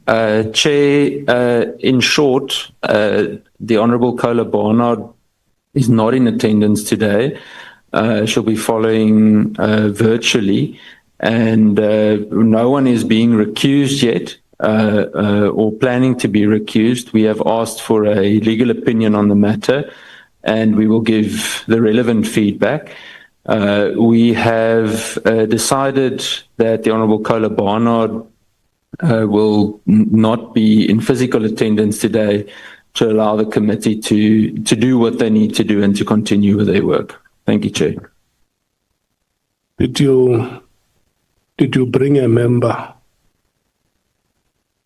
I've got the Honourable Schikkeling right next to me, Chair. Is she the alternate of the alternate? Or? No, she is alternate, Chair, and she will be in the place of the Honourable Kola Barnard today. Okay. Honourable members, I think what we should do here is that. Okay, Honourable Cameron. Sorry, Chair, I slipped. She's in the place of the Honourable Breitenbach. The Honourable Kola Barnard is an alternate. She is already an alternate. Yeah. So the Honourable Schikkeling will remain in the place of the Honourable Breitenbach. Yeah. We are not going to take the time of the committee and use it to discuss that matter, because the member is not here. Let's do the business. Our business is not Honorable Kola Barnett. Our business is to investigate the allegations that have been made. And because today she is not here, we can't discuss that matter now. We should just go straight into our proceedings. But I'm going to request members to read section 165 of the rules, so that when we come to discuss that matter, all of us have gone through section 165 and we know what the provisions of that section are, because the provisions of that section will help us to deal with this matter. Thanks very much. This is how we are going to proceed today. I have met with all of you this morning to inform you how we are going to, with how we agreed last night. Okay, maybe let me just do the roll call. Honorable Sangoni, are you present? Honorable Ntuli, Honorable Ngola, Honorable Sokanyile, Honorable Nomvalo, Honorable Skosana, Honorable Shongwe, Honorable Cameron, Honorable Shikelen, Honorable Mwango, Honorable Malema, Honorable N. Matthews, Honorable Sols, Honorable Vessels, Honorable James. Thank you so much. We are all present. This is what we are going to do. The apology of Honorable Brayden Buxton's, the JSC is still busy with its sessions. We are going to allocate the ANC, Honorable Sangon, 1 hour plus 10 minutes. The MKP, 30 minutes plus 10. The DA, 30 minutes plus 10. And the EFF, 30 minutes plus 10. The IFP, 30 minutes. And the PA, 30 minutes. The Freedom Front Plus, 10 minutes. And the Action SA, 10 minutes. So, in your case, MKP, and the EFF, the 30 minutes are allocated to you because you are going to have one speaker plus one alternate. The EFF as well will have one speaker plus one alternate. But in the event you want to share the 30 minutes plus 10 amongst yourself and the alternate, you can still speak, the three of you, Honorable Skosana, Honorable Nomvalo, Honorable Shongwe, but you will be limited within 40 minutes. It's 30 minutes for the full member and 10 minutes for the alternate. The full member of the EFF is Honorable Malema. In the event he uses 25 minutes of his 30, Honorable Matthews can use the remaining 15 minutes. That is how the allocation is done. And the alternates for the IFP and the PA are Honorable Vessels and Honorable James respectively. So in the event either Honorable Mwango or Honorable Sauls are unable to exhaust their 30 minutes, the remainder of the time allocated will fall to those alternates. Is it very clear, honorable members? And then from there, when we are done with this first round, we will then come back to the second round, where we will take the last member of the ANC, MKP, NDA, and then we round off.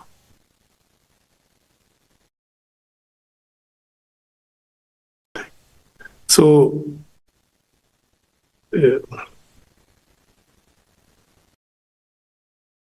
so the time that is allocated to yourselves does not include the response time which the witness will be using.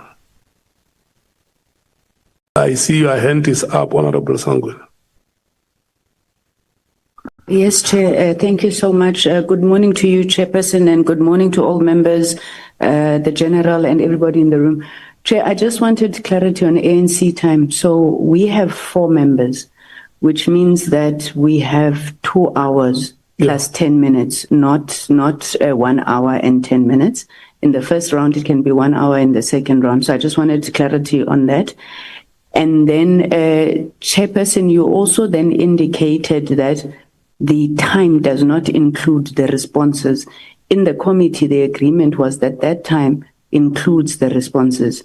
Because I mean, if we literally have 30 minutes to ask a question, we are never going to finish. Our understanding was that it includes the responses and we would have planned accordingly.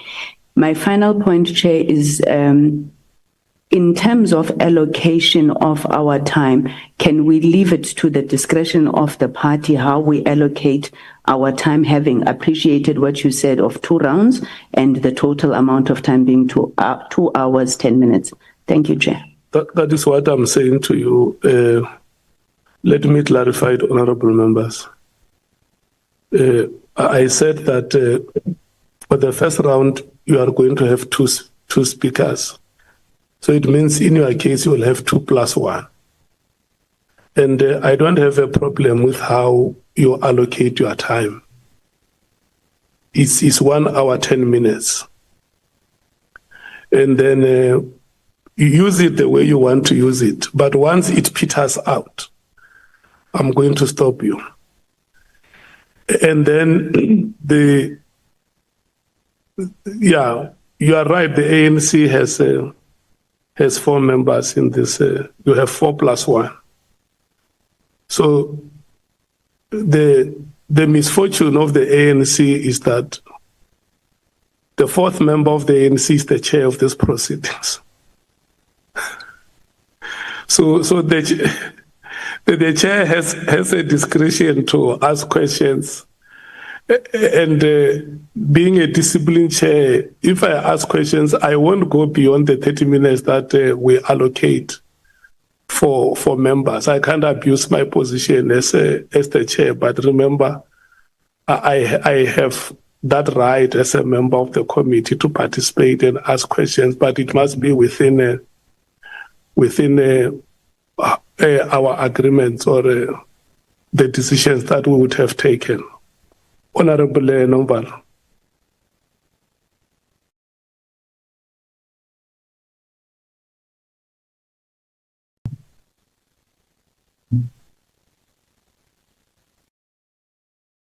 I was looking for the mic and I couldn't find it. There are supernatural powers.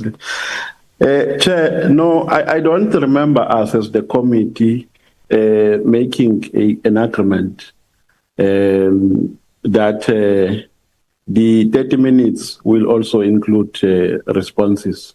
I'm sure all of us noticed yesterday, and even if we had taken that agreement, it was not going to be ideal under the circumstances, considering how broad our first... I don't want us to waste time, honorable member. I think it's what the chair said yesterday. I even gave an example to say, if you ask a question and the witness takes 29 minutes of the time responding to your question, it means the member is put at a disadvantage. That's and correct. it defeats the purpose of the ad hoc committee. So if we agree, Chair, then that's okay. Yeah. Honorable Malema. Thanks, Chair. I hear people talking about second round. Some of us minimum is 3, so I don't understand. But we'll accept whatever you're saying on the rounds of second and third. But we normally do 3 rounds, natural. So, Chair, so I wanted you to understand, you are going to start the questions. Yeah. Because you have to start and then hand it over to us. Yeah. I just wanted to understand that. Yeah. Okay. Like now, what I want to check with yourselves, is there anybody who we're on the first round? Is there anybody who wishes to start, or any party that wishes to start with its 30 minutes plus 1 or 1 hour? I mean 30 minutes plus 10 or okay, I see the MKP and the ANC. So let me follow the rotation system then. I'm handing over to yourselves, the African National Congress. Can you indicate how many from your party are going to ask? On the first round, Chair, Yeah. going to be 2. 1 hour plus 10 minutes. Going to be 2, Chair. Okay, thank you so much. It's over to you. Thank you very much, And then Chair. your time starts now. Thank you very much, Okay, on a point of order. the procedural matter. Procedural. Yeah. I thought procedurally, like I said, you will have to start. So that as a chair, you lay the foundation. And then when we come, we know how to conduct ourselves. So it's the SC. Once the SC is done, then the chair comes in. Then you lay a foundation. That's the purpose of being a chair. Then all of us are going to follow that cue. And it doesn't mean you chose that you will not speak for more than 30 minutes. That's fine. Yeah. But even if you decide to speak more than that, you are the chair. You use that discretion.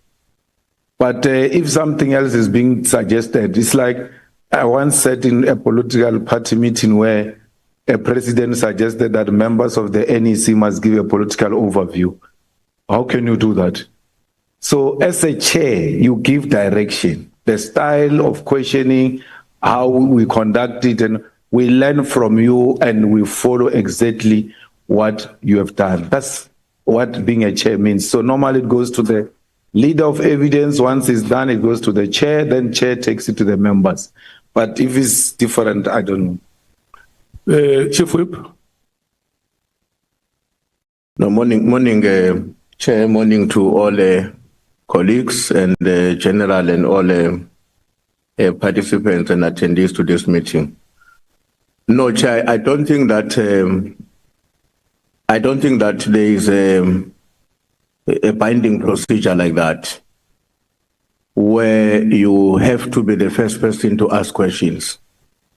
You are the chair of the committee. And part of your responsibility, which is what Honorable Malema says you must exercise, cannot be constrained by the fact that you did not start, which is to guide us to discharge our own responsibilities in a way that is consistent with the terms of references of this committee and in line with our mandate as members of parliament. The justification that Honorable Malema is making to qualify his argument that you must be the first among equals, I think that intervention he says you have to do is not difficult to do it, even if you are not the first person to start asking questions. So I want to suggest that we allow members to ask questions. And if in your own opinion, Chair, along the way, you also want to make use of the time allocated to you, you should be perfectly capable to do so. But I don't think the condition that is being set would be difficult to fulfill if you are not the first one to ask questions. Thanks.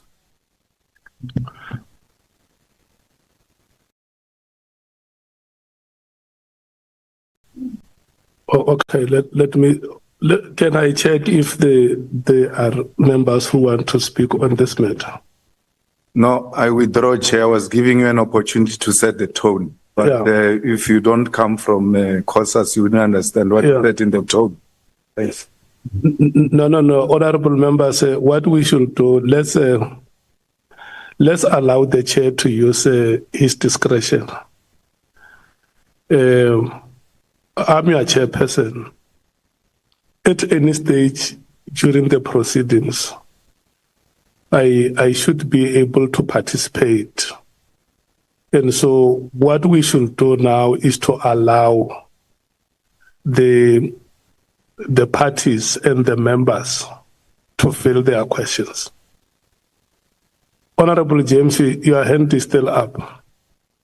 Thank you so much, Chair. Chair, just a clarity-seeking question from my side in terms of the format of which we'll be posing these questions. Will it be questions and then answered immediately after, or will you cluster it?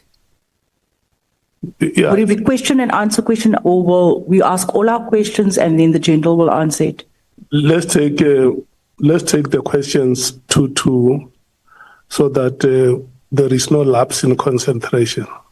Like we normally rotate items in our meeting. You fill two questions, you wait for response, fill two until your list is exhausted.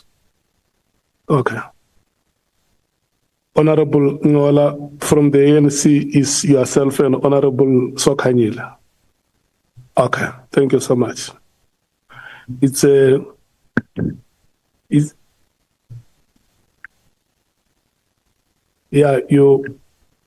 May you kindly speak, Honorable Member. Good morning, Chair. Thank you very, very much. I just wanted to find out, because yesterday we had two colleagues of our SC. The other one was released to go and consult with General Sibiya. Today I'm seeing there's two new members. Now, I'm not sure, what is the modus operandi. Maybe tomorrow again there'll be another two, the next day another two, the next day another two. So I just wanted clarity on that. Thank you. No, my apologies, Honorable Member. The Senior Counsel has spoken to me about the matter. The lady that you see sitting next to the Senior Counsel is part of Parliament staff, because the two juniors or core evidence leaders who work with Advocate Arendse are concluding that part which was supposed to have concluded yesterday with General Sibiya, but also to make sure that when we come here tomorrow, we do not have the same hiccups like we had yesterday.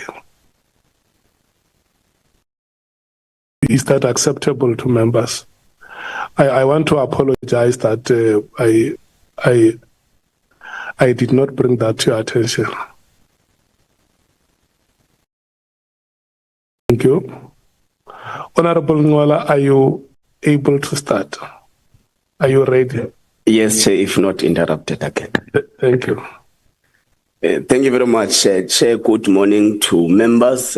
Good morning to the evidence leaders, General Mkhwanazi, and the people of South Africa. Chair, I want to first implore you to expedite the interactions with the chairperson of the Joint Standing Committee of Intelligence. I think the last time you reported that there must be a follow-up with them. I'm imploring you, Chair, on this matter, because the General would have also mentioned some intelligence-related matters, that which include the COVID and secret fund account, that which include some walls being built, and there's an issue of the questions that were deferred to the JSCI. So we may actually be willing to understand if the JSCI has attended to those matters that were formal questions to Parliament by Honourable Kola Barnard. So I think we'll be able to get to the bottom of that. General, good morning, and I will want to implore you again as well that where the question requires specific names, if they are known to you, please don't hesitate to tell us the names of those that may have been allegedly involved in the alleged criminal syndicate. General, you say on the 31st of December 2024, whilst you're busy preparing for the new year, the minister writes a letter, a national directive with the intention of de-establishing the political killings trustee. So I want to check if the directive was it wholly unlawful, or there were parts of the directive that were actually within the powers of the minister in terms of section 207 subsection 2 of the Constitution of the Republic of South Africa.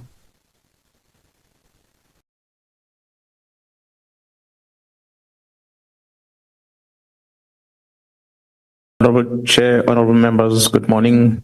Honourable members, I will not say that the minister's directive was unlawful, because yourself, as members of Parliament, have never passed a legislation that makes a letter of that nature to be unlawful. Therefore, I don't think a person can be taken to court as a result. However, I feel that the content of the letter, it's an indication that the ministers was basically exercising powers that are not necessarily deferred to him, which was bordering into the operational part of policing. But why do I say that? Is that if you look at the 3 items that the letter is addressing, one item talks about discussions that must be held surrounding the borders. I think that is more relevant to the minister. It's a strategic thing that the minister must engage with executive to understand what's happening with the border security. So that one for me, I'll give it to the minister. But the one that directs that there must be an immediate freezing or filling of post, I feel is not within the authority of the minister, although the regulations have been amended, which allows the minister to have a say in terms of appointment of senior officers in the police. But it only limits the minister to that any appointment will be done by the National Commissioner in consultation with. It does not necessarily give the powers to the minister to appoint in those positions of crime intelligence. I think the Act only allows the minister to appoint in the post of DPCI only. That's the only authority the minister has. So in filling those vacancies or suspension of those vacancies, I feel the minister might have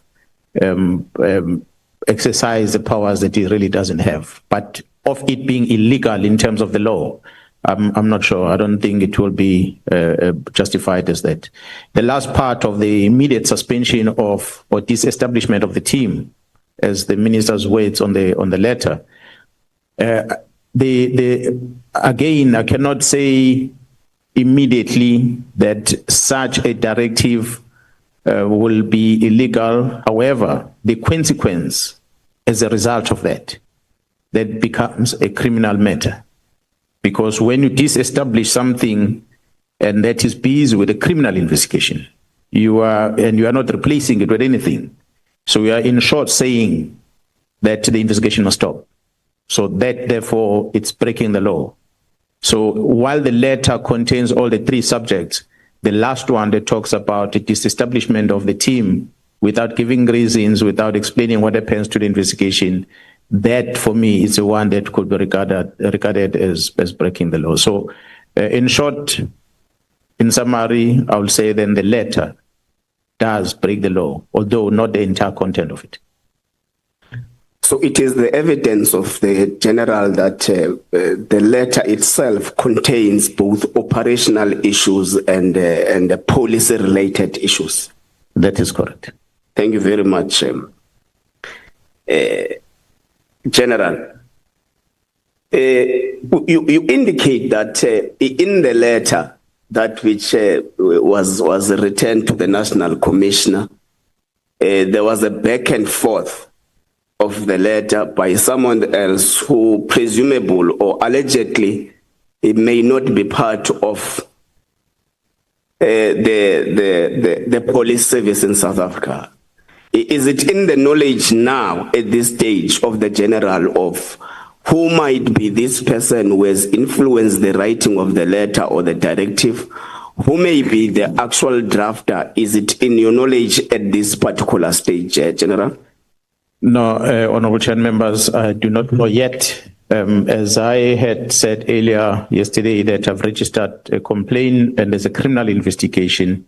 I'm told that the criminal investigation is in advanced stage and the part of what they're investigating is exactly that, checking the communication between the minister and the chief of staff through WhatsApps, through emails, through everything to trace that letter. Where did it originate from? So I guess that matter will be ventilated in court. I don't have the details now. Thank you, General. Without ventilating into the merits of that investigation, does the General think that this might be a person very close or linked to the Minister of Police? I would like to believe that it is a person linked with the Minister of Police. And a matter of fact, it is my belief that is a person within the South African Police Service. Thank you, General. In the WhatsApp messages that some of them have been part of the attachments here in the volumes of the documentation that was given to us, you mentioned that you have written a WhatsApp text to the Minister of Police, humbly requesting that a meeting be facilitated with the National Commissioner and other top brass of the police service. But part of what is contained in the message that you sent to the minister is that can there be an invitation, can the invitation be extended to Mr. Brown Mkhwanazi, who is not part of the police service?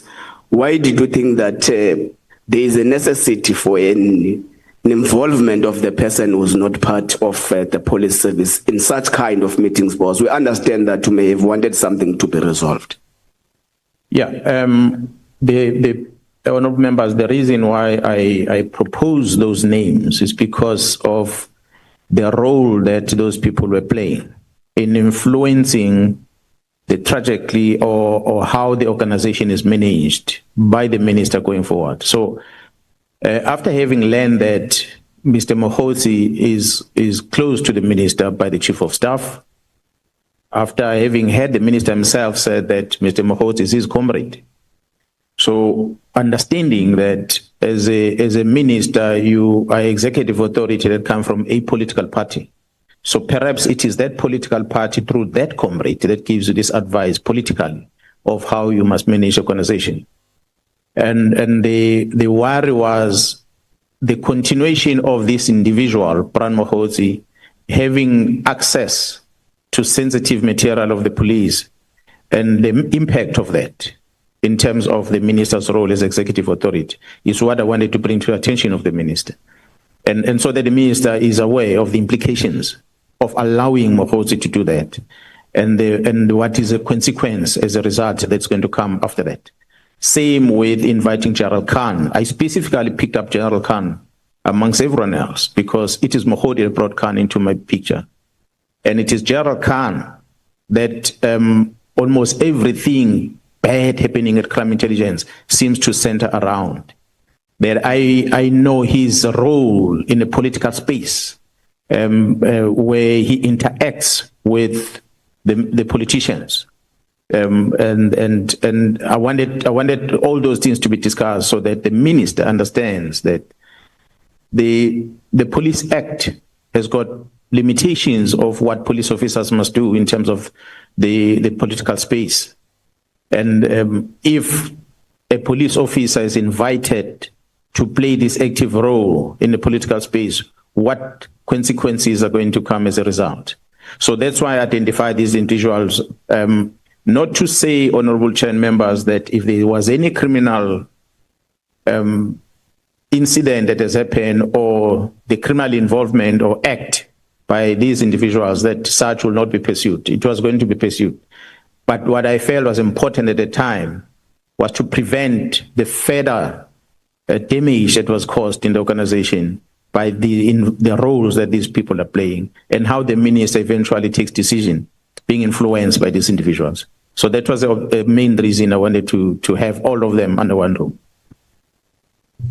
Okay, in one of the trail of WhatsApp messages, you do make an indication that this directive affect me and my family. Are you safe? Is your family threatened and your loved ones are they? Do you feel that there is enough protection in terms of the fracas that is going on in the country? Honorable Chair and members, the safety of my family is a responsibility of police officers around the country. I said in the public before that I've got family members in majority of these provinces of South Africa. And to guarantee their safety, it's up to the men and women in blue out there to provide security. I don't have money, Honorable Chair and members, to hire bodyguards for my family members. It's impossible. I cannot do that. So their safety can only be guaranteed by men and women in blue that are out there that's supposed to be protect everyone else. So I might believe that their safety is equal to the safety of every citizen. Their vulnerability in terms of crime applies to the rest of the citizens of this country. So they are not different to anyone else. There's no special provisions for them, and I cannot guarantee whether they are safe or not safe. They are immediate family members to me. They are extended family members on me, and then there are other people that we became close to over time that are all over. So I cannot give a 100% guarantee about their safety. It is what I'm trying to fight for, that the South African Police Service must be allowed to make sure that we protect the citizens, including my family members. In general, let's move to IDEC prosecution, judiciary and correctional services. And I will plead with you once more that where a necessity arises for you to mention a particular name, please feel free to do that. You say IDEC, the Investigative Directorate Against Corruption, is divided into two sections. And you refer to one of the sections as a rogue section. Maybe if you can take the committee through, how did you arrive at the conclusion that IDEC is divided into two? And who are the prominent members of this rogue section in IDEC? And Chair, I'm also asking this because I'm Chair of Justice, so it's very important for our work as well. Honorable Chair and members, the entity within the NPA that is responsible for investigating corruption in the country, which was recently established, I say this divided into two sections. I made an example yesterday and I invited the members to do the profile of an arresting officer of the members of crime intelligence. You're going to know that he's an ex-crime intelligence member. And when you look at what IDEC is supposed to deal with, then you ask yourself whether does this investigating officer, Mr. Padayache, fits the profile of being appointed at IDEC to first place. Whether does he have qualifications, skills, and everything to do with investigation to deal with such sensitive cases that the legislature was intended to be done by IDEC. That's a point of departure. that you're going to see that it's people that will just move. That's the first thing. Secondly, you look at the number of cases that are within IPIT, or they were within IPIT when Mr. Sissoko was still the boss, head of investigation at IPIT. And how many of those case dockets were moved from IPIT to IDEC? And what was the reason for such movement?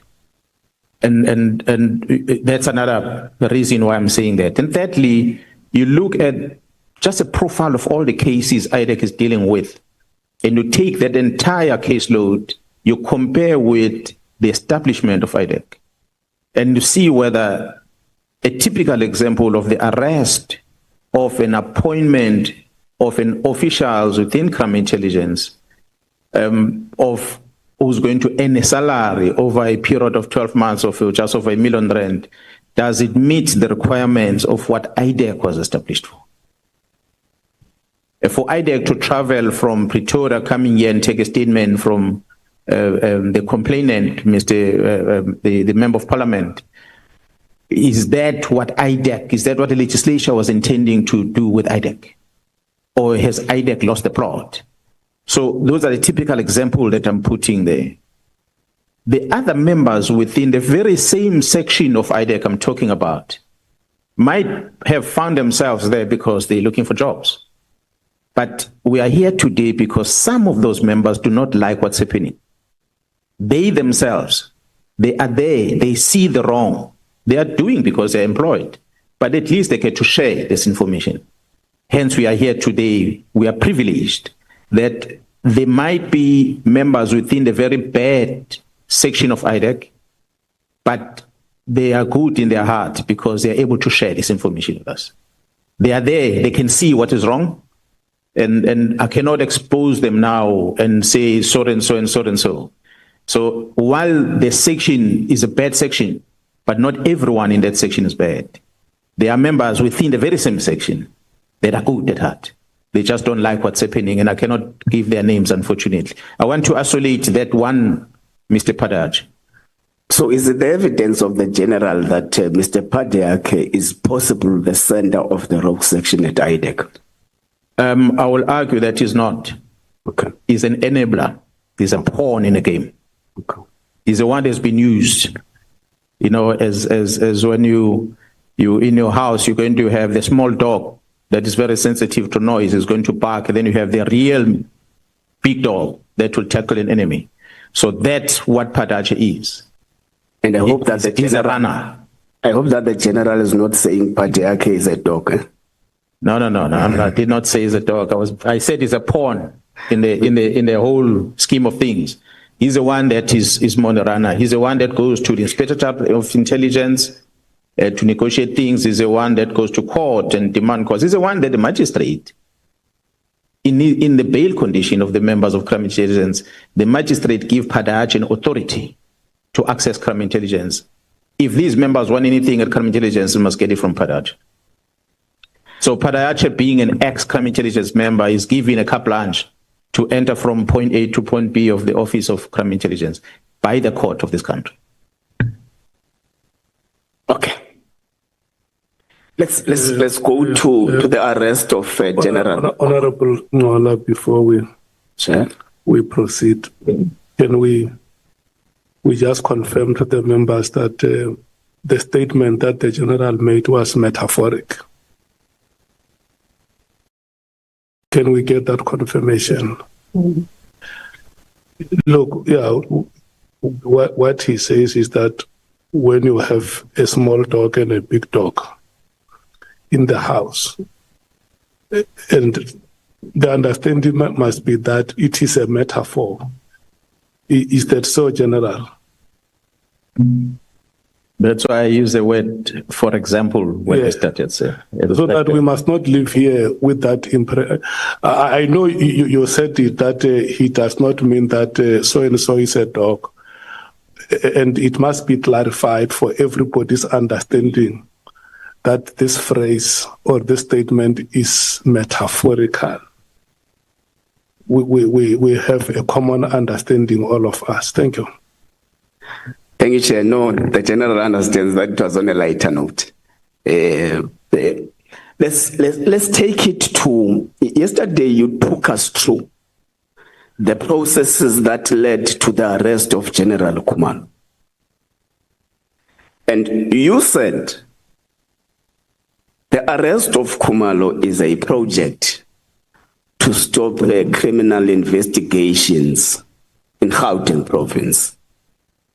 Can you give the committee and the people of South Africa the nature of this project and who possible names that are at the center or are leading this project or are part of this project? Honorable Chair and members, I did indicate yesterday that it's a sensitive project that is within the intelligence. Okay. I cannot elaborate much on what's happening. Safe to say that it being regarded as Gauteng counterintelligence operation, it will involve the intelligence community of the country. As therefore, although there is an investigation, criminal investigation that end up in court, but in terms of the extent of the risk that the investigation is involved with, and the targets that have been identified through that investigation, I'm not in a liberty to talk about it because one, I'm not necessarily part of it. I got to know about it by default because of the counter that has been happening in order to stop that investigation. So that's why I became aware, but I'm not in a liberty to talk about it in this platform. Honorable Chair and members, it's going to be important to understand that I said earlier that General Khumalo and the team are facing attacks on two sides. One attack is in relation to the investigation that's happening in Gauteng, which is mainly drugs that are operating. And that affects the people that are closer to the senior investigators in the South African Police Service, because when cases are open, they expect police officers to take those cases and make sure that they are not investigated further. That is on one side. And on the other side, which I think is more critical one, is that the arrest is affected because of the fight back by members within crime intelligence who are against the reforms that are introduced at crime intelligence. So they want to take control of a crime intelligence. So it's in those two bases that you're having criminal issues on one side in Johannesburg, but you also have crime intelligence fight for these members to have control over these resources. That's what, in the main, I believe, that leads into this arrest. That's why you're going to see the court coming up with a court order that says you are accused of being part of the panel to appoint one person who applied for the post in the police. You facilitated that appointment, which you didn't necessarily appoint yourself. You were just facilitating on behalf of the National Commissioner, and you made recommendations, but you get arrested for that, for being part of facilitation of that process.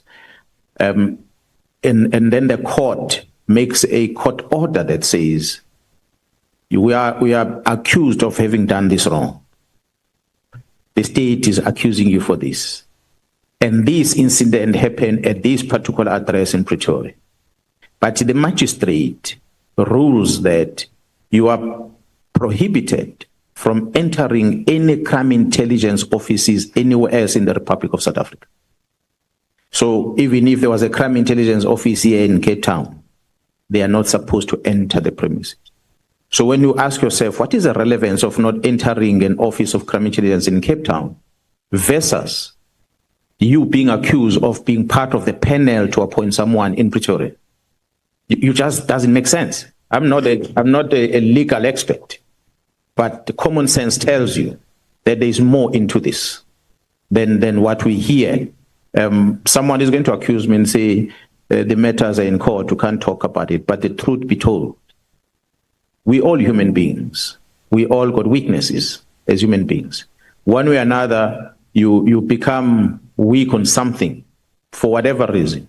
So I believe in this case, that bail condition that was granted was not coincidental, was not just a mistake, was a calculated move. Thank you, General. Chair, I think the issue relating to the project on General Khumalo and the disruptions of the reforms in crime intelligence, we can leave them for now. I'm judging from how the General is answering. Can leave them for now for that later maybe in camera a meeting. General, you since the 6th of July 2025. You kept on using criminal syndicates, drug cartels, interchangeable. And later when you went to testify even in the commission, you spoke about a big five. Do you perhaps feel comfortable to share who are these big five that you keep on referring to? I don't want us to use code names. If it's possible that you can share with us and the people of South Africa that who are these people who are part of the big five who are actually running drug cartels in the country and possibly controlling some of the institutions of government. Honorable Chair and members, I'm not sure whether the members have the statement that should have annexed on this statement, which is a statement that I presented before the Madlanga Commission. If I were to invite the members, maybe I think it's attached NSM3, if I'm not mistaken.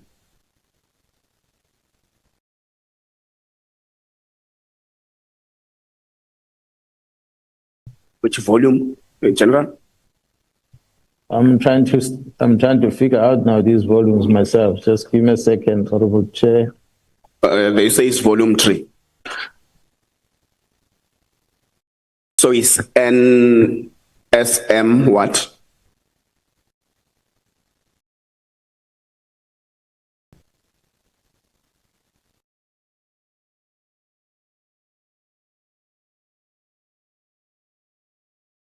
Did you get the page?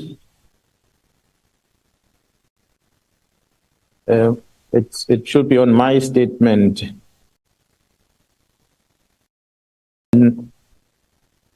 But on which volume is it? So it's volume 3. Volume 3 or 3.1. What is the page number? Evidence leader. Page number.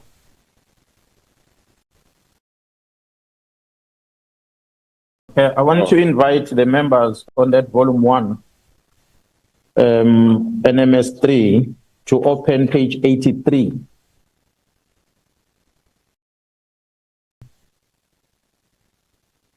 Page 83.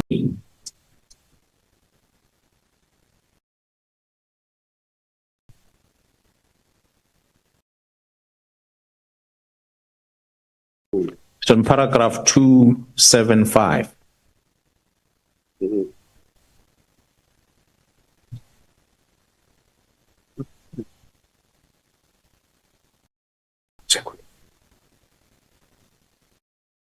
Okay, you can proceed, General. Okay, honorable members, Chair, to answer the question of the honorable member, I think it's important to look at that sketch that we put in the statement. You are asking who are these big fives. We can only talk about the big five of those that are already arrested and they are in court. Those that have not been arrested, unfortunately, we're not in a liberty to talk about them. You will see that the big five on this graph are those that are marked with red on that picture on the left. So that whole group, the only names that we are making it visible here are the two names. And that's a name of a Vusmus Matlala, who's known as Cat, as well as Katiso Molefe. Both individuals have been to court and I think you are privy to the court processes related to their cases. We have the other three that we did not reflect here. They are known. Their names are known. I must say, Honorable Chair and members, these are tenderpreneurs. These are the people that the government has been awarding tenders to. They are quite big financially. They are part of this whole lot. We did not put their names because we did not want to implicate people before they appear before court, except the others. The place that we feel comfortable to talk about it, we name the names, and the others that we're not comfortable with, we did not put the names. That's fine, General. That's accepted. You say there is an involvement of the judiciary in all this fracas. But in that process, you mentioned only one fellow magistrate, Nhlanhla. Are there any other magistrates or judges? Because when you say the judiciary, we include the two. Any other magistrates or judges that are suspected to be aiding this alleged criminal syndicate? And in respect of Magistrate Nhlanhla, what is her links in the entire syndicate? Honorable members, again, I don't want to go deeper into the status of the investigation, who's who in this whole puzzle. Therefore, I'm not even talking about the names of people that are part of the criminal activities. I said when I addressed that they are presiding officers, which are members of the judiciary, that are participating in these illegal activities. And it's not one and not two. And I confine myself to this criminal investigation. That's why I made a reference to those that are in Gauteng province. So I'm not going to call them by names. The magistrate that you are talking about, although I did not call him by name, I mentioned the magistrate because he's presiding over the matter that is in court already, has got to do with the arrest of his members and the bail condition that was granted. So it's that which I'm only highlighting, that you have a magistrate that sits and listens to what the state is asking for, and then the magistrate comes up with his own rules, his own rulings, contrary to what the state has asked for, and more stringent things. Then you ask yourself a question: but why? Why do you have to go to this extent, magistrate? And these are the questions that, when things like this happen, it makes us to go deeper to try and establish exactly what then is the role of this individual in this whole investigation that you are busy with. So I have not called his name and have not called any presiding officer's name. And those details will be made visible by the team if they're so willing, but it cannot be done in the open meeting.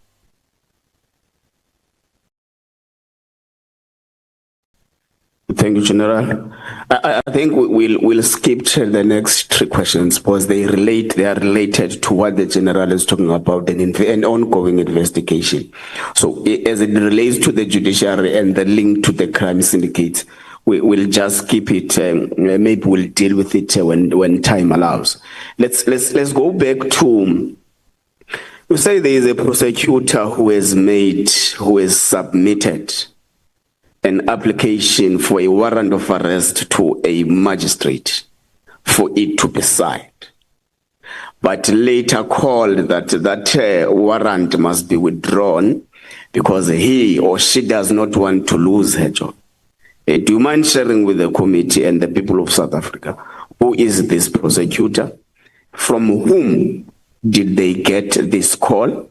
Who apparently is this powerful person who might be aiding some of the wrong things within the criminal justice system? And you'll forgive me, General. I said that some of the questions I'm asking because I'm the chair of justice, so they are part of the mandate that we've been given. Yeah, I'm going to invite Honorable Chair. There are quite a lot of information that might need to be revealed by the team that is busy with investigation that experienced that, because I received the report. I said on my statement when I started that the information I'm presenting before the ad hoc committee is information that I saw on my own eyes, information that I was authorized to have access to, and information that was shared to me by my colleagues as they are working.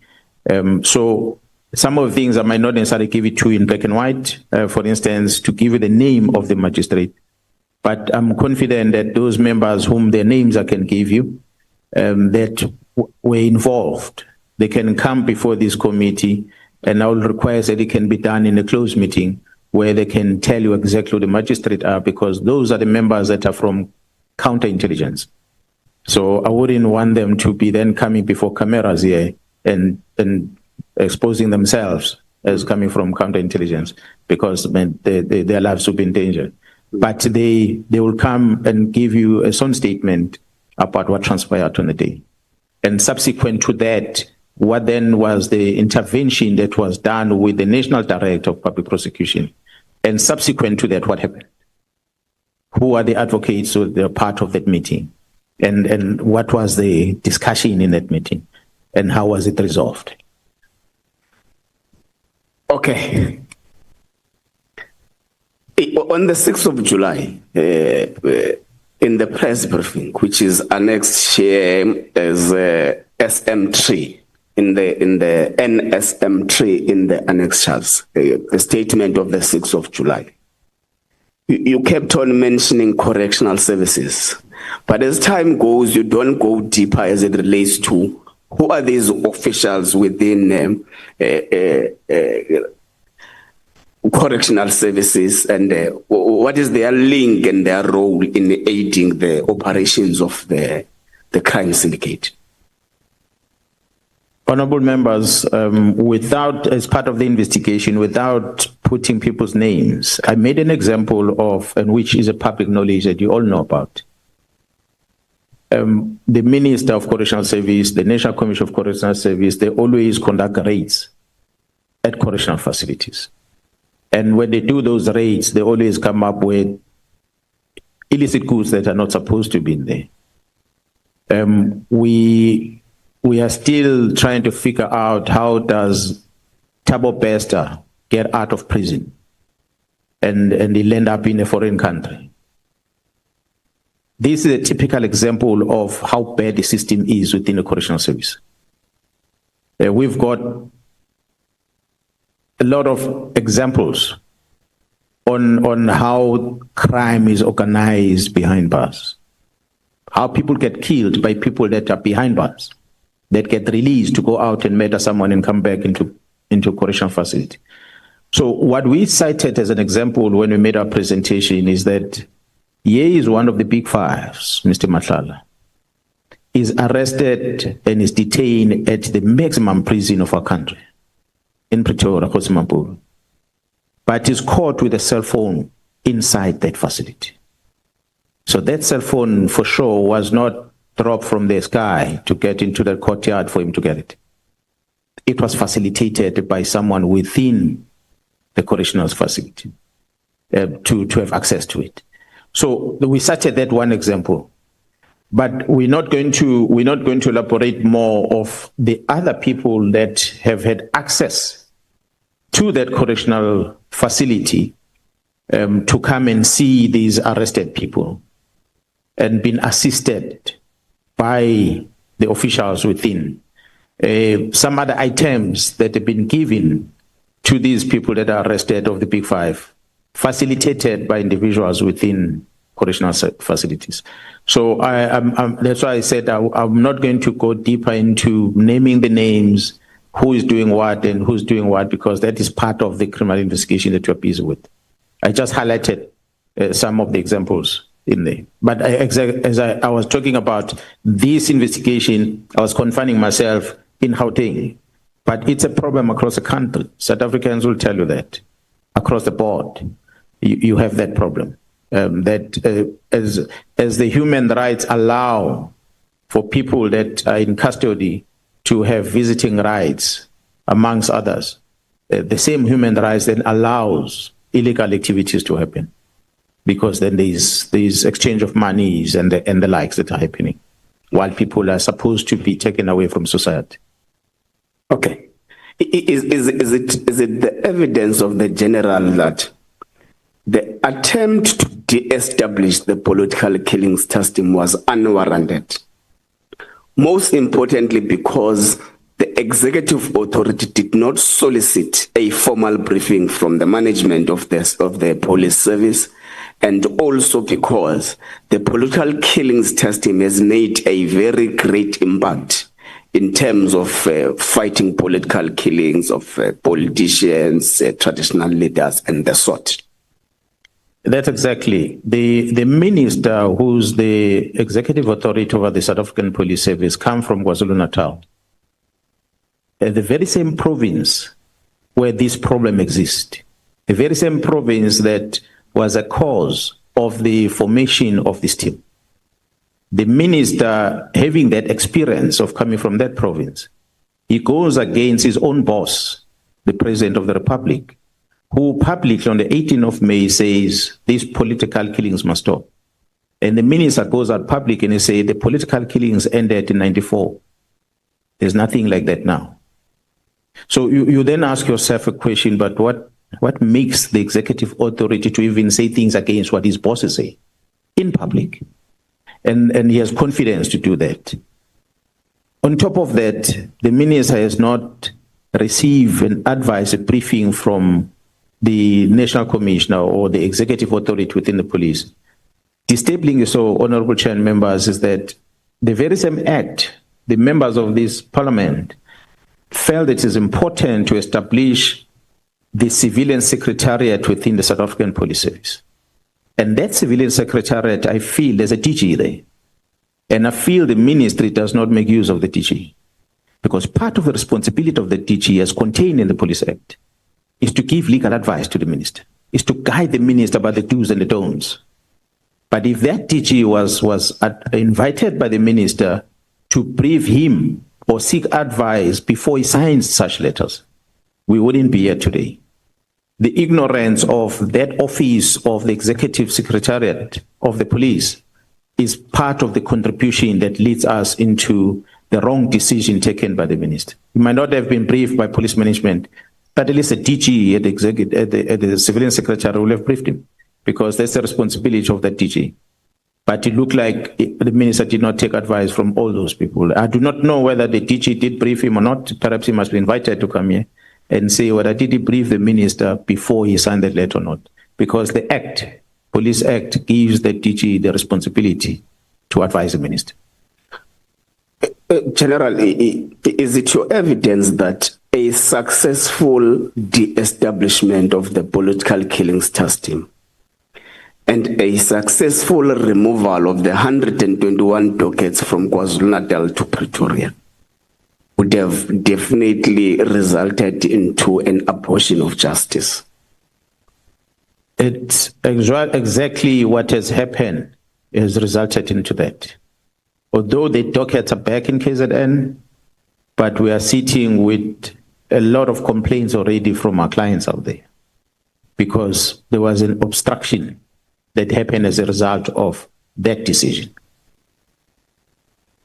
General, thank you very much. No further questions, Your Worship.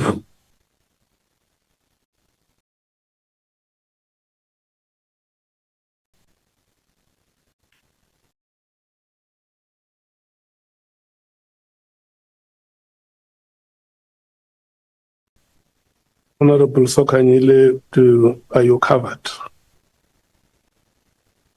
Okay, you can go ahead. Thank you very much, Chairperson. Let me greet you, the honourable members, and the invitees. Good morning, General. General, when we talk about the PKTT, you're saying that it was very much successful. Then the PKTT was established. But before that, the president, when he visited Mr. Msawenkosi Mchunu, visiting that family because Msawenkosi Mchunu was assassinated, then he saw that political killings have escalated. Then he formed the interministerial committee. Then you have the interministerial committee that is there formed by the president, who established the PKTT, having the interministerial committee and the national commissioner. I'll tell you why after you have answered me. If you can just give me an answer. Who established that PKTT? Is the National Commissioner. So the PKTT was established by the National Commissioner, then the Cabinet. It introduced the Interministerial Committee. Then, so its disbandment, it should have been done by the National Commissioner, not by the minister, because the minister had no jurisdiction. Because to me, that interministerial committee was chaired by the Minister of SAPS. And that ministerial committee played an oversight role to the PKTT. If it played an oversight role, then there was a directive that should come to the IMC saying that you can stop here. Don't do that after having those meetings, even though you have said that they were not meeting frequently, even though they had to meet if there was something urgent. Then can you give me, do the interministerial committee give directives, or was it allowed, or the directives that were coming through the National Commissioner to the PKTT? That is correct. The National Commission one will give directive what needs to be done. Then, in the meetings now, if the IMC is having a meeting, then it will be surely it will be the National Commissioner who will bring a report and who will go out and communicate. So in other words, it means that the Minister of SAPS, even though he was chairing the IMC, had no jurisdiction to talk to the PKTT. That is correct. The ministers can engage just about everyone they want to engage with. They can talk to every member. However, when they take strategic decision of this nature, it has to follow the chain of command first, and secondly, it has to be decisions that are within their delegation of authority. I must indicate, Honourable Chair and Honourable Members, that the Minister of Police at the time when this IMC was functioning well, there was Gerald Cele. Gerald Cele is an ex-police commissioner. Gerald Cele, I'm sure everyone knows, is a very active person that wants to get involved with a lot of things, and most of them end up being operational. it is Gerald Cele to have expected to have done something like this because of his energy that he has in terms of policing. But he did not. He still respected the National Commission. So each time he'll come to the province, and even he happens to be in KZN and he wants a briefing of something, he will not phone an investigator and say, come and tell me about what's happening somewhere there. He will phone one of us, either the National Commission, myself. He always tell me when he's in the province, as well as the person who was running the project, Gerald Khumalo. He was always engaging in that line. I mean, sometimes he'll come with the National Commissioner. They will have meetings, even if I'm not there. But he always engaged in that fashion, even if he does it outside the IMC. But he always followed that chain of command. So I do not know, maybe he was privileged to understand because he was a police commissioner to understand the chain of command that maybe Mr. Mchunu did not understand. But that's just an example of how we were operating all the time without problems. And I'm sure even if there was a time for such a disestablishment of this team during that time, perhaps Gerald Cele would have taken it through the IMC to say, we started this, it's gone this far, we don't see much of this thing happening anymore. Let's approach the president and disestablish this the responsibility that was given to us by the president, and I'm sure they will have done it in a correct channel. Yeah. Then you are having provincial commissioners under the national commissioner. Then yourself, you had to report to the national commissioner about how the PKTT was working. And even going to Gauteng, where you sent, you didn't ask any advice, any permission from the IMC. Police were sent because of the agreement from the National Commissioner and yourselves when the Provincial Commissioner of Gauteng wanted to be assisted. That's correct. When there was a call for the members to be assisted, it only had to end with the National Commission because it was an operational thing. Then in yourself, the role of the IMC,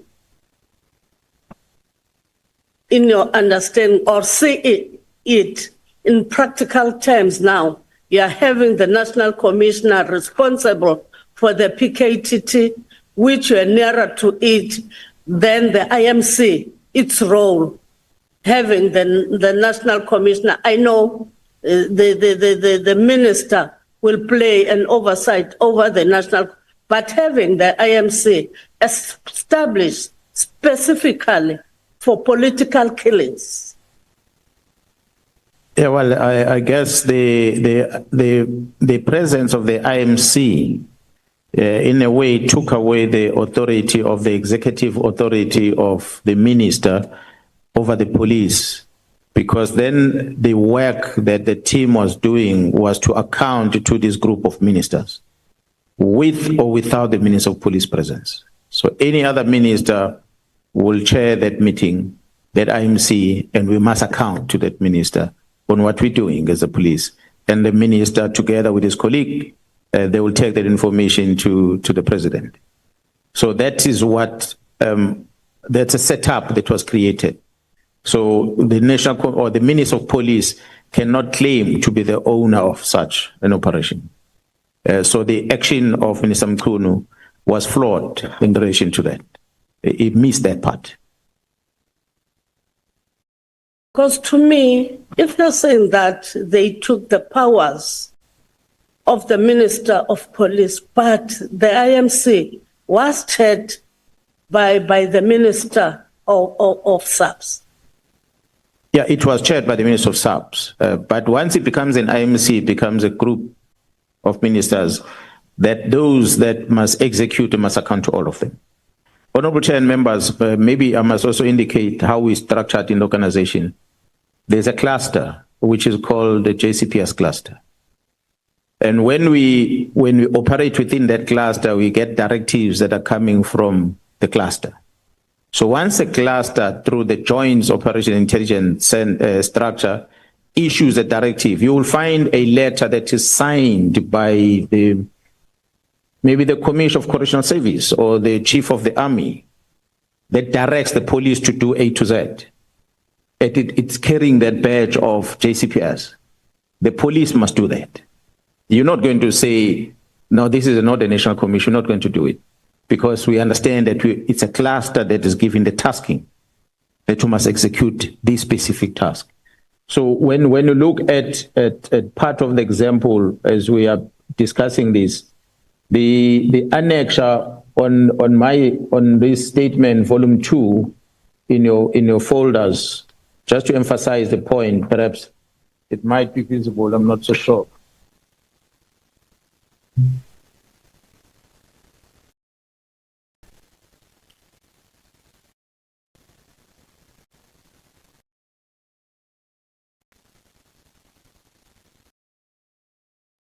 No, it's not visible. The presentation that is sitting on this, I think it was extracted, and there's some pictures that I wanted the members to see, which are not visible on this presentation. But the presentation that we were giving all the time as we summarize the work of the team on NSM4 on page 32. That presentation is for the one of portfolio committee, my mistake. I will find the one perhaps in some of the example of the presentation we'll give to the IMC. Every time we give the presentation to IMC, we're going to put the coat of arms, then we're going to put the national flag as on top of the presentation. That is an indication that the presentation is not for the SAPS, but the presentation is for the cluster. So when you see in the cluster working arrangement, the presentation made, it does not reflect one department. It covers all the departments. You sometimes going to find the SSA badge in the defense badge in there, and many other departments that are involved, NPA and so forth. That's what you're going to find all the time. So once you see that, then you get to know that this is not one department's project, but it's a combination. We've been doing those type of presentation all the time, and that's how we structure it. If we do the police thing alone, we put a police badge. So that gives an indication, where does this one belong? So I guess if the minister had been privy to that, had called for a presentation, we were going to give him a presentation that has got multiple badges in it. And that was going to be a signal to him that this is not SAPS thing alone, it's for the collective. So he will have gone back to his colleagues to discuss the disestablishment. Having the IMC and the Minister of SAPS chairing that IMC, playing an oversight role to the PKTT through the National Commissioner. So you're saying that he shouldn't have given a directive to the National Commissioner to say that disestablish this PKTT. You're saying that he was not supposed to do that, even though you know that he's playing an oversight role through that IMC, his sheriff, so that he reports to the IMC. That's correct, Honorable Chair and members. I think I found what I wanted to make an example on. If you go to volume 3 of the annex on your folders, and you check Annex MK5, under NSM3, on the volume 3, written 3.1 on the next page 151. And then it starts from there and it runs to there are quite a number of pages of this presentation. I think ends at 170. So if you look at that presentation, you'll see that there is a badge of the South African Police Service as well as the badge of the NPA. That's what I was talking about earlier. So that the moment you have a presentation that is going to have more than one badge, then you must know this doesn't belong to one entity. It's a combination. So that this is a typical example of how we present. Then the last question that I asked, this one of the minister doing an oversight role and the interministerial committee playing an oversight role over the PKTT, then they decide, the ministers decide to disestablish the PKTT, gives that directive to the National Commissioner. Are you saying that he was not supposed to do that, even though he's playing an oversight role? I know you have said that the PKTT is the decision of the National Commissioner. Then now the minister comes in and says, no, we should stop with the PKTT, as he's playing an oversight role. He was not supposed to do that. That is correct, honourable member, honourable chair and honourable members. I did indicate on that NSM3 on my statement that I deposed at the commission, that the PKTT was just but one of the task teams that we had in the South African Police Service. And for the minister to choose only one team, and it decides that that team does not add any value in the policing in the country, was questionable right at the onset. So if the minister is honest, he should come here and explain why did he choose only this one. Doing his oversight as an executive authority over the South African Police Service, was he aware of the rest of the task team that existed? And if so, how did he get to know? Did he receive any presentations about each one of them? Did he assess the budget that was used by each one of them and how they're operating each one of them?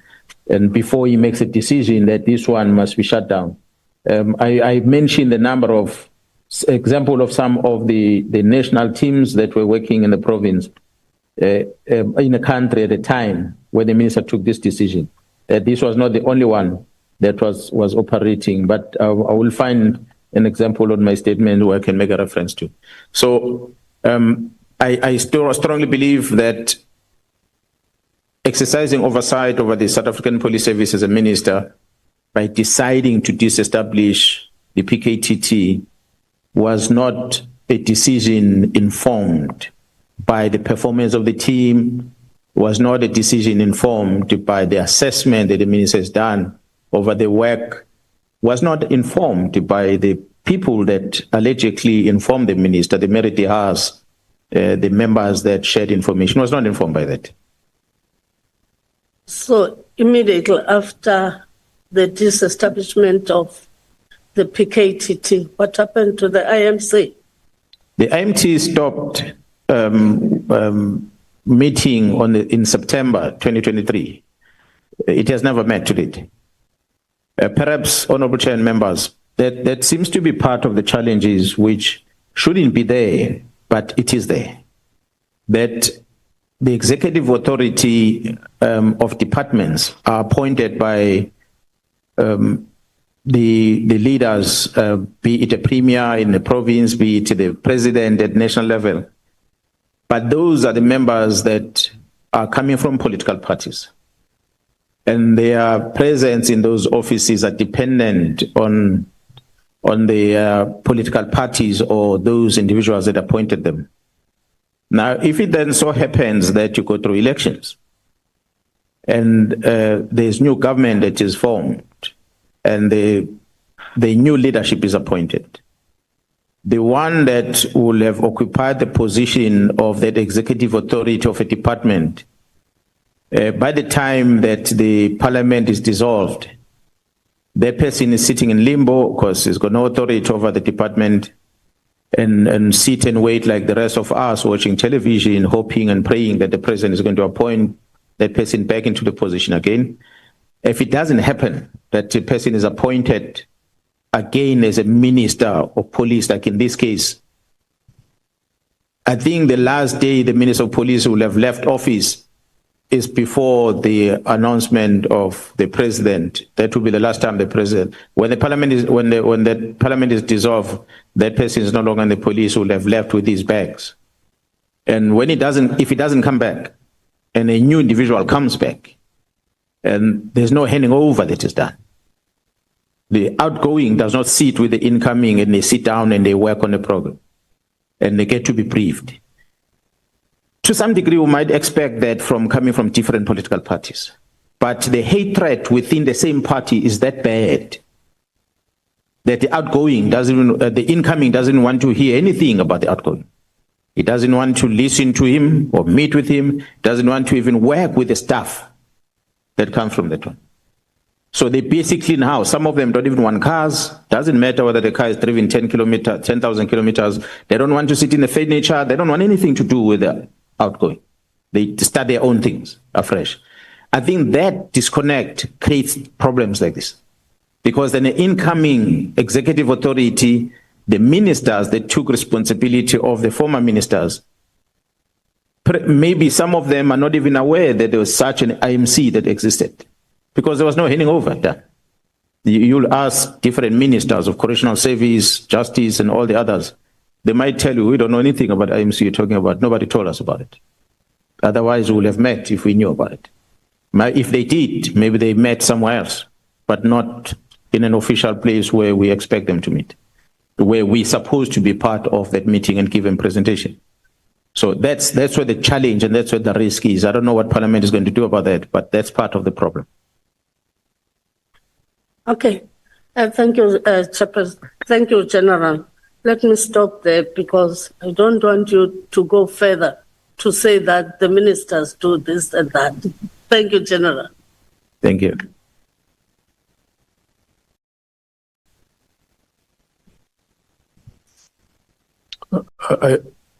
Can I ascertain something with you? Are you stopping or are you saying my questions are ending here? For now, they are ending here. Okay. When you give me, I'm an alternate. You know the alternate, Chair. No, it's not how we agreed. It's not how we agreed. Yeah. If you have exhausted your questions, we pass.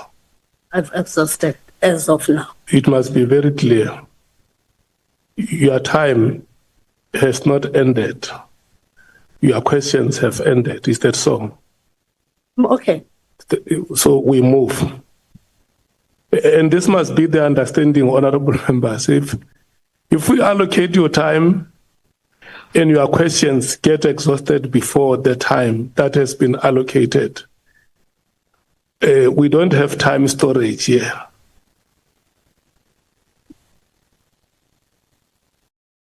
Yes, that's how we must understand it. So that somebody must not come back and say, I have invested time with you, Chairperson, and can I now get my investments?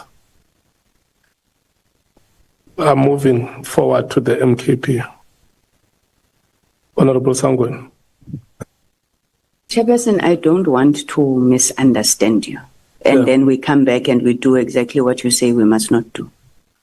Can we at this point... But on a point of order, Chair. She's not going to behave like that.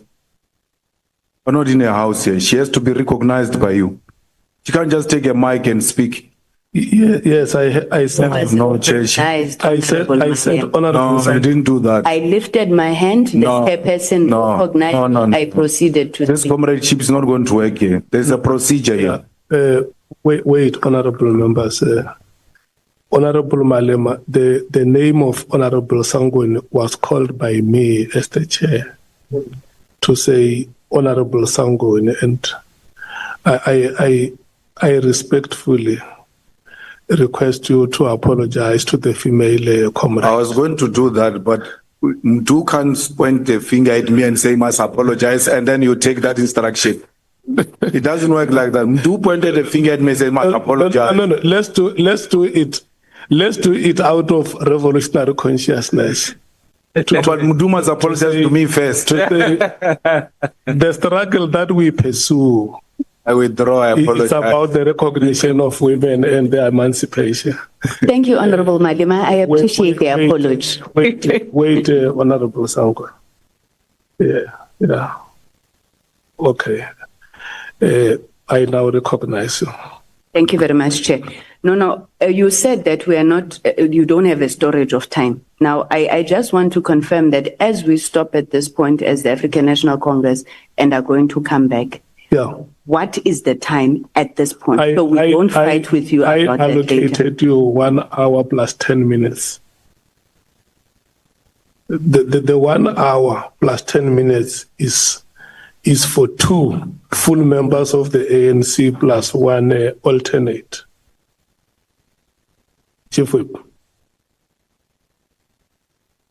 No, Chair, I think we would like to help you, because earlier on when you were explaining the allocation of time, I even whispered to some of my colleagues that no, he's making a mistake. This is how we understand the time allocation. The ANC has got 2 hours, 10 minutes. Yeah. Each one of us, except one of my colleagues has got 30 minutes. What has happened now, in our understanding, is that one member that qualifies for 30 minutes and one member that qualifies for 10 minutes have participated in the discussion. And what we thought you are going to then say is that on the basis of the 30 minutes plus 10 minutes of the ANC that were supposed to be utilized by the 2 members, this is where we currently stand in terms of the time allocated to the African National Congress. But when you say you are allocating now 3 speakers to the ANC, because when you say it's 1 hour and 10 minutes, you are effectively telling the ANC that out of your 4 members plus 1, 3 of them, you want them to speak now. And that is not the understanding that we hold. And that is why we want to suggest to you, Chair, that at the moment, let's accept that 30 minutes and 10 minutes of the ANC has been utilized to the extent that the minutes were used. You now proceed to other political parties, but the ANC will have to work out with you. If you don't keep a storage, we keep a storage. How much of the 40 minutes was used by the 2 members, and therefore the balance of which will be addition to the 3 other members of the ANC, including you, who are yet to come back late. Thanks. Okay. The 4 members of the ANC in this committee include me as your chairperson. So on the ground, you have 3 full members. And when I started, I said, I'm allocating you 1 hour plus 10 minutes. And I said, I'm going to split your allocation in 50%. So, and I gave the same example with the MKP to say, they have 1 hour plus 10 minutes. I'm going to give them 40 minutes. So they will have the last 30 minutes in the second round. And so in your case, as the ANC, you have 1 hour now plus 10 minutes in the first round and 1 hour in the second round. So now if for instance, you don't want to use your 30 minutes now, or you are not ready, you make a request to the chair to say, look, we acknowledge that you have allocated us. We humbly request that let's keep that 30 minutes. We will come and use it. We will indicate to you so that the meeting must proceed. Is that your request? Yeah, if there has been a misunderstanding, I'm sorry for that misunderstanding, but I will reasonably accept your request to say, let's now proceed to the MKP. Yes, Chair, please accept our humble request that we defer the remaining time to later. Thanks. And let's make it a practice that any member who wants to make a request like that one, it is acceptable, so that it must not become unjustifiable. Okay. The MKP. Let me say this to you. It's now 10:40. Can I check, are you going to speak, the three of you, in the 40 minutes allocated? Yes, Chair. Okay, you will decide how you allocate the time between yourselves, but your time is 40. Honorable Skosan. Yes. Your time is 40 minutes, yes. Thank you so much. Thank you, Chair, and good morning once again to General Mkhwanazi, the Provincial Commissioner of KwaZulu-Natal. We are blessed to have you say here among us. You know, it reminds me of our president of Umkhonto weSizwe Party when he said, "Abanye bayokhala." I don't want to put it in English. Ngizoyibika njengesizulu, you'll interpret if you have to. Abanye bayokhala. I want to emphasize that once again. Let me start my questions to the General. You know, I've listened vividly yesterday here. Explosive stuff about what is happening in this country. I'm going to ask the General 4 questions, not 2. You know, I think it will be much easier for me to be able to complete as quickly as I can. 1, were you informed by senior police that the president is not happy about the task team drama and wanted clarity? I'm not sure whether that would be from you or from the National Commissioner. Perhaps the General can give us a clarity on that. I just want to find out about the presence of an elected person like Brian Mkhwanazi in a secret service meeting. What is your take on that, General? Number 3, if you remember well, I know this is a national issue of Senzo Meyiwa, that one of your colleague, you know, perhaps it will be proper as well if he's here, one perhaps can pose that question. One accusing that Senzo Meyiwa case was charged and sentenced and given bail committed for murder. Who's magistrate and which law did he apply to give such a criminal a bail? As I said earlier, a disclaimer, perhaps that question would be good as well for the NPA to respond on these matters. Why was General Sibiya promoted to a senior position, even though there was a complaint that he procured a device that hacked phones for private purpose?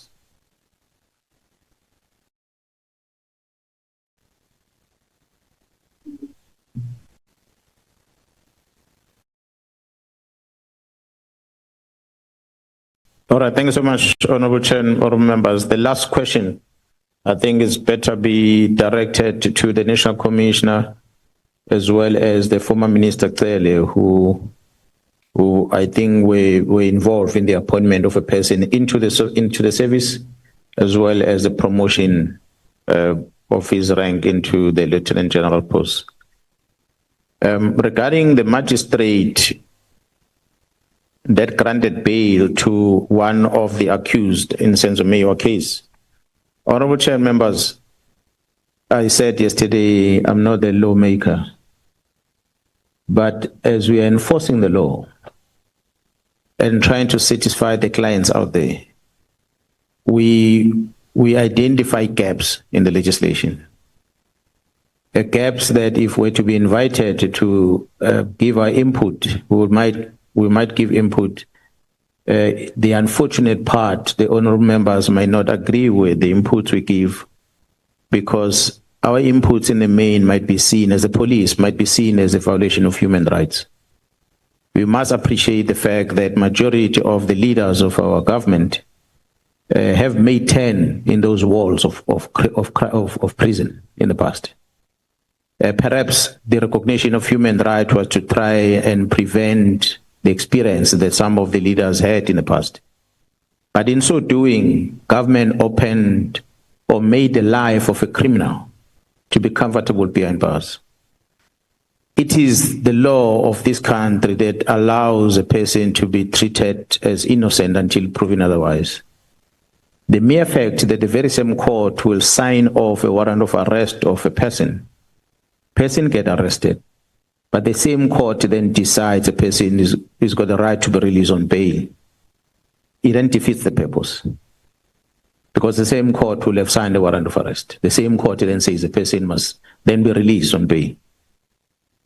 The freedom that are enjoyed by presiding officers to decide on whether to keep a person in custody or not can, to some degree, contribute to more crime that we're experiencing in the country. So when the presiding officer decided to grant a murder suspect more than one bail, he goes out, he commits another murder, he comes back in, he goes out, he commits another murder, he comes back in, it becomes an unending crime scene that you're dealing with. Honorable Chair members, there are many examples. Police officers can give you a list of them. We had one in KZN where a person was found guilty for 12 years, but wholly suspended. He walked out of the prison doors and he called his friend to have a celebration. When they arrive at home to organize celebration, the victims of that crime visited them while they were having the celebration. They killed 8 people. And the South Africans made noise that so many people killed in KZN, but forgetting that this is the community that decided to take the law into their own hands because the system failed them. When a person is found guilty for 12 years for serious crime, but that all the sentences are suspended, it makes you ask yourself a question. If you've lost a person, you've been raped, you will not accept that. But unfortunately, the law protects the very same perpetrator. It is this house that passes the budget for those that committed crime to be fed in prison and live a luxury life at the expense of the taxpayer. So I'm going to leave it there in as far as the magistrate is concerned. We're safe to challenge the legislature to look at the powers given to the magistrates to decide on punishments. Perhaps we might want to employ a different method of deciding on matters of this nature. My take in the presence of Mr. Brown in SAPS meetings, my take in Mr. Brown having access to police matters, presentation of crime intelligence and so forth, it's a violation of the very same security that you want to protect as the police. The safety of the citizen that the Minister of Police is given a responsibility to ensure that is provided to the citizens is violated if we invite people that have got no authority to be part of the security architect of government to play part. So this is the highest infiltration you can think of, well, all the time we've been saying a political party because he had claimed to be a politician. The minister himself claimed to be his comrade. I believe when he says comrade, he means he's a member of his political party. Although surprised of late to learn that actually he's not a member of that political party. So I do not know the word comrade where it came from when the minister said he was a comrade. Because it means the minister invited a person who's got no political standing to even be involved in policing matters.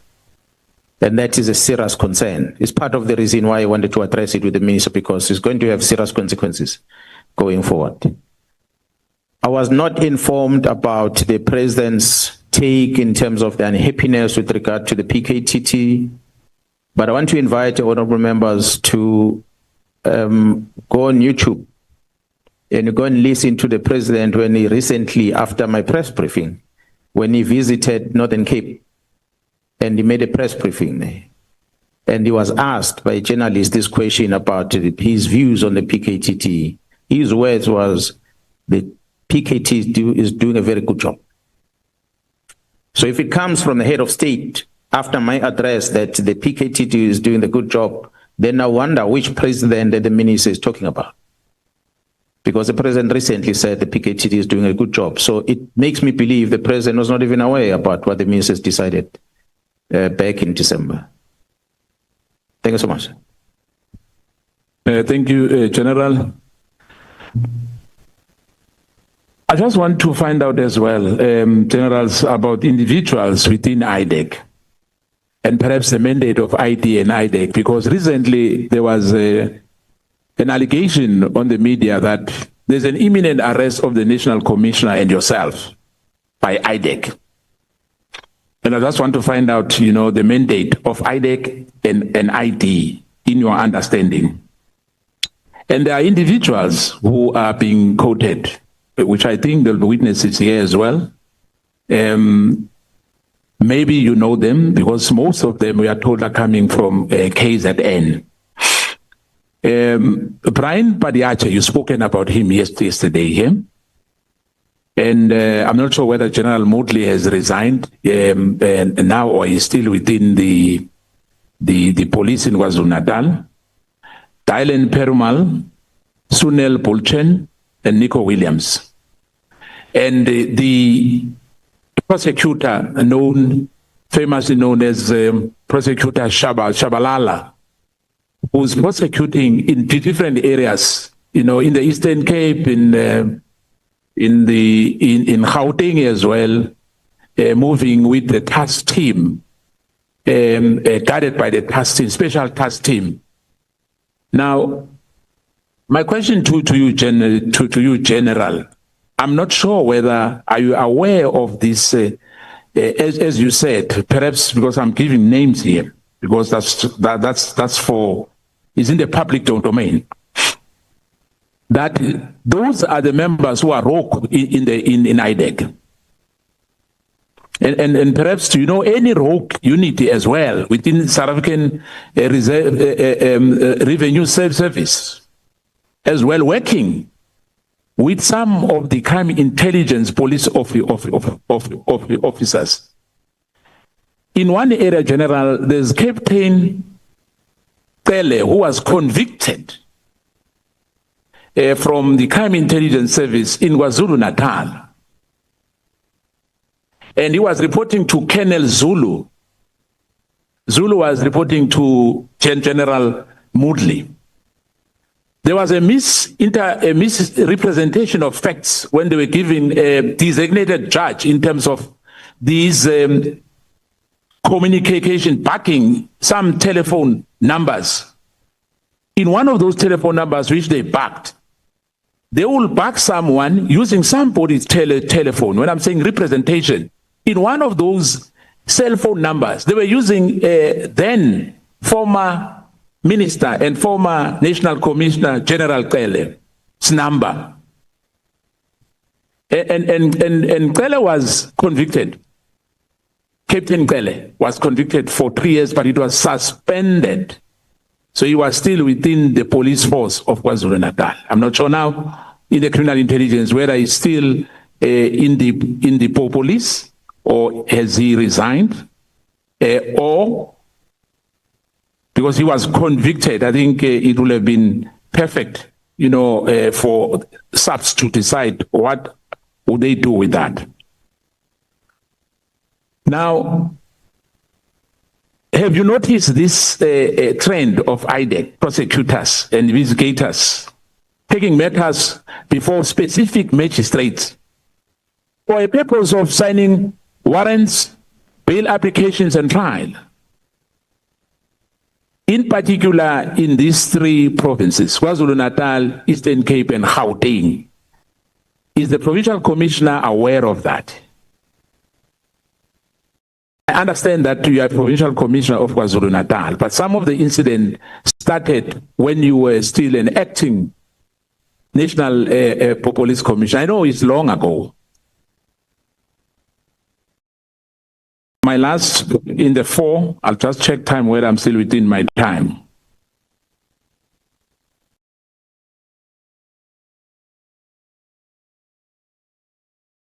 You referred to the Northern Cape when the president was asked about the question of the PTT.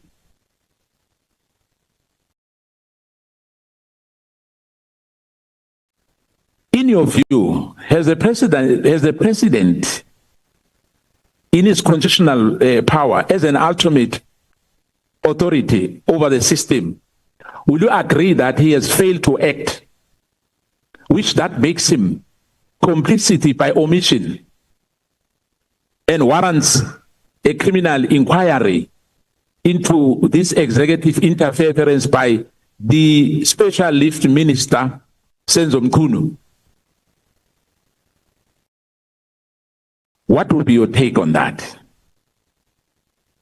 In the light of these revelations that classified briefing were photographed and sent to the civilian close to the minister, should the commander-in-chief, being the president, be held personally answerable for failing to safeguard this national intelligence? Thank you, General. Thank you so much, Honourable Member. I did not necessarily get some of the questions that you were asking, but the last one, where you are seeking my opinion about the present response on the issues that were presented on the 6th of July. I said yesterday, you asked me about police management and how to deal with things in the police. I can answer. But you asked about the management of the country.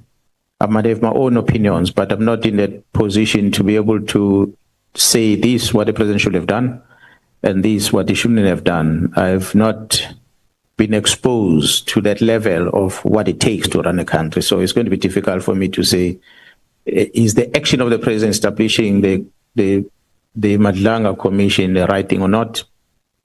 I don't know. Is it the right thing that the parliament is doing, establishing a Shadrack committee or not? I don't know. So I cannot then express my opinion. Yes, I'm a citizen of the country. Chair said yesterday that I've got the right to express my opinion as a citizen of the country that participate in elections. But as an official of government, as a disciplined police officers, the president remains the commander-in-chief. He remains my commander. If I have issues with him, I need to find a way through my commanders to address with him. So in this instance, about the challenges we're facing, I went through the National Commission to try and reach out to the president. Never went to the president directly myself. So that is where, as far as I can go. So I cannot express opinion whether he knew and what did he know and how did he react. That's why I was making a reference to his address in Kimberley, if I'm not mistaken, after my address, where he said to the media that the PKTT is doing a good job in KZN. So they made me believe that he is not necessarily in favor of the decision that was taken by the minister in December last year. I'm told about the advocate of the NPA that works very close in dealing with the cases that are within the IPID, as well as the cases that are within IDEC. But I like to believe that maybe the national director of the prosecution will be invited to come and explain more about the jurisdiction of that prosecutor, whether he's authorized to work like that or not. I cannot talk on behalf of the NPA. Save honorable chair and members to mention that the very same national director of public prosecution went on the national TV where she said there are bad things happening within the NPA. Maybe she did not have the energy or the courage to drop names and tell who is doing what where, but she mentioned that. So perhaps if she comes here, she might want to elaborate that in details.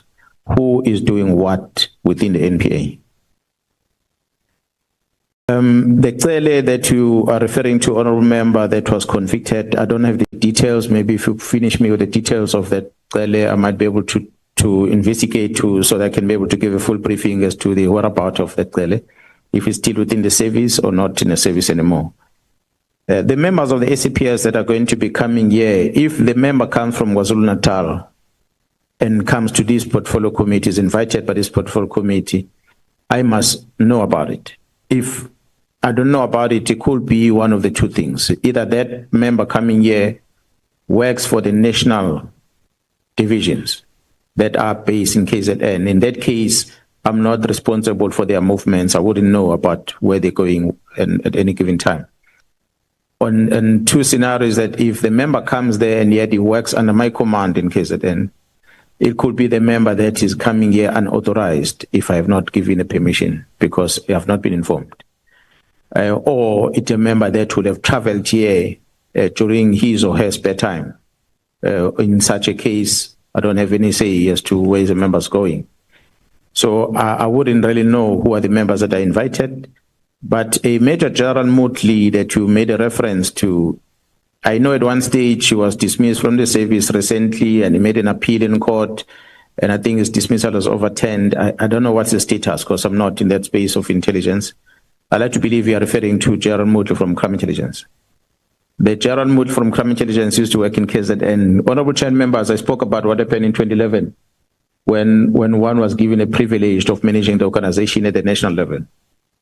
Major General Motley was one of the subjects of investigation where General Khumalo was a brigadier then, responsible for counterintelligence.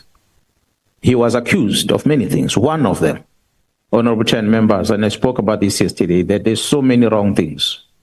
One of the examples I'm going to cite now that you're mentioning the name is that a police officer will own a farm. And in that farm will employ people that are working in the farm. And all those people that are working in the farm, they get registered in the police as agents.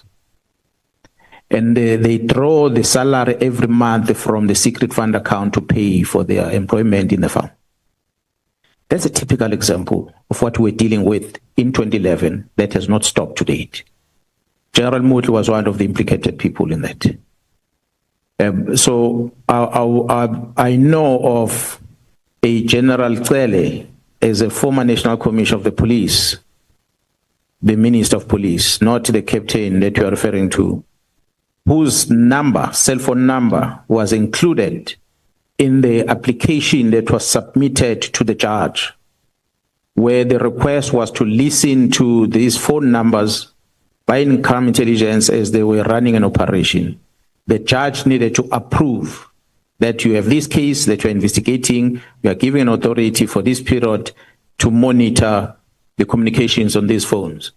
General Cele's number was included by the members of Crime Intelligence, of which the head of the investigation team, where General Khumalo and the team are arrested, was accused of when he was at Crime Intelligence. He was part of the people suspected to be involved with that. And it's part of the things we're trying to clean out at the time at Crime Intelligence. But unfortunately, when the new leadership came in 2012, we were pushed aside. Those things were not finalized. At the time, General Mchunu was suspended by myself. But when I moved out of the position, he was transferred from Durban. He went to work at the head office in Pretoria. And he's been working there ever since.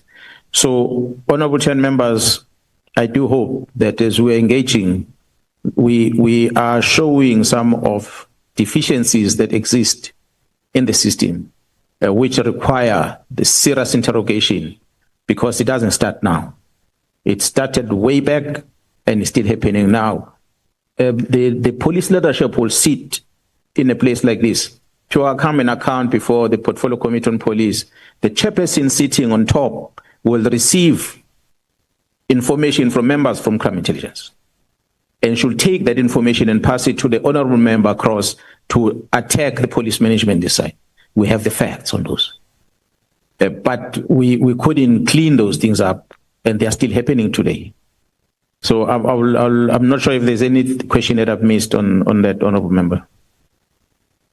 Nope, you haven't missed anything, General. Let me just conclude my last 4.5 minutes by saying I'm happy that the issue as well that Peggy Cele requested a police. I just want to have your take on that. Was investigating serious cases of political killings, which my counterpart will deal with that. be released off his duties to join him in Gauteng and abandon serious cases. Was that the right decision? Was it allowed?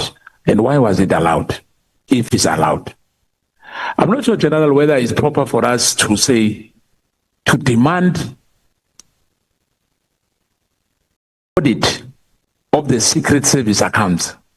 Maybe not in our portfolio committee, perhaps on another portfolio committee of intelligence, but I'm talking about crime intelligence, which I think, I might be wrong, that within us, in the police portfolio committee, that we have to have that. We must demand that, and maybe that our chair is here. But I just want to take, get an advice from you. What would be your take on that? Because yesterday in your presentation was that there's too much power invested in one person, the National Co-Commissioner. Perhaps it will be proper for us to reconfigure the police now. As you said, that the population has grown, there's more challenges in this country. Maybe the provincial commissioners or provinces must have a certain powers to deal with matters of police, which us as lawmakers, I think we have to consider that, your proposal which you've made yesterday. But I supported that when I look at it, and I think it will work wonders. Because as you said now, sitting here, that all the powers are invested in one individual, which might be a risk for the country. And I want to say that on that one, I'm giving you a thumbs up. As Mkhwanazi with Sibiya, I think we spoke about that and said, perhaps we have to lobby other parties to have that done. The other issue, I'm not sure about the cost of taxpayers' money in all these shenanigans which happen, you know, for the disbandment of PKTT, you know, and the issue, which is very concerning, General, that a private company in this country will be guided by the police and our elite police, elite special task team, the Richards Bay terminal. And we are very concerned with that, General. I'm not sure what is your take, because the president is involved with that company, alleged, let me put it like that, alleged involved with the Richards Bay, that has got business interests. And that the team was sent there as well without your knowledge. Now, we know what happened in Marikana. When some of the members, executive members, were directors of Lonmin, were killed. The workers, they were killed. But I'm trying to indicate about the issue of Richards Bay. That why are we having our police guarding a private company's interest? My last one, Chair.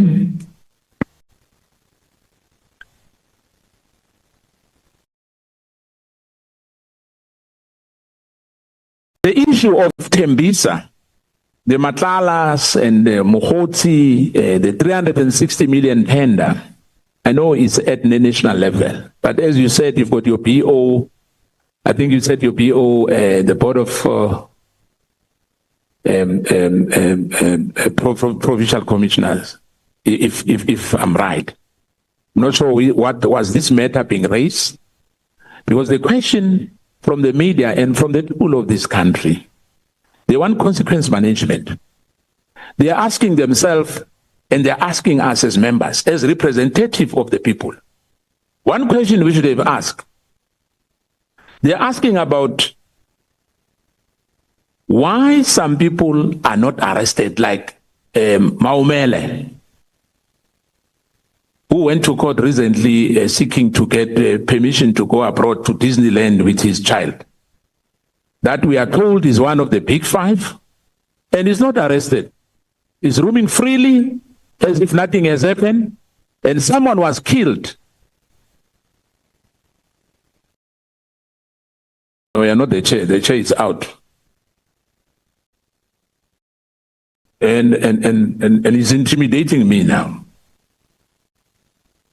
And I just wanted to find that from you, Chair. General, through you, Chair, who's absent. And I think I'll come back at a later stage, because I'm a bit worried that Lieutenant General Khumalo was arrested by this infamous, so-called infamous rogue team from IDEC. You've explained yesterday, and we understood you very well, that there's two divisions within, there's good men and women at IDEC, but there are some of these investigators who retired from South African Police Service. But the funny part, General, I'm not sure whether it's allowed by law. They took dockets to IDEC from the police. They were investigating cases when they were still working in the South African Police Service. They resigned. They went to IDEC. They took dockets to IDEC and harassing people.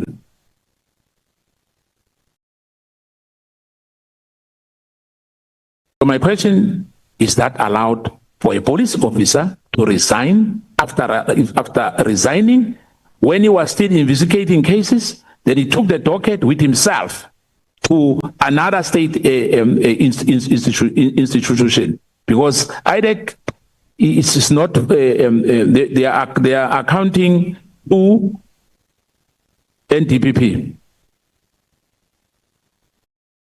Thank you, Chair. Thank you, General.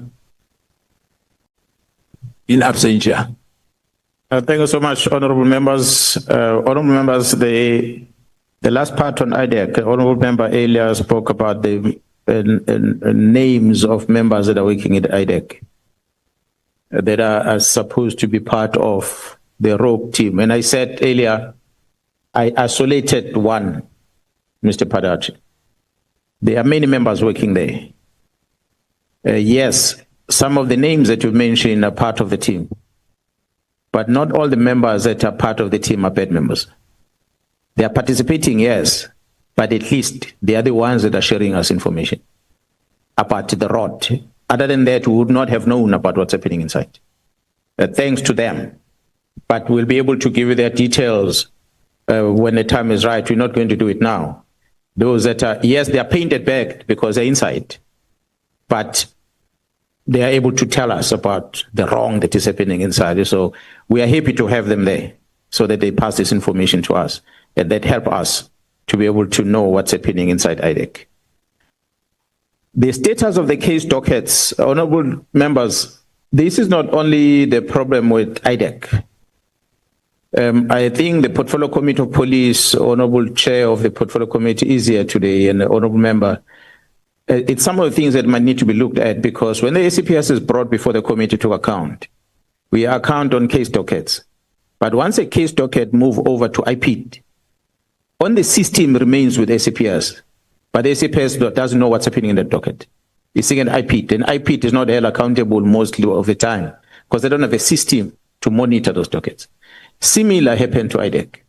IDEC takes the docket away from the police station, and they register a case to the police station, and they take it away and they disappear.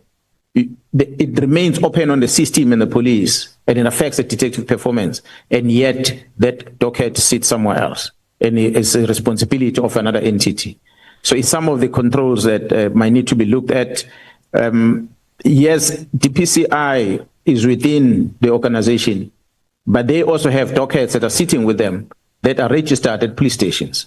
And there's no updating of the information sometimes at the station, but at least with DPCI, they have access into the system, so they update the status of the investigation remotely from wherever they are having the docket with them. similar to the task teams that they're able to do that.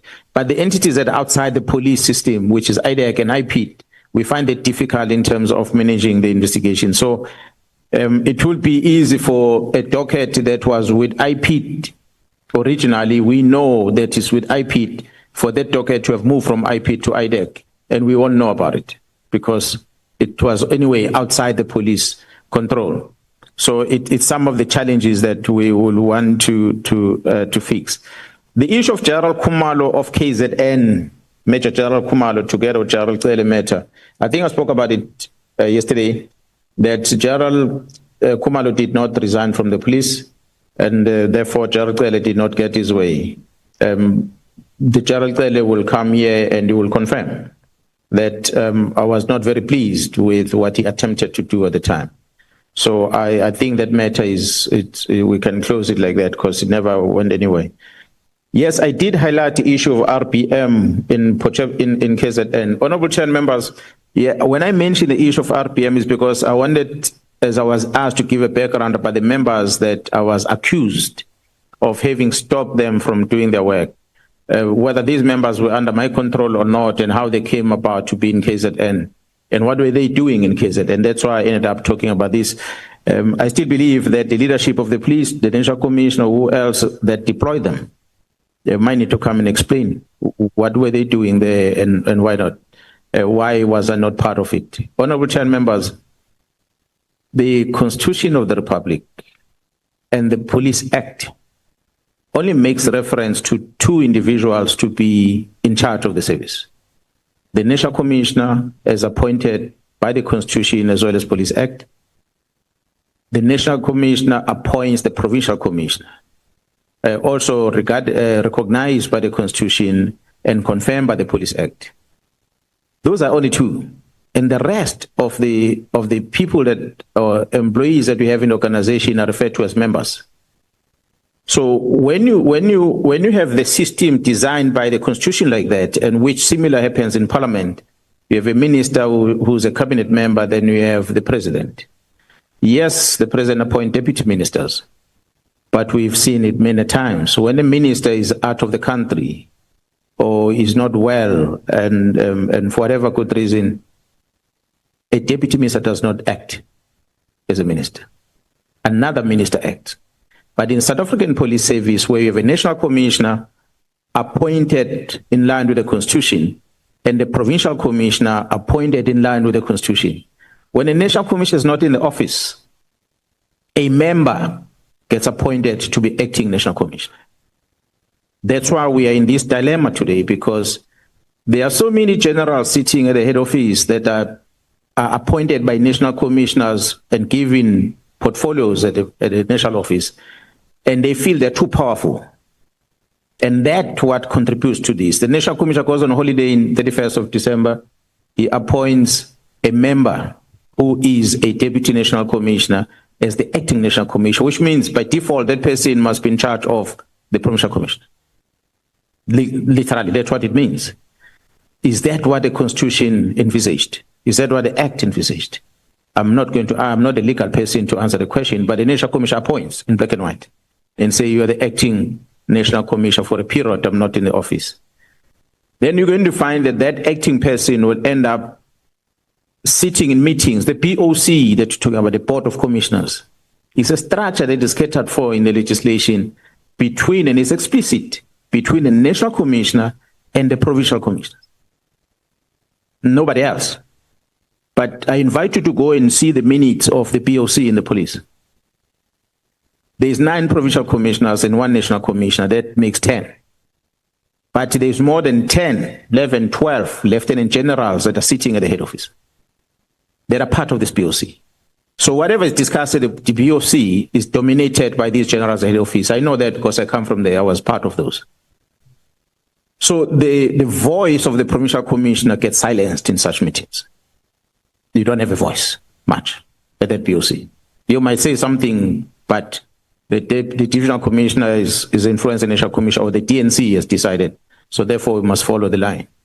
So it's part of the problems that we have in this organization. So I hope if those things are introduced, then you're not going to have a deployment of members that are coming to the province that the provincial commission doesn't know about to avoid the RPM things. Because ultimately the provincial commission must be accountable for what's happening in the province. And the constitution says the provincial commission must engage with the executive authority of the province. And in order to satisfy the communities of that province, we have to find a way of making some amendments in the legislation so that we empower such to be done at the provincial level. Honourable member, you spoke earlier about the IDEC and the powers that they have. I think the Amendment Act of the NPA, if I'm not mistaken, it should be in section 7 somewhere about. It's outlined what the IDEC is supposed to be investigating. But the first part is that they're dealing with serious and complex cases. And then they list type of charges related to that seriousness, fraud, corruption, and so forth. Act of dishonesty is also written somewhere there. So I like to believe that if you take that which is in a section of the NPA Amendment Act and you look at what IDEC is doing currently and balance the two, you're going to find gaps. That surely IDEC, whatever cases they have before them, might not necessarily fulfill that which that section on the Amendment Act was envisaged. So if that happens, then you might need to ask yourself a question as a legislature whether did you take the right decision to establish this entity? Or else maybe you might want to look at taking these powers you gave it to this entity back to the DPCI, then you look at how do you empower the DPCI to be fully in control and independently so to be able to prosecute these cases. Because a typical example, if a police officer wants to come and search your house, an investigator is going to make a submission to the prosecutor will sign off and give it to the magistrate will authorize a warrant for that to happen. But at IDEC, at NPA, that doesn't happen. The prosecutor that is part of the investigation signs this thing, and they go straight to your house to come in session. They don't go via all these other people. It might be quicker to resolve problems, but there's an abuse of the system that is built into that, which I wanted the committee to look at. I hope this is just about everything you've asked. Thank you, General. Chair, you were out and I've accused you a bit, but thank you so much, General. I think the only last thing which perhaps my question on that was your take, but I think you posed it nicely because I was asking whether is it right that perhaps these functions of IDEC, some of them, or in fact disband that IDEC and have all these things back to the SAPS. I think it's upon us, but thank you, Chair.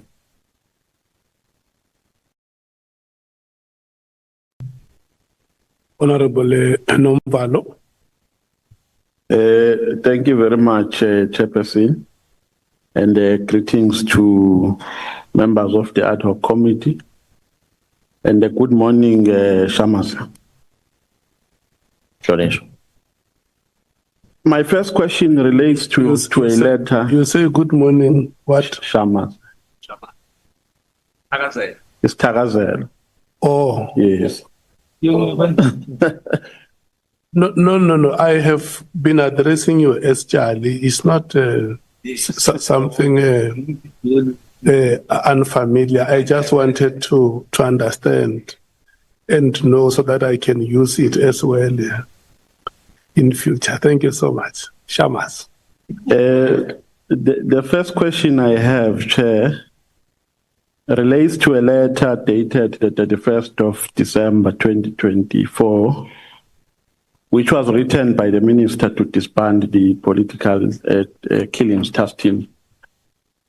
Now, in the last paragraph of the letter, the minister says the final and closing report must be submitted to the Ministry Management Executive Committee meeting late January 2025, the date of which will be communicated as soon as possible.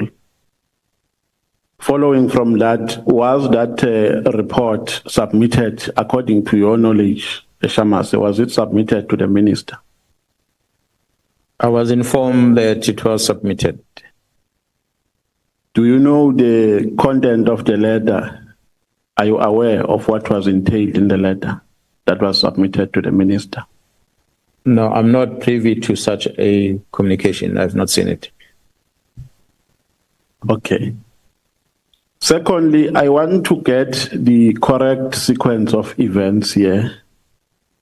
My understanding is that under normal circumstances where there is no political killings task team, dockets which relate to criminal matters are stored in the police stations under the supervision of the investigating officer.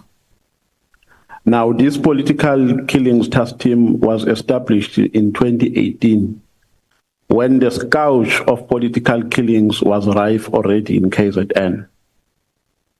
Was the political killings task team only dealing with cases which were reported to it, or there are cases which they took from the police stations which were already reported prior to their establishment? That is my first question. You can answer, General. Yeah, the team, when it started, I think I will have explained it somewhere that when it started, it had a number of cases that were already registered, that they took over. That obviously those dockets will have been at the police stations that were given to the team when it started. And as the team was working, the team also will have generated new cases that will have happened if there's an incident that happens and the case is open, that case gets transferred to the task team. And in other instances, you're going to have parallel investigations that will be, while the team is investigating one case and they discover that that case has got a linkage, or the suspect they're looking for has got a linkage into another case. And then they go and request that that case be brought in and merged with this one, just so that the chances of conviction can be improved. So that's a variety of dockets that the team was handling. I hope I answered the question. Yeah, no, you have answered it adequately. And then the minister was appointed in July as the minister 2024, and the letter was issued on the 31st of December 2024. So the conclusion from that is that the period between the assumption of responsibility by the minister and the decision that was taken was 6 months. Between that period, did the minister ever summon a report of these dockets to have an understanding of what is happening and to have an understanding of progress that has been made? Have you ever had a meeting, if not you, the national, according to your knowledge, if not you, the national commissioner, with the minister, wherein the dockets were a subject matter? Honorable Chair and members, the only engagement we've ever had with the Minister of Police is when the minister was appointed as a Minister of Police. We were all invited in Pretoria, where he gave the minister presentation. But in that presentation, there was nothing talking about task teams at all. And that was the only closest engagement we've ever had with the minister, where he briefed him about the state of policing. So when the decision was taken about the disestablishment of this PKTT, we hadn't had any opportunity to engage with the minister. At least I know myself, I was not invited to meet with him. And later I learned that from the National Commission himself also did not have an opportunity to talk to him about it, neither General Kumar. But when you read what the minister is saying on his letter, is that he's been briefed. So when the minister has been briefed, it simply says someone told the minister that this team must be disestablished. So it is that someone that I believe drafted that letter. And I'm I can speculate, I can assume as to who the person could be. Why will I assume? Is because I've got evidence that junior members of the South African Police Service are communicating with the executive on how they must manage the National Commission. You will have a General Sibiya sending a WhatsApp to the Deputy Minister of Police. I don't know who's the Deputy Minister. I'm still investigating that part. But he will send this WhatsApp message and tell the Deputy Minister and make suggestion, the Deputy Minister, you must hold the National Commission accountable with this and that and that. And you will further say, I've even shared these things with comrades so and so. These are General Sibiya writing messages to the Deputy Minister. And I told the two Deputy Ministers when we met with the acting minister recently, that one of you is part of the problem. I just don't know yet who, but one of the deputies is part of this problem. And so I said it in their face. They can't deny it. They'll confirm. I have WhatsApp messages. Therefore, we are part of the investigation. We'll establish who is this deputy minister. But that's just a typical example. I don't think I've shared with the members. I don't know if you have that WhatsApp. SC, I did communicate with yourself about this one. I don't think we presented. Because I can show you as an example of how General Sibiya sends communications to deputy ministers and about issues that he's supposed to address with the National Commission, but he addressed it to the Deputy Minister. So the Deputy Minister must come back and make the National Commission to account on it. So if you want to, maybe you can flight it on the screen if need be, because I do have some of these WhatsApp messages. That the fortunate part, he did not just send it to the Deputy Minister, he also forwarded these messages to the Office of the Inspector General of Intelligence. So following the narrations that you have given us, it is reasonable to make a conclusion that the decision to disband the political killings task team was taken by the minister without having requested for any report from the relevant people within the SAPS with regards to the status of the work of the political task team, of the political killings task team. Is that the correct conclusion to make according to what we have said? Do you agree with that conclusion? I strongly believe, Honorable Chair and members, that what is contained on this letter is not the minister's words. I strongly believe that. If the minister was honest, he will say that someone made me sign this. I did not write it myself. As when the other letters that were signed off by the former Inspector General of Intelligence that were drafted by General Nhlanhla, that the Inspector General did not write, but she signed them, the letter. And I said, I invite Advocate to Jay Cavender to come here so she can confirm those things, because she used to work in that office of the Inspector General.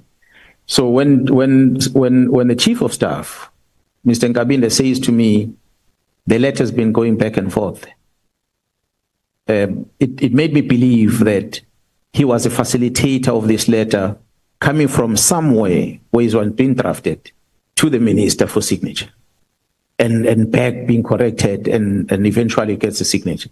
So I like to believe, as much as the minister has to take ownership of the letter, his signature is here, but I don't think he's the author of this thing. Because if he was, then the question would be, Minister, why didn't you feel that it's important to first sit down with the National Commissioner and talk about this? How could we make such a drastic decision based on the wrong information? I mean, if you look at what that paragraph says, in 2019, that's a wrong thing to start. A directive was made to the National Commission of Police following the Mkhwanazi Commission report. Presented before this committee that the President of the Republic on the 18th of May 2018, he addressed the citizen in Pietermaritzburg about this matter. On the 21st, there was a meeting of the IMC. On the 24th of May 2018, the President was in this House of Parliament. We spoke about the IMC, but comes the Minister of Police, who arrived in July 2024 as the Minister of Police. He comes and he says, this task team was established in 2019 based on the Mkhwanazi Commission. We can see the person who's misinformed. He's here late about the dates. So it's part of the things I wanted to address with the minister. Had he given me an opportunity, we're going to talk about. But he felt that I'm less important to be listened to, and he goes ahead and enforce this letter. So it's a typical example of why I'm saying the minister did not draft this thing. Someone wrote this and he made the minister to sign. But if he says it was on his own who wrote this letter, I hope that what he's going to say here under oath versus what the criminal investigation is going to uncover is going to collaborate. Otherwise, there's going to be a problem. I think I'm satisfied with your response, General. On page 20, paragraph 37. Before you go to the next question, just to check, General, because Honorable Nombalo says, at the time the minister signed or sent, or the letter was sent on the dissolution of the PKTT, had he demanded a report, a status report to say, this is the work that has been done by the PKTT. It is succeeding or it has failed. So here with this letter, be informed that we are dissolving it. Was there any request for that status report? I will expect, Honorable Chair, that the minister understands that the accounting officer in the police is a national commissioner. Therefore, a report must be requested from the national commissioner. So what the national commissioner is saying is that he was never requested. But national commissioner will come here tomorrow. I'm sure he will come and confirm that. But he says he was not informed. He was not requested to provide such. But on the defense of Minister Mchunu, I cannot say that he did not receive any briefing from somewhere. There's a possibility that he might have been briefed by the Deputy National Commissioner, Crime Detection, Sibiya. I'm not saying he did, but there's a possibility that he would be briefed by him. A person who might claim that says, I'm in charge of all the investigations in the country, so therefore I'm briefing you, here's the position. And if he believes that, well, it's up to the minister then to account why he believes something that comes from a junior person, but not the accounting officer. Do you have any recollection of yourselves who were involved being requested to provide any report? No, there was never a request. Thank you so much. You can proceed, Honorable Member. Thank you very much, Chairperson, for that progressive intervention. General, on page 13, paragraph 20 of your statement, you are saying Mr. Nkabinde said he was put under significant pressure. Did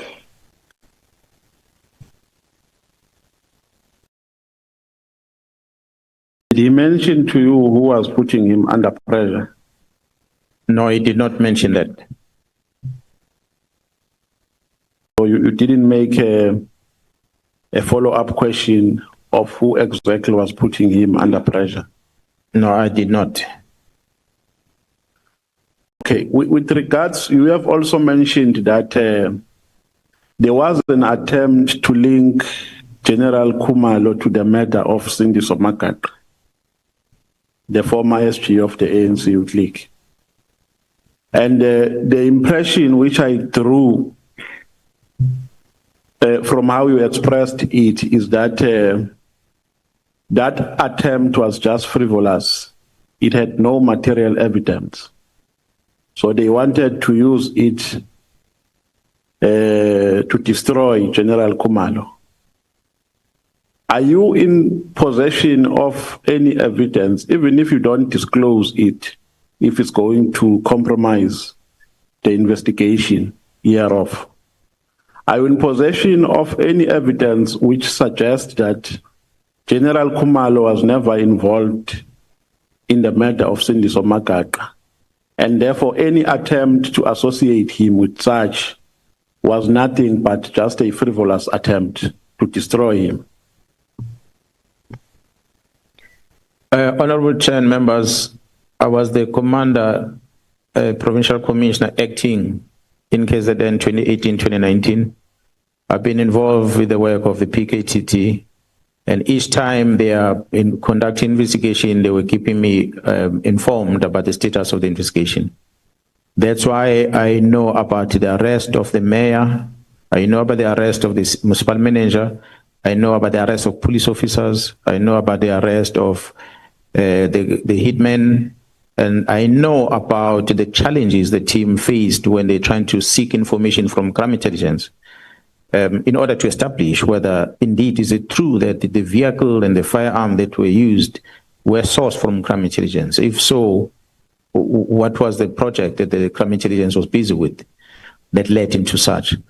So when I was briefed about all those things, and also a meeting that was held at Peter Marisbeck prison, new prison, over the weekend, outside the visiting hours, where a group of men dressed in black suits and driving fancy cars that came to have a private meeting in prison with the mayor at the time and some people that were arrested discussing that case, a meeting that ended with information coming to us that the people are going to court on Monday, the mayor is going to be released in court. And exactly that what happened. When they went out to court, they were all released. The mayor and the city manager were released, except the hitman. That's why the hitman is now making stories, because he was part of the initial arrest. So I knew about all that information. But when I saw in the media, the Mr. Adams, member of this parliament, who I believe engaged with one of police officers that were arrested, that is currently in custody in KZN, and who then the member who used to work with the political killings task team, arrested by the same task team, he's then becoming a whistleblower by claiming that the team is the one that was behind the murder of Makap, forgetting that the team is the one who was behind the arrest of the people that were involved in the murder of Makap. That mispresentation, which landed in a public space, and the narrative was drawn that Khumalo is a bad person as a result of that. The PKTT are bad people. As we speak now, members that used to work in the team have been visited to issue statement or write statement, negative statement against the team. It's something that's happening as we speak by the people that want to justify that there was a need to establish the team. I've said members were arrested within the team. If Khumalo or any other member that was working in the team was wrong, they can be arrested as well. Don't dissolve the team because of those individuals. Over 30 police officers were arrested. The team was not dissolved because they was doing his job, arresting on one of their own as well. So if Khumalo is one of the people that should have been arrested as a result, that evidence should have been presented. We've got IPID. That is a responsibility to investigate police conduct. They should have been approached and given evidence and let them investigate. But that was not objective because there was no facts on that. But it was just a smear campaign to make sure that they destroy the image of Jerry Khumalo and the members that are working in the PKTT. If my memory serves me well, General, the decision to release the two members that we have spoken about, the former mayor and the former municipal manager, which was made in Mkhulu Magistrate Court, was that there was no insufficient evidence. But following from what we have explained, the assumption that we can draw is that there was a collaboration of the police and the prosecuting authority, the NPA, because a decision to withdraw charges is not made by a police officer, but by a prosecutor. So I was telling this committee that for the release of those two individuals, the police collaborated with the NPA, and if so, is there any investigation that is underway in pursuit of finding evidence in that regard? The collaboration, I wouldn't say between the police and the prosecution, but the prosecution that took a decision that we're collaborating with, I believe, maybe the lawyers of the arrested people, And of course, there are officials within correctional service in Pietermaritzburg that were part of this, because they allow such a meeting to take place in times where the visiting should not have been allowed. And so, and that led into the release of those arrested people at the time. The investigation continued, it never stopped. The conviction that has happened now of the person that when they were released, they made a deal with the hitman that will look after him. So, but when they're outside, they could not look after the person as they had committed. So that's what made this man to be angry in custody. That's why he ended up talking about the things that he was talking about, that he was part of this and they didn't look after him. So therefore he's confessing on what has happened. The unfortunate part is that the mayor killed himself, despite the fact that we had confiscated his firearm, but the court ruled that he must get back his firearm. So he took it and he killed himself. But the municipal manager is in court as we speak, because that investigation continues to find the people that are still behind the death of Senzo Mkhwanazi. And that's not going to stop.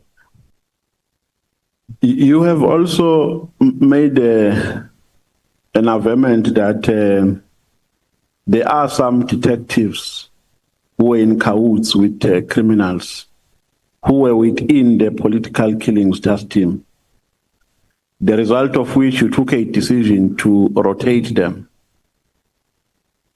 Did some of those, or did any of the detectives of the political killings task team try to influence the Senzo Mkhwanazi case? No, not that I know of, because when the police when those people were released, police officers were quite upset about it.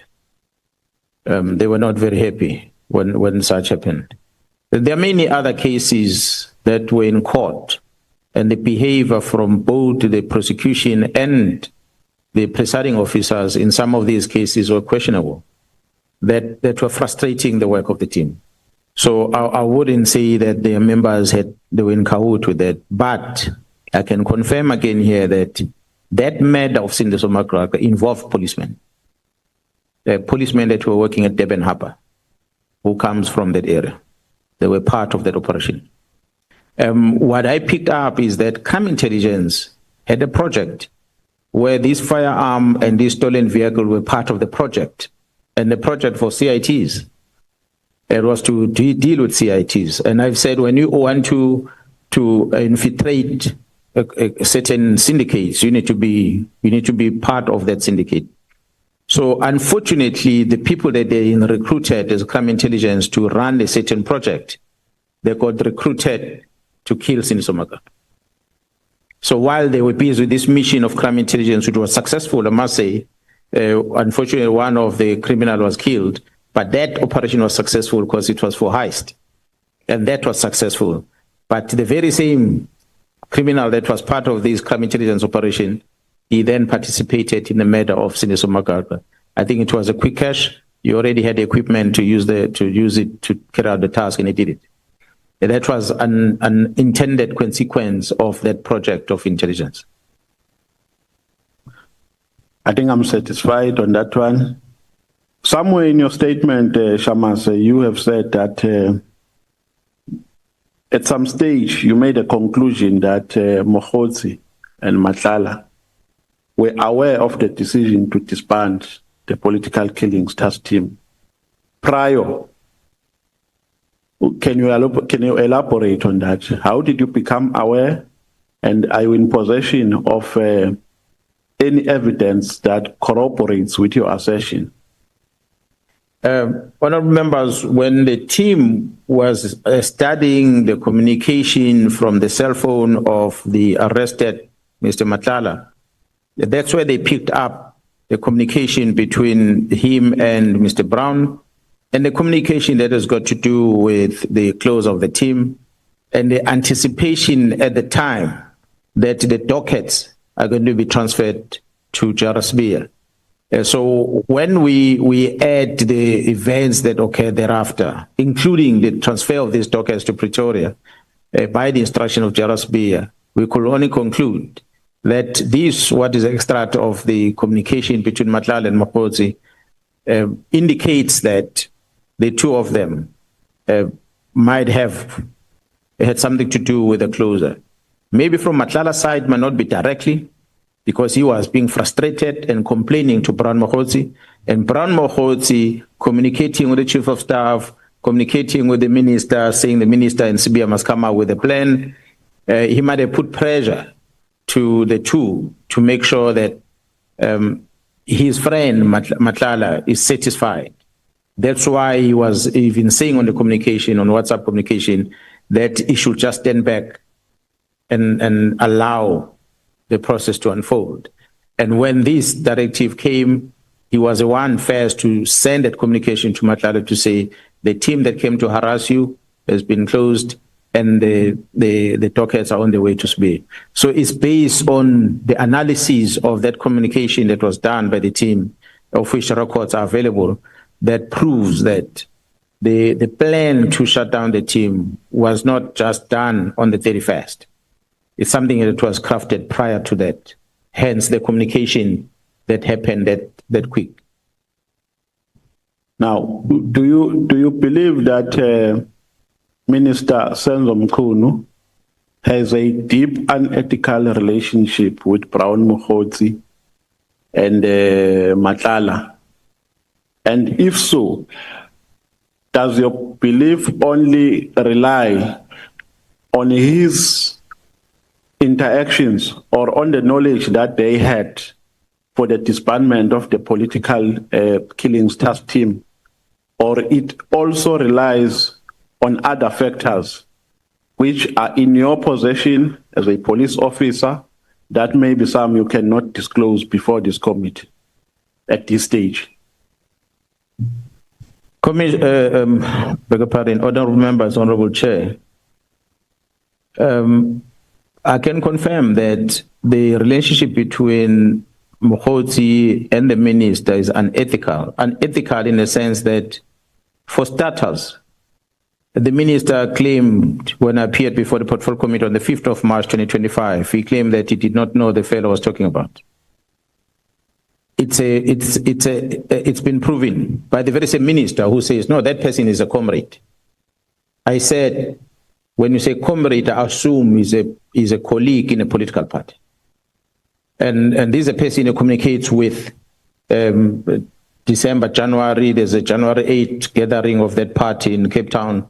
Mkhwanazi is facilitating the guest of the minister for Nhlanhla to pay for them to come and attend this thing. And they are here, Sibiya is here, everyone is here. They're having meetings in some hotels that we already know of, where they are sitting and having meetings and the likes during that period in January, beginning of this year. When you see then that these criminal activities that are happening, you see Mkhwanazi in position of sensitive police material, and he speaks about the minister. He knows the diary, the calendar of the minister, that on this day he's on his way to Sikisiki. So it's a person that is quite knowledgeable. And if this person is not in government as a colleague to the minister, and this person is not in the political party, of which his own political party disowned him recently, that he's never a member there. The records we have in our position is the role that this Mkhwanazi was playing in the political campaign of the very same minister in the past. The communications that time when they were busy fighting for position back then, up to the conference of that political party, we have these records with us because it's an intelligence work that must do. The exchange of monies and the likes is available within intelligence. It's one of the things I was cautioning about that push these members to talk. They're going to release that information because it's there, it's available. And we don't want it to go out because it's a secret of the state that will cause fire. So Minister Mchunu claiming that this man is a comrade, the political party concern says he's not a comrade. That means the conclusion we must draw is that this is not a comrade, it's a criminal. That the minister is invited to be part of the police. Minister lied when he said he's a comrade. No, if you are saying general, we are in possession of evidence, then I'm satisfied. On the 5th of April 2025, you asked for a meeting with a minister, and you suggested that General Sibiya, General Khumalo, General Ken, Mr. Nkabinde, and Mr. Brown Mkhwanazi be part of that meeting.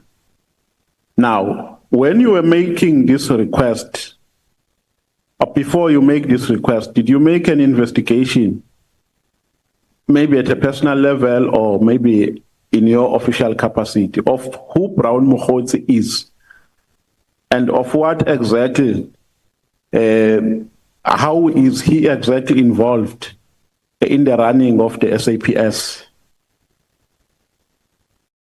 The investigation, of course, when I became aware of this gentleman in as early as September, end of September in 2024, and confirmed by the Chief of Staff that he's a friend of the minister.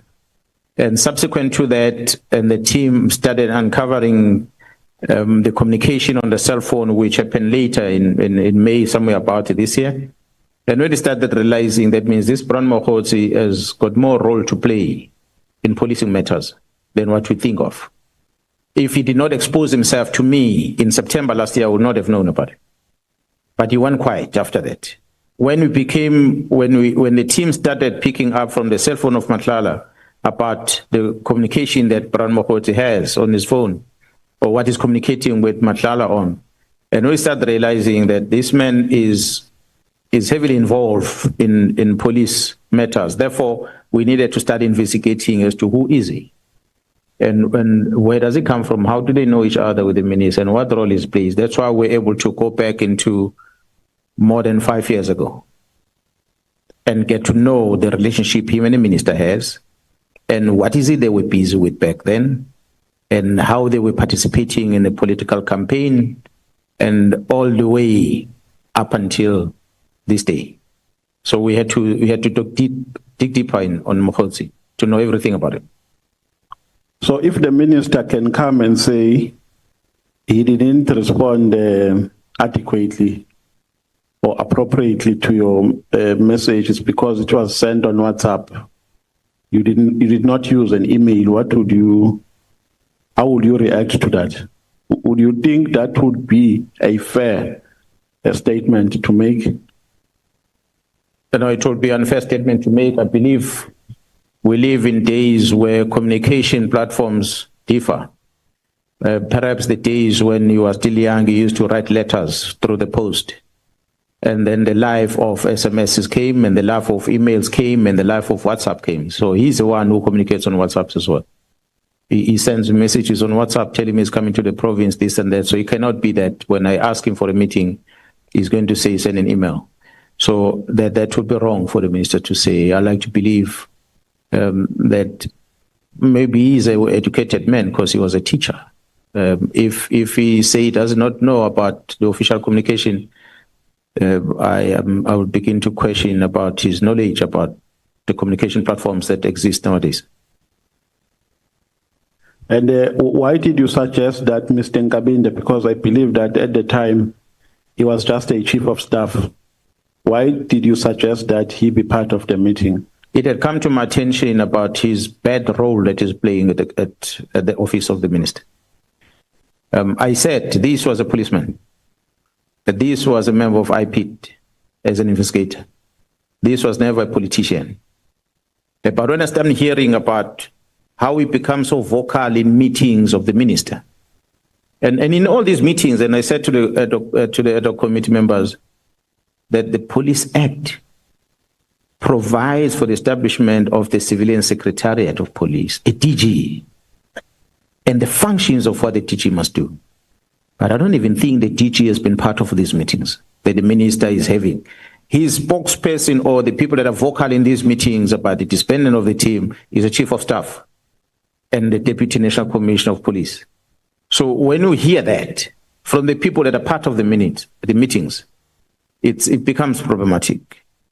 And what is worse, you get this information not even from the senior people, you get it from the junior people that are part of the meeting. And they are shocked because what they don't know is that when people are in meetings, they're recording meetings. And they have records of such. So when you hear of this behavior and you start realizing, so all the time, this chief of staff has been acting as if he's a good man and yet he's not. So let me get him into this meeting as well so I can tell him what he's doing wrong. I wanted to present to the minister how bad the same person he has in his office, how bad the person that he calls comrade about the advice that he gives them, how bad is the Deputy National Commissioner Sibiya that works with him all the time, so that he can decide whether he wants to keep these people close to him or he wants to distance himself from them. I warned the current acting meeting minister about the chief of staff the first day we met. I told him that this man is a bad man. He asked me why, I explained to him. But he kept him in the office until he went to Madlanga Commission and suddenly he was removed from the office. So I'm not a person who hides things. I tell it straight and you make a decision as an executive authority. If you want to take the advice, you take. If you don't want to take it, you'll have to suffer the consequences. Unfortunately, Chamas, the chairperson has made an indication that I've run out of time. Chair, I will reserve my outstanding questions for the next session. Thank you very much.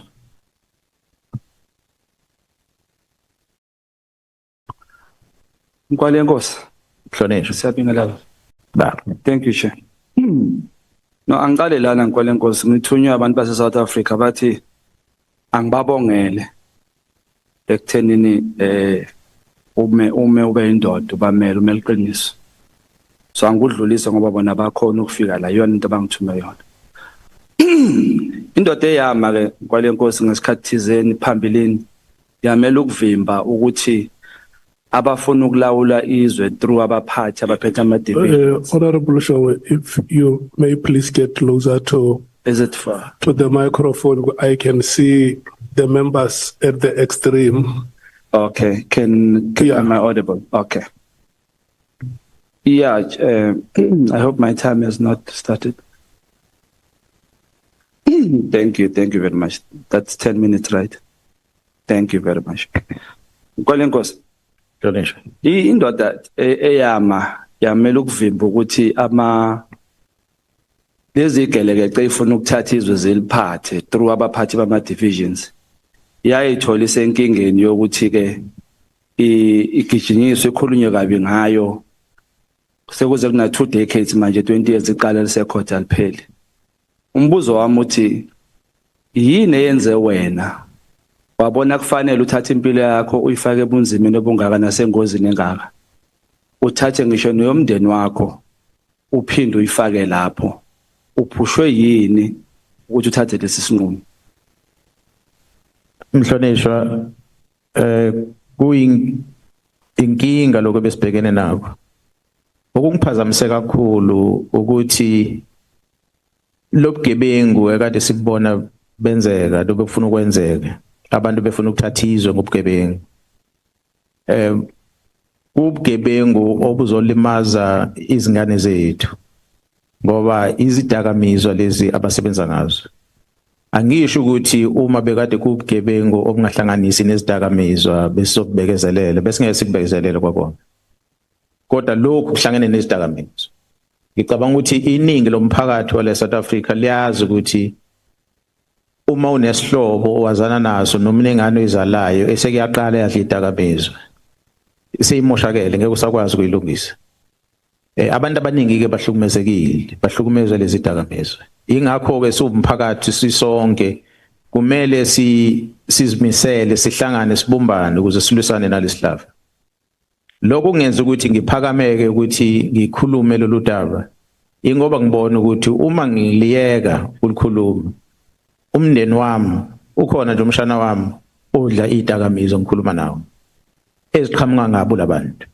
Uma abaphathi bezovumela lezi gebengu ukuthi ziqhubeke nokuthengisela izingane zethu lezi dakamizwa zize nazo zilethela South Africa zizakhe la South Africa, okushuthi kahle izwe leli lizobe lifile. So thi silele emathuneni thina sibe sishiya ingane zethu zihlupheke. So ngaleso sizathu ngiyabona ukuthi kumele ukuthi sikhulume manje ukuze sikwazi ukulungisa izwe ukuya phambili. Lokho kuncane umuntu angakwazi ukwenza njengoba ethunywe enikeza umsebenzi ukuthi avikele izwe. Kumele ukuthi sikwenze. Ngisho kuthiwa kuyingozi thina ngoba ubungozi vele into umuntu aloka eqala engena emaphoyiseni ukuthi iphoyisa amaqhuma isibhamukala abantu bebaleka bayale iphoyisa funeka liqonde laqhuma khona isibhamu kumele lizinikele ngalokho lokho engikwenzile kuyafana ke nalokho ukuthi ngiyazinikela ukuthi ukuze umphakathi uvikeleke kumele thina esinikeze umsebenzi ukuthi sivikele umphakathi kube yithina esizinikelayo qala ngicabanga ukuthi leyo kuphela nje into engayifiki ukuthi engqugquzela ukuthi ngikwenze lo engikwenzile. Ngiyabonga. Honorable Shongwe and the General, I want to make a request to yourselves that we involve the whole of the Republic in our conversation, because those are the people we represent here. The languages that we use are permissible by law. There is nothing wrong speaking in your mother tongue. I have been brought to the attention that we don't have translation services. I mean, interpreting services here. So you can imagine the vastness of the Republic. Even if we have ourselves here, but we want somebody who is in Musina or somebody in Springbok, because these are matters of national interest. So I just want to request you that I can't restrict you from using any language, but we can at least have a fair balance so that, especially ourselves as members of parliament, we represent the people of this republic and they want to hear us, all of them. I think it's a fair statement to make.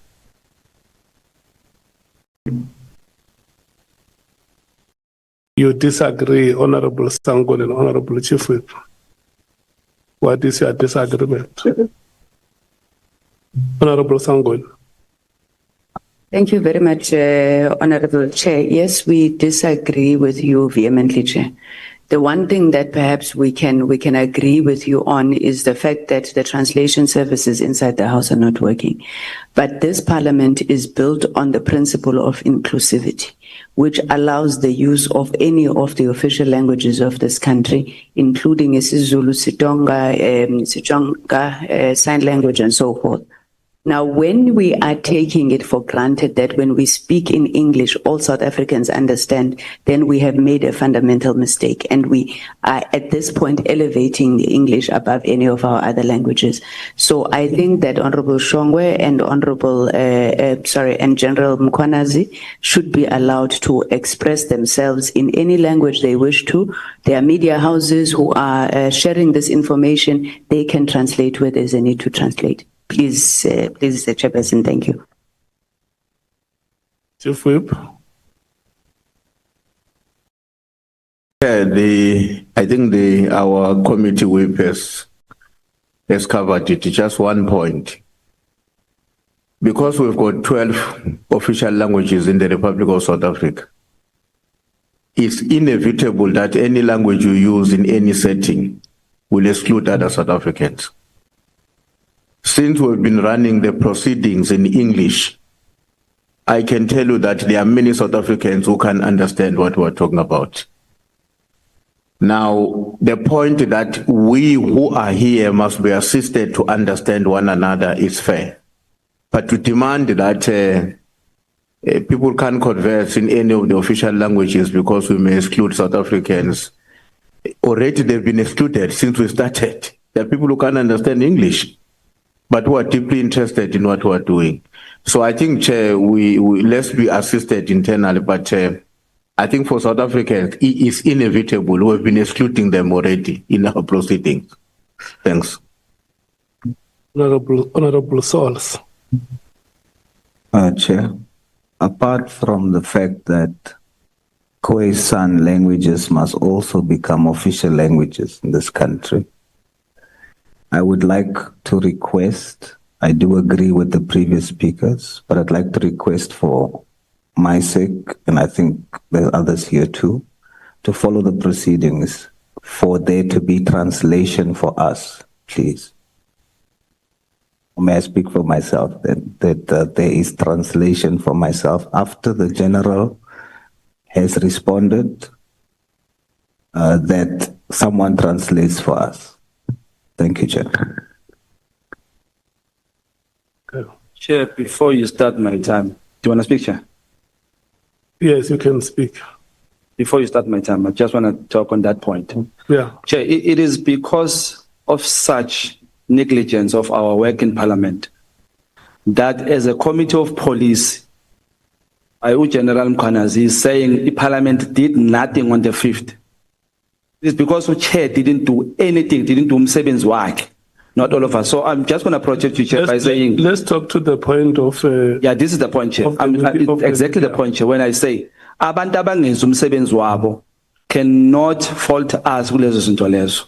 So our translators, whoever is in charge of translators, should have brought in our translators so that they can translate. We've got this, Chair, to put in our ears so that if we don't hear, we can understand the other language. But we are fairly saying this and nicely saying it and asking. I'll try my best. But I'll try my best, Chair. I'm not compelling, honorable members. And that is why I said, where I'm sitting, I recognize that we speak diverse languages. But at least if there can be a fair balance. And I'm not saying anybody must not use, I'm not saying nobody must use any language that they are comfortable using. And I want to also make you aware that we have time allocation here. And it's not that some of the constraints we do not understand.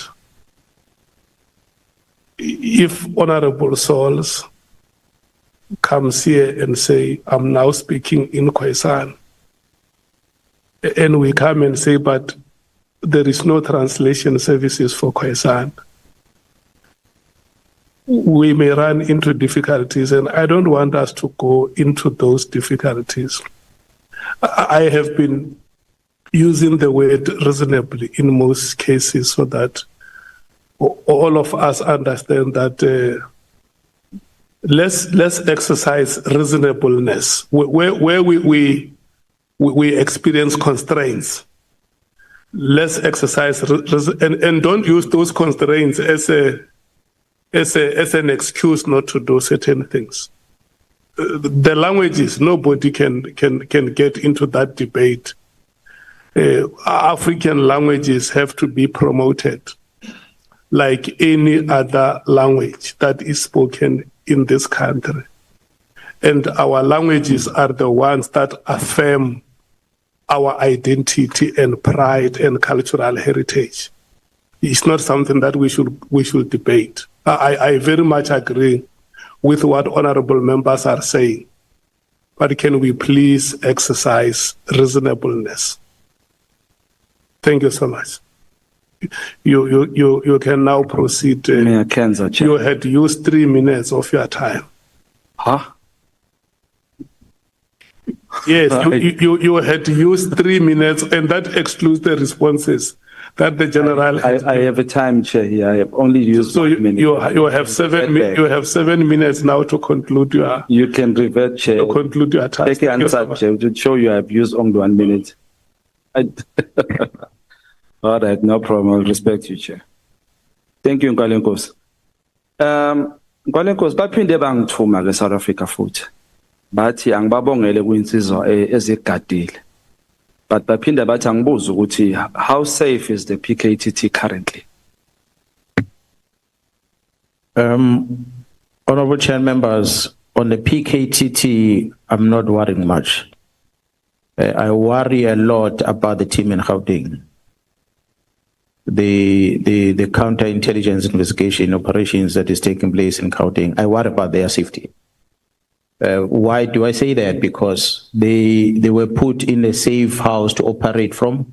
The member of this house, together with others, they publish the photos of that house in the media. So therefore, their working place is compromised. the members that are operating the driving vehicles, those vehicles have been exposed in public. And I believe in some degree, maybe even the names of the members might be known. And their safety for me is a concern. The safety of the members that are working in Gauteng, they can't go home. If they go home, they go with the entire delegation of police officers protecting them. So their life is disrupted. And their families, I don't think they are protected either. So it is that group in Gauteng. I spoke about 2 sergeants yesterday. There are other junior members that have joined in that are working with them now because the team has grown bigger. Together with the 10 that came from KZN. So it's quite a lot of them that are part of that operation. It's those members that are worried more than I worry about the PKTT, because PKTT is in KZN. Yeah, well, at least they have me and the rest of men and women employed in KZN. They should be safe. I cannot guarantee the Gauteng team the same. Who's in charge of the Gauteng one, and what has he done? The Gauteng one is Gerald Kumalo that is currently arrested. The one is told he must not enter premises of intelligence. So apparently nobody is in charge of them. Well, I think the members are trying to operate from wherever they're operating from, because they have been compromised wherever they want to work. Now, within crime intelligence, they cannot operate because what they are trying to deal with involves members within crime intelligence, and the boss of crime intelligence was told by court not to enter the premises, so that they become vulnerable, those members. So if I may interject, the member you speak about who was taking out photos and stuff like that, are you able to tell us the name? Who's that member? Because I think that's the worst the member can do and put. Yeah, well, the member of this parliament, Ms. Korabana, published the photos of the house. Some of the properties as members are working from in her media statement that she issued. I'll reference to it if I see it here, but it's in the public domain, it's known, and she published that. So here's the address, here's the house, and here's this, here's that. They got that information from members within intelligence that were against the work that the team is doing, and they took it out there to the media. So, and that compromised the operations. That's why I'm saying that I worry more about the Gauteng team than I will about the PKTT. I think PKTT in KZN, they operate in a place where they've got men and women that knows how to fight the enemy that are surrounding them. So they're quite okay in KZN. But the Gauteng counterintelligence team, I cannot say the same about them. Okay, I've served under you, under SAPS when I was still working them. So I don't know this part, if I'll be wrong or right. Would what the member done be criminally? He classified as criminal to take out information of safe houses? Yeah, no, definitely that's a criminal offense, and I do hope that the authorities that are responsible for it, they're going to assist us in making sure such is investigated. I call for an investigation by state security on these leakages of information to the media, amongst of the things that I spoke about yesterday, for specific journalists that keep writing about these things, including the members of this parliament and members within crime intelligence, as well as the Inspector General of Intelligence. Do you have any proof or evidence of this DA member called Bernard who took out the photos of such? Well, I don't know who took the photos, but I know that she participated in the circulation of the photos of these residents and addresses in a question that she had asked in Parliament, which I made a reference to when I presented yesterday. General, let me leave that one because it's Katsam is not. The first thing the president of this country, Babu Ramaphosa, does is to take intelligence into his office. Now you come and say, you said crime intelligence listens to our conversation, then will blackmail and capture members. And for me, that's the biggest threat to our democracy, because it means MPs that are vocal about issues that are going to be blackmailed, and that won't happen. That won't help you towards a good government.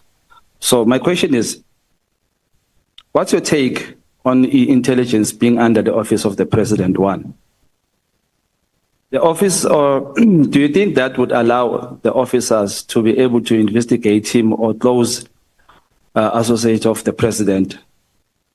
And wouldn't that give him power to manipulate those who go against him? Honorable Chair, honorable members, I'm an official within the South African Police Service. I don't work within intelligence structure. Therefore, I cannot comment about the working arrangements of the state security at the office of the president. I know for a fact that when the state security was having their own minister back in the days, and they were not reporting to the office of the president back then, there were wrong things that were happening within intelligence, state security specific. There was even theft of money within the facility. So there were a lot of wrong that was happening there at state security, and that was happening, whereas that same entity was not reporting to the president. So whether they are within the presidency or they are outside the presidency, it doesn't seem to make any difference. If they are bad outside, they will be bad inside. I cannot see the difference between that because, yeah, I'm privy to some things that were happening there. Because, yeah, let me not go further on it because we'll end up saying things that I shouldn't be talking about here. But no, no, well, we'll leave it here. Some of us have got gray hair already because we've seen a lot. We've heard a lot. The privilege I have is that in many other parts of the security cluster, there are men and women that felt that it's important for them to share information with me. They've been sharing information with me from back then, and they're still sharing information with me now. And I know evidence. And I think the good thing they did was to make sure that they make use of people that are close to me to work in those environments so that I'm privy to such information. So that's why I'm saying some of the things don't belong to this place. It belongs to the Joint Standing Committee of Intelligence. If they were to invite me one day, I'll share things with them that I don't think they'll be ready to hear themselves. In your proposals last night, you mentioned certain things that you wish in the SAPS which they should be changed or change that can be used lapaya. So I want to ask this question, Uguti. In your own general knowledge, would you think it is safe for our state intelligence to remain in the office of the president? And would that not hinder or delay certain investigations that might be against the president, that might be against his friends and close associates? I want to repeat that question because I want your own thinking. Is it safe? I've never seen it in the world where intelligence is in the office of the president, and I don't know why.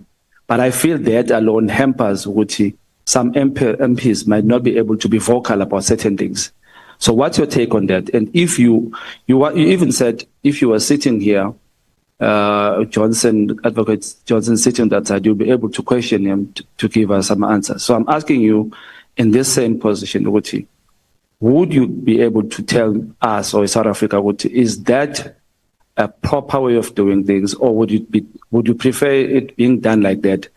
And at the same time, doesn't that give power to politicians, where intelligence resides in the office of a politician, a senior politician of the country, who has 10 years in the office? When he exits, how safe is the country? Thank you.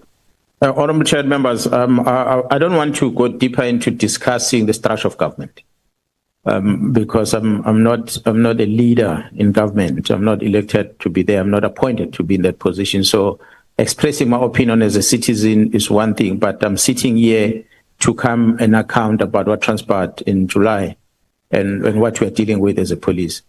So I said earlier, I know that intelligence at one stage, when at least I was involved with the police management at the time as acting national commissioner, the intelligence was not falling under the office of the president. It was standing independently somewhere. But there were bad things happening there at the very same intelligence, while it is not at the office of the president. So I don't see then why it would be different now. that now is in the office of the president, it is exposed to be doing wrong. If it's outside the office, it's not. But I have evidence that it was wrong then. They were doing wrong at the time, whilst they were outside the office of the president. So what will stop them not to do now? If you take it back and they go outside the office of the president, what difference is it going to make? When people are dirty, they are dirty, regardless of where they are working. So perhaps the parliament might want to look at whether is any risk associated with that and any evidence that can be produced to support that, and then make recommendations through the Joint Standing Committee of Intelligence and through the class and the president in order to restructure that if need be. But for me, as Jerome Mkhwanazi sitting here, I can comment about the positioning of crime intelligence because it's within my space. But to comment about the intelligence community as SSA department, they are independent away from me. I don't know how they operate. I'm not part of them. So for me to comment on it, it will be wrong. So I wouldn't want to get into that. Invite me to talk about crime intelligence and make my proposals about it. Maybe I can. I made some yesterday about how they must account and so forth. And part of I might recommend on crime intelligence, they shouldn't report to a deputy national commissioner because that post constitutionally doesn't even have to be there. So the head of crime intelligence is supposed to report to the national commissioner and to the Joint Standing Committee in Parliament, then account here and Inspector General of Intelligence, and of course the security or the intelligence structure that is established at NECOC and the likes. This presence of a deputy national commissioner post create these problems where Sibiya then want to intervene, and the Joint Standing Committee invite Sibiya to come and present issues of intelligence, and yet is not a commander of intelligence. So it's part of the deficiencies that we have to correct. One last question. How do we breed police who will stand firm for the country like you did? And how do we protect them from being killed after they have done so well, like PKTT, which is overlooked when it comes to being recognized or rewarded? Yeah, that's a difficult question. I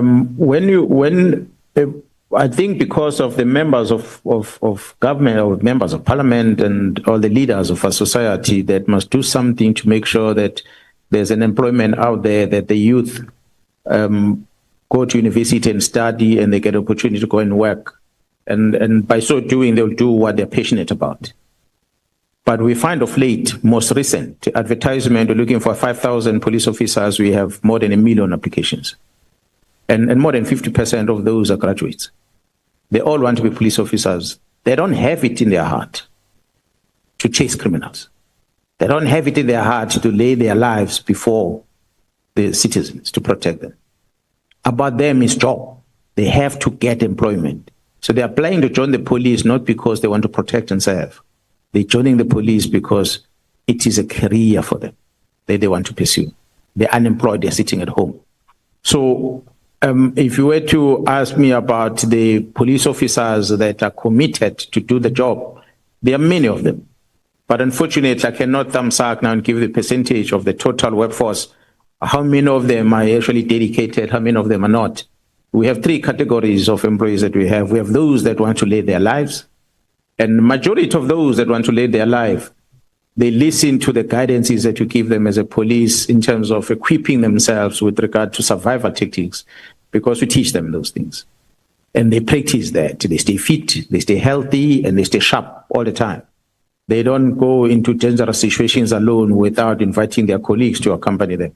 So those are the good ones that really do what we try to help them to do. And there's limitation on what government can do to protect the protector. The protector is supposed to protect the citizens, so therefore the protector must be equipped with resources, physical and skills and the likes, to allow that person to protect himself or herself. So we have that group that is there, that we must continue affording the opportunity to be reskilled so that they learn the tricks and techniques that are going to help them to survive. But then we have the group that is lazy in the middle, that missing group in the middle who doesn't want to work, who just enjoys the salary at the end of the month. Something needs to be done about them. That's why performance management and the likes that needs to be reviewed, because there's quite a lot of them that are somewhere in the middle. They are not acting because some of them are lazy, but some of them are not acting because they're afraid. of the consequences of acting against criminals, they end up not doing anything. So we have to deal with that group. But then we have the rogue squad on the side, the criminals within the system, few of them. But I believe that our labor laws that deals with the punishment of those, it's allowing them to stay within the organization despite all the evidence that might be presented to get them out. Technicalities, you dismiss a person who was involved with robbery, caught red-handed, arrested, and then it is dismissed in the organization, and he makes an appeal through the council. And on technical grounds, some of the technical ground is because there was no one representing the state who came to argue the case, therefore a default judgment is given. We are forced to reinstate that person back into the organization. It's the labor law that allows that to happen. So it does not take away that he's a criminal. So he's reinstated back into the service because the system allows it. Then you see it with the person that is already been found or arrested for serious crime, but he still wears the uniform with you. And that's what we need to try and fix. So you have that rogue squad that I wouldn't worry about their safety. We have this missing group in the middle that I shouldn't worry much about their safety. But we have the hardworking cops, as we're talking about. We need to provide them with resources, physical, to help them to stay safe. We have to provide them with different skills that should allow them. And as we are saying, motivation is key. The reward system that we have perhaps might need some adjustment. Yes, we do have, but it might need to perhaps to be readjusted so that it benefits the majority instead of the few. Yes, we are going to reward the person. For instance, let me use as an example that we always do. We'll give a vehicle to a top police officer that we have, but the vehicle costs R500,000. But you have more than 10 or 20 police officers who are actually doing exceptional work. But you don't have means to reward all of them, you reward one. But you can take that vehicle and sell it and spread that money and give it to all of them and buy them things that can benefit the majority. But because of limitation as an organization on these rewards, the system of government doesn't allow us to take your money, taxpayers' money, to reward members like that. So therefore, we have to go and look for sponsors somewhere. And when you get a sponsor, there's condition that you can't take money from outside. You have to get, so there's those limitations that makes it impossible to reward everyone. Again, the promotion system we have in the police, it's not about what you've done and how good you are. It's about how you perform before the panel. You arrive before the panel, you exceptionally well, you tick all the boxes, you get appointed, and yet you are lazy. You get the rank, you go outside, you don't deliver. But how can the panel not appoint you? Because if you're not appointed, you reach a grievance and you say, I perform better than this one. I've got this qualification and that qualification before that one. A hard-working horse usually does not have time to study. A real police officer, he runs around with a dog chasing criminals out there. He's on the boots and overall every single day getting dirty, search for dead bodies under the water and do all the dirty things. Whereas the one who sits in the desk has got time to register the university and research and post get advertised, he can see the computer, can apply. That one doesn't even see the computer. He end up not applying. He end up not getting motivated because he doesn't get promoted. Then you have someone who's a desktop person who then become a commander of this one. And then he demoralizes the members. So it's a system within the organization that we might need to look at. And unfortunately, because we are centralized at the national level, we can come up with a proposal, it won't change the policy of the organization. But if it's decentralized, this thing in the province, maybe with the provincial management, we must start saying, how can we best motivate these members that we have? You might come with a reward system that involves the provincial government that may be in a better benefiting of the members that you have in the organization. So it's different approaches that we might want to employ. I think I would be correct if I say we both agree that what we need to look at is the constitution of the country, that somewhere it has problems. ANC, I'm a victim, so young victimize, I'm a victim, young victimize. Sorry, it's low. So would I be wrong if, would I be correct if the constitution has flaws? Because the Minister of Home Affairs comes out and says, there was a whistleblower who was shot twice and that whistleblower is still alive, unlike the lady who was killed for it at Tembisa. And the murderers or the suspects are still out with the Lamborghinis. And it's the same law that takes those people out. They are not even arrested. The people you've mentioned that have done wrong, together with the minister, are not in jail. None of them is not in jail. Do you think it's the constitution that hinders us to deliver? Yeah, well, I wouldn't say it's a constitution. It's the legislations that have been written and, passed through this parliament, sometimes that contribute to such. Not necessarily the constitution per se. The Criminal Procedure Act, how you facilitate an arrest of a person. Back in the days, we could listen to your phone without asking your permission. You came up with the legislation. They said, we cannot do that. We must apply to a judge. The judge is not appointed. And then we sit and wait until the judge is appointed one day before you can listen to the phones. The judge is appointed, then we can listen to the phones. We arrest the criminal with the phone in his hand. And we want to take the phone and download the phone. You pass a legislation that says, Cyber Act, you can't open this phone without getting a consent from the person. So we ask a person, can you open the phone? He says no. Then you're doomed as a police. Then you must start the whole lengthy process again. So the legislation is passed to try and protect the citizens. But the unintended consequences of that protection leads into criminality. So we have to balance the two at times. Not to say what the legislation is saying is wrong, but we must also look at what is an unintended consequence of this legislation. And then you balance the two and say which one weighs the most. I said earlier, if you want to prioritize the human rights of a person, whether is not arrested, whether is arrested, definitely the rights of the person that has been found guilty and is incarcerated must be totally different than a person who's walking on the street. But what we find happening is that there is more rights for those in prison than you have for the person on the street. And I want to challenge you to look at your budget expenditure for the people in custody per day cost of an inmate versus what the grant you are giving to a person who's a law-abiding citizen outside the month. 350 versus 350 a month versus a 500 rands a day. That's how the scale is like. So come to prison, you're going to get education for free, you're going to get free food, you're going to get shelter, you don't run out of water, and so forth. Go outside of prison, you live in a shack. You must rob someone to have bread to eat at night. That's a reality that we find in this country. So the legislation must really, legislators yourself, we plead that you must please look at these things so that when we recruit in the police, we must recruit people who want to protect themselves, not the career people that they can't find jobs somewhere else and they come to the police as a job opportunity that is created. Thank you, Honorable Shong. At the time you started with your questions, your party had exhausted 35 minutes of your 40.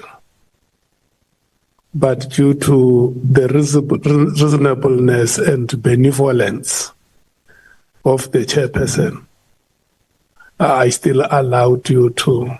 Chair,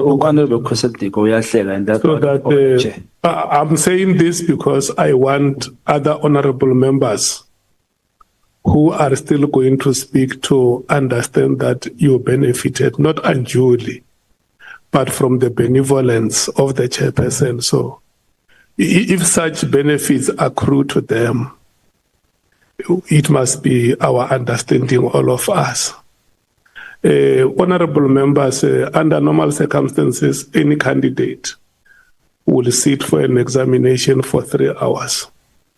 Since we started questioning at 27 minutes past 9, it's now almost 20 minutes to 1. It means it's 3 hours, 13 minutes.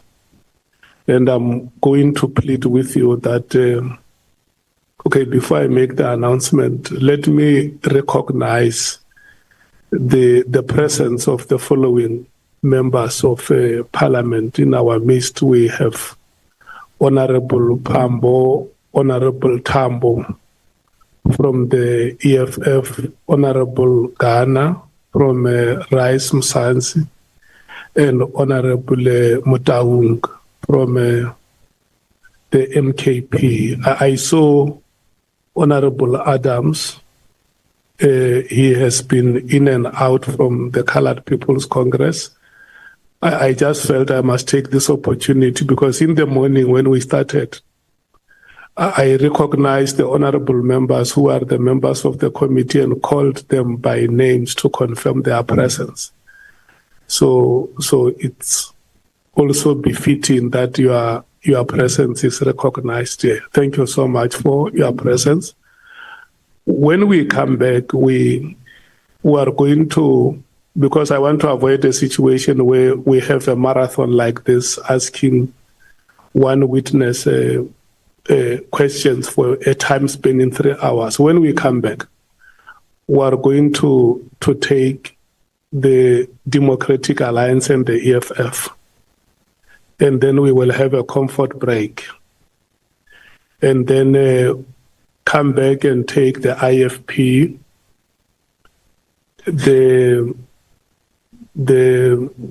Patriotic Alliance, the Freedom Front Plus and Action SA, and then have a comfort break. That is, so I'm making this announcement so that honorable members, we can from time to time remind each other if the chair misses that out to say, no, chair, you said after the EFF, we'll have a comfort break, and then we'll have a comfort break after Action SA. That will be the order of proceedings when we come back. And my apologies, General. We should have broken after 2 hours to give you a break. But let me thank you for your endurance. We are breaking for lunch now. We will come back at 1:30. Thank you so much. Yes, 1:30. The next speaker. Honorable Shkeleng, your hand is up. Thank you, Chair. I'd just like to clarify that both of us are full members today, so we should actually get 1 hour and 10 minutes and not only 40 minutes, the same as the MK, Chair. For clarity, please. Thank you. I explained to you, see, you are now wasting our time. Respectfully so, because I personally came to consult with Honorable Cameron to say, in the absence of Honorable Bradenbach, you are a full member, and that is what the rule says. But you have the opportunity of an extra 10 minutes, which we allocated across the parties for the alternates. So now, you have 40 minutes, which you are going to use, the two of you now. And then when we go for the last round, the African National Congress, the MKP and yourself will still have chance, but yourselves and the MKP will be sharing 1 hour. It means 30 minutes each, because that is the time that will be remaining for yourselves. Is it very clear? Yes. So now we take the 4 speakers, we break.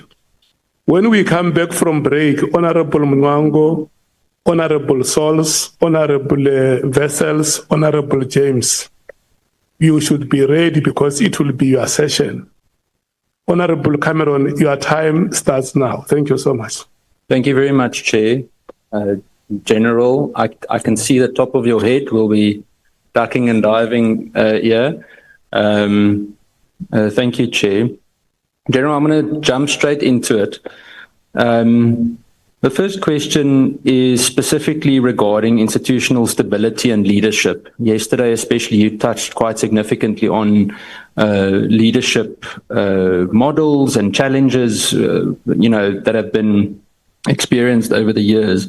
And you specifically remarked that SAPS is continuously being restructured and that such restructuring is never completed.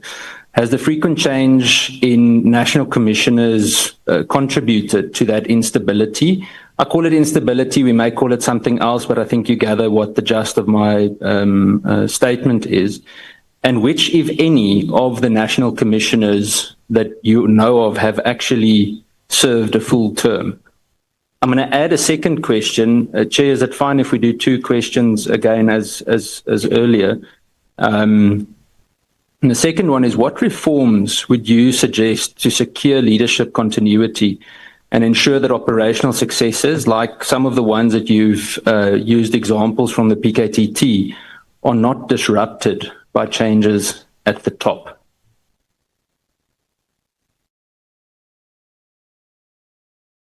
No, thank you so much, Honourable Chair, honourable members. The institutional instability in the organisation, the causes of that, I like to believe that it's mainly because of the ever-changing national commissioners that we've had over time in the organisation, and I think it started when Commissioner Silebi left, and I did an introduction, honourable chair members.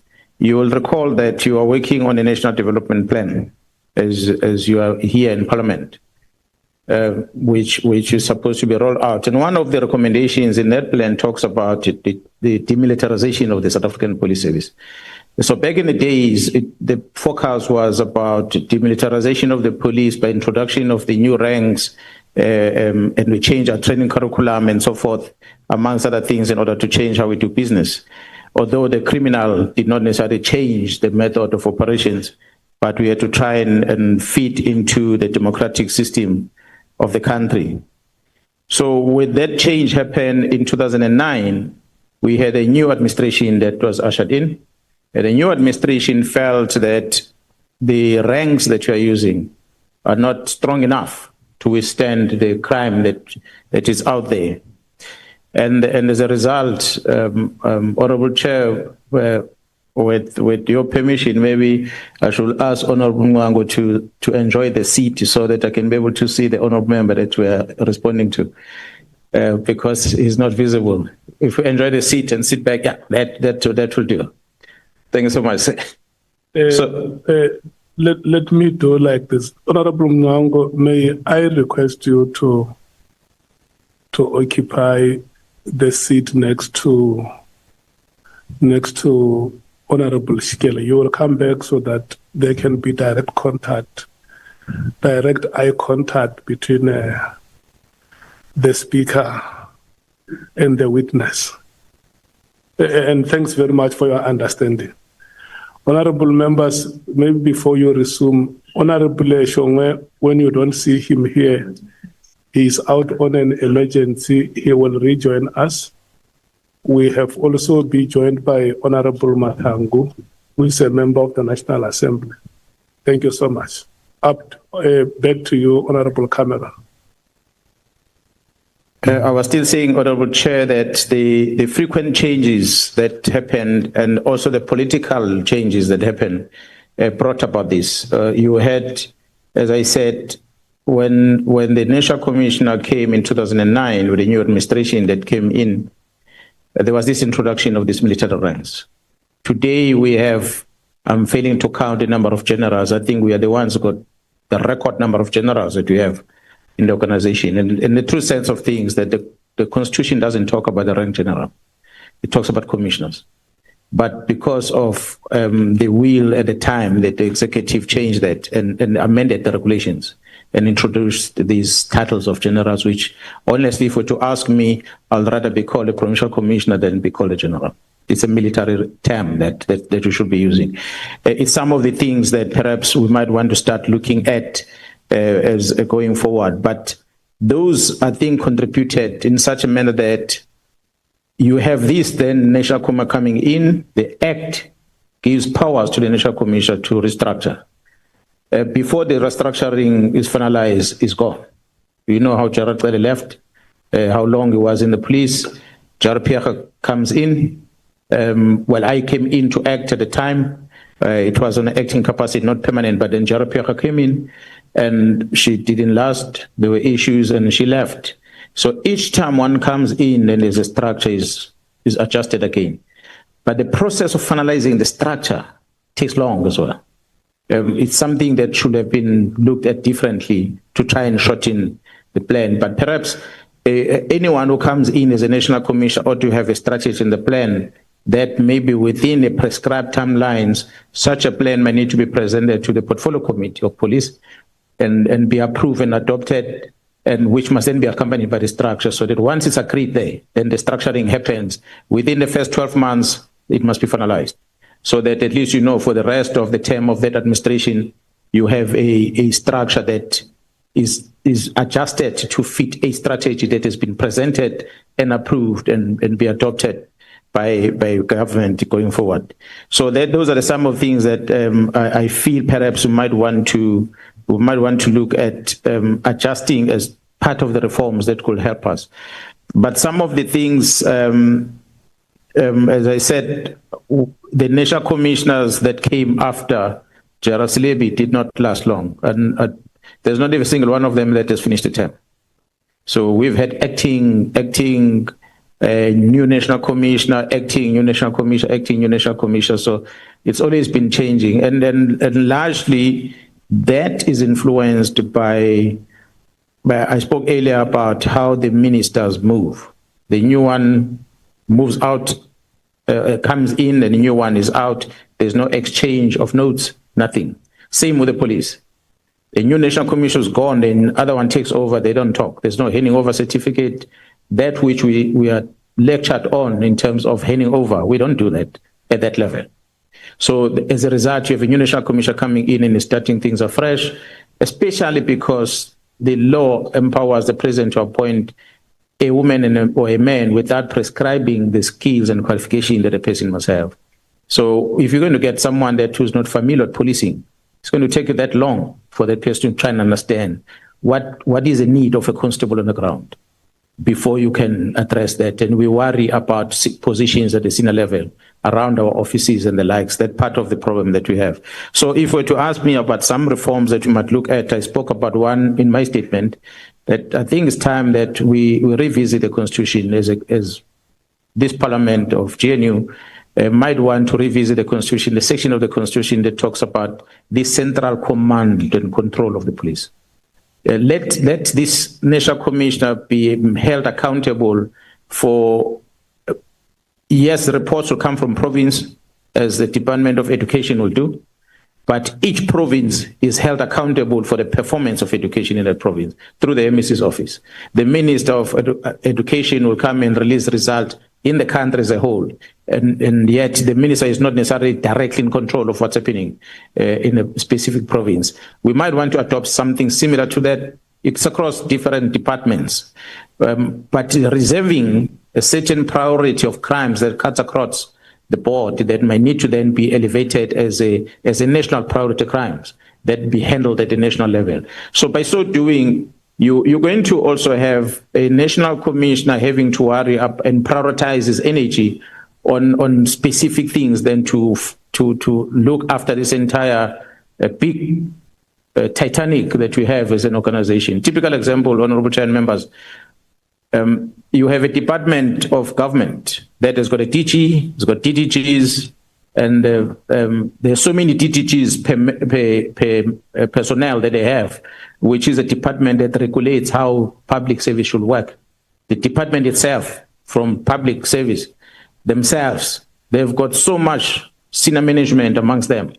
If you take that and balance it with the police and the responsibility of the National Commission, the police, it's almost impossible to manage. It's impossible. So it's about time that we decentralize a lot of things so that National Commission can focus on what the national government priorities should be and focus on that. So I think that is the main one that I thought I must put in there. But other than that, there are some pieces of legislations that are vested with the minister's office, which to some degree I think might also need to be revisited. Some of them, Farm Control Act as an example. Once there's a corruption at the farm control office in Pretoria, it's going to affect the entire country because that office is not able to improve efficiency in terms of how to facilitate licenses, and is not able to deal with people that are violating the act in terms of removing the licenses away from them. So simple because you have the whole country to worry about. But if that was given to a province, then the province will worry about that. The liquor, we have a National Liquor Act, we have provincial ones. So the provinces that really pay attention on their Liquor Act, they have better controls on it, on how the sales of liquor is done in different provinces. But the national liquor is still there because it regulates this shipment of big liquor outside the country, things coming into the country. It focuses on those, whereas the provincial legislations are looking at things that are happening within the province. So whilst in the police you want to decentralize and be able to control in a smaller scale at the national office on some of things that you need to focus on as the police, but there is also some piece of legislation that might need to be reviewed that will allow the police to be able to perform their task better. And I believe if we do those things, it might create some stability within the management of the police. Thank you, General. General, just as a matter of interest, I just made a note. Of all of these Lieutenant Generals, you actually mentioned it earlier as well. All of these Lieutenant Generals, I think you said there are 10 or 11 of them at head office. How many of them are actually career police officers that came through the ranks? Because it feels to me, and I'm going on the way that you explained it earlier, that we can actually save a lot of money that could go to the provinces to assist in ground level policing. But we've got this top heavy office, head office, call it head office, where I'm not so sure that it's making a significant contribution. Yeah, well, honorable members, I'm not sure of the numbers. I'll be under correction, but by and large, those that are within the support environment, which carries the big numbers at the head office, the majority of them are professionals that came to the service without necessarily having to grow within the police. But you might find maybe in the provinces similar thing happening. But I think the challenge that we are having with regard to these numbers that we have, again, is the power that is vested to the National Commission by the Act. The National Commission can create a post and grade it to whatever level they want to grade it, and they appoint a person there. So we've moved from 2 deputies to 3 deputies to 5 deputies and back to 3 deputies. We moved from 2 divisions to 10 divisions. So we just divide the cake as we want. You divide to create a post. Our organizational development with qualifications that they have, they're not independent enough to tell us that you're not supposed to, cannot have this, because the budget doesn't allow it, the purpose and function and the workload of this job does not qualify this. But you're going to find the organizational development will tell you that, yeah, it's justifiable in terms of our tool to have a brigadier at the head office responsible for 2 people appointed as a brigadier versus a commander of OR Tambo Airport who's responsible for 1,000 members. Durban Harbour is responsible for 1,000 members, but it's a brigadier as well. OD will tell you that, and you can't argue with them. And we always say to them, you are not objective in what you do. You are doing it because the boss tell you he wants that block. So honorable members, that controls in terms of the structure. If it's still vested with the National Commission, then we have a problem.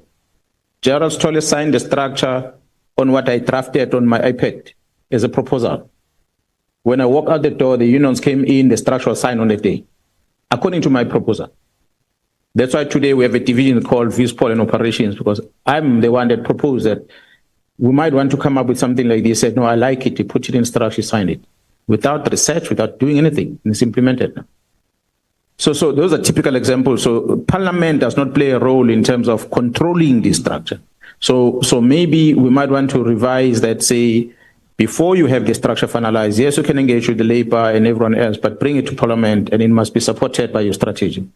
And then we can look at the money, total budget of what goes to compensation and versus what goes on operations and what goes to the executive versus what goes, because the cost of one lieutenant general in the police beside the annual package of one individual salary, you have the support staff with you. So you spend at least easy 5 million rand per annum for one person. And add the furniture, the vehicles, the running cost of the office, it amounts to a lot of money. But those are things you don't pay attention on. So when you then ask yourself, is there need of that office? When you realize that, no, actually there's no need of that office. You can do without it. Okay. But because someone we come from a time where National Commission decided to have the head of communication at the Lieutenant General level. And it's been downgraded again.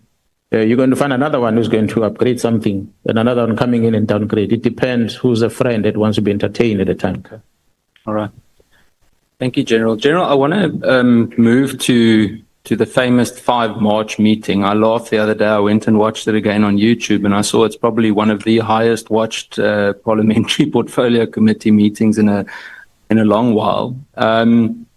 You've said that the PKTT was highly effective. We've seen a lot of the results. On that day, General Khumalo spoke about it as well. The National Commissioner touched on it. Just in terms of the 5 March meeting, General Khumalo and Minister Mchunu briefed Parliament on the PKTT's phase out and its successes. They presented it. We've all seen the presentation. But there was no objection from General Khumalo or anyone else for that phasing out. The way that the minister presented himself and the way that the National Commissioner concluded matters when we spoke made it difficult to see that there is a disagreement about the disbanding of the political killing task team. No one in the committee that I'm aware of said, no, wait a minute, there's a chaotic conflict going on here. What was the situation at the time? Because all of the messaging seemed aligned. Honourable Chair and honourable members, and I must thank you first, honourable member, for allowing me the opportunity to appear before the Portfolio Committee. Honourable members, a normal culture is that the Portfolio Committee is going to write through the Minister to the National Commissioner and inviting the police to come and appear before them to present whatever the Portfolio Committee wants them to be presented. But in this case, I personally contacted the Honourable Chair of the Portfolio Committee and requested that he please, if there's a meeting coming up, he must invite me because I need to speak about certain things that are troubling me, that are affecting the organization. So he tried that meeting, I think it was early as February, if I'm not mistaken, and there was something that happened and it had to be postponed to March, and eventually we met on the 5th of March. So we will have met earlier than that. So I was not part of the development of the presentation. I did not ever know, because it was not shared with me, the presentation that was present. I was shocked to sitting in my office and I see they are agreeing with what the minister is saying. And to me, it was disturbing, but I couldn't say anything because it's coming from my boss. That means my boss is in agreement with what the minister is saying. So he is the National Commission. If he decides, so it goes. I can't stop it. But the appearance before the committee, I agree with the honourable member that at the time when the presentation was made, the Minister of Police was in support of this winding down plan that was proposed. And the National Commission is the one who came with that proposal of this winding down plan. So therefore, I wouldn't have expected the committee to do anything about it because it was just an information sharing for noting. I don't think it was for the committee's decision, that one. The only one that for me, which perhaps some of the things being viewed the most, is my comment on it, where my part came in. I think my expectation on that one, Honourable Chair and members, is that I've hinted on the involvement of players outside the police, people that are in position of sensitive things. I introduced the problems that existed in 2011 going forward. I was expecting a follow-up from there, to say, you can't come here before South Africans, because Parliament is South Africa.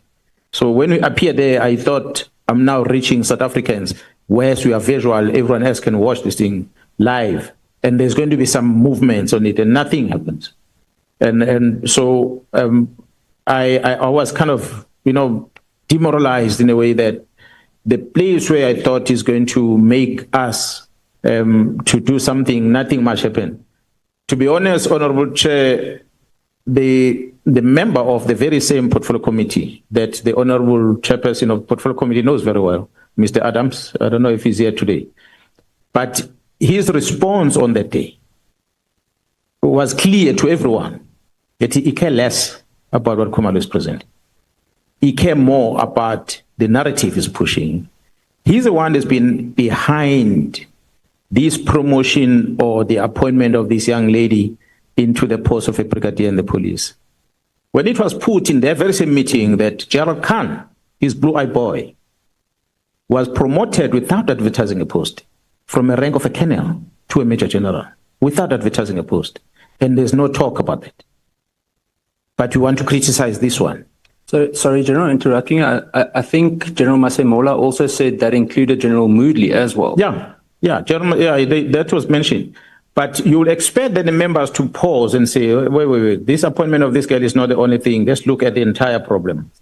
But because they were so focused on their plan, they ignored whatever that was presented and they focused on what they're doing. I mean, his opening remarks of the National Commission that day about the counter fight from members of crime intelligence was not necessarily taken forward. So I would have hoped that something good is done about that. But in as far as the task team specific is concerned, I don't think the portfolio committee will have done anything about it because this was just an information to share. The biggest problem for me was what is happening at intelligence in the main. And I think at the time, I don't even think that the portfolio committee was briefed about the CJ Ops that is running in Gauteng, the counterintelligence operation and all the challenges we're facing. I don't think we share that with the committee on the day. Thank you, General. General, furthermore, two or three questions regard, I think just for clarity's sake, am I correct then? I think the assumption, or I think you mentioned it in the commission as well, but is it that same member of the committee that speaks with General Khan? That's correct. And the Inspector General of Intelligence. Okay. Just in terms of the official record of 5 March, there was no reference to drug cartels or judicial capture or even interference. For example, the name of Kat Matlala wasn't mentioned on the 5th of March. And obviously it became central to your press briefing you did a few months later.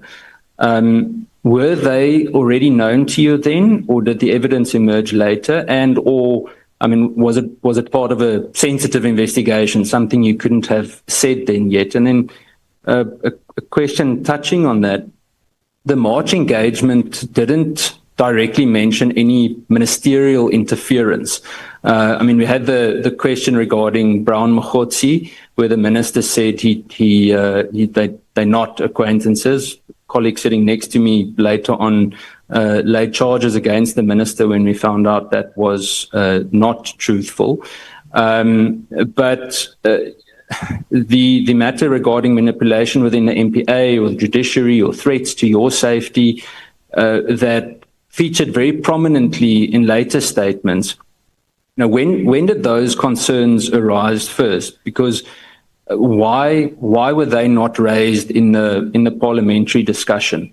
And then to conclude those two questions is, looking back, do you think that we may have been in a better position or better placed as a committee to be able to respond to those issues had they been included in the March presentation or in the March dialogue? With some kind of indication or evidence or even an objection with regards to what the minister said. Thank you, General. Yeah, Honourable Chair, members, the portfolio committee that sat on the day had its own agenda. And when you listen to the presentation that was made in general, I don't think the portfolio committee will have done much on it because the presentation was done by the executive authority, which is the minister who was leading that presentation. But the issues that were raised during the presentation that should have triggered the members of the portfolio committee to say, wait a minute, National Commissioner, your opening statement, you are saying this. What's going on? That is one. But the more was about me bringing into this committee a player of a person outside the structure of the police. Because I'm the one that spoke about Mkhwanazi. I'm the one who spoke about Mkhwanazi having this easy access to crime intelligence. So when I raise things like this, I would have expected the commission to act on it, especially because I tried to reach out to the minister and I failed. The minister is on the platform. Mkhwanazi says there's a brown Mkhwanazi who's close to the minister. The minister says, I don't know the fellow that Mkhwanazi is talking about. The least should have happened is to say, oh, wait. Minister, you're saying, Mkhwanazi, why are you saying that this man is close to him? And the minister, why are you denying this man? Right there and there should have been interrogated, and we get into the bottom of this from the start. But I understood at the time you were pressed for time. You had another engagement because the meeting was running late.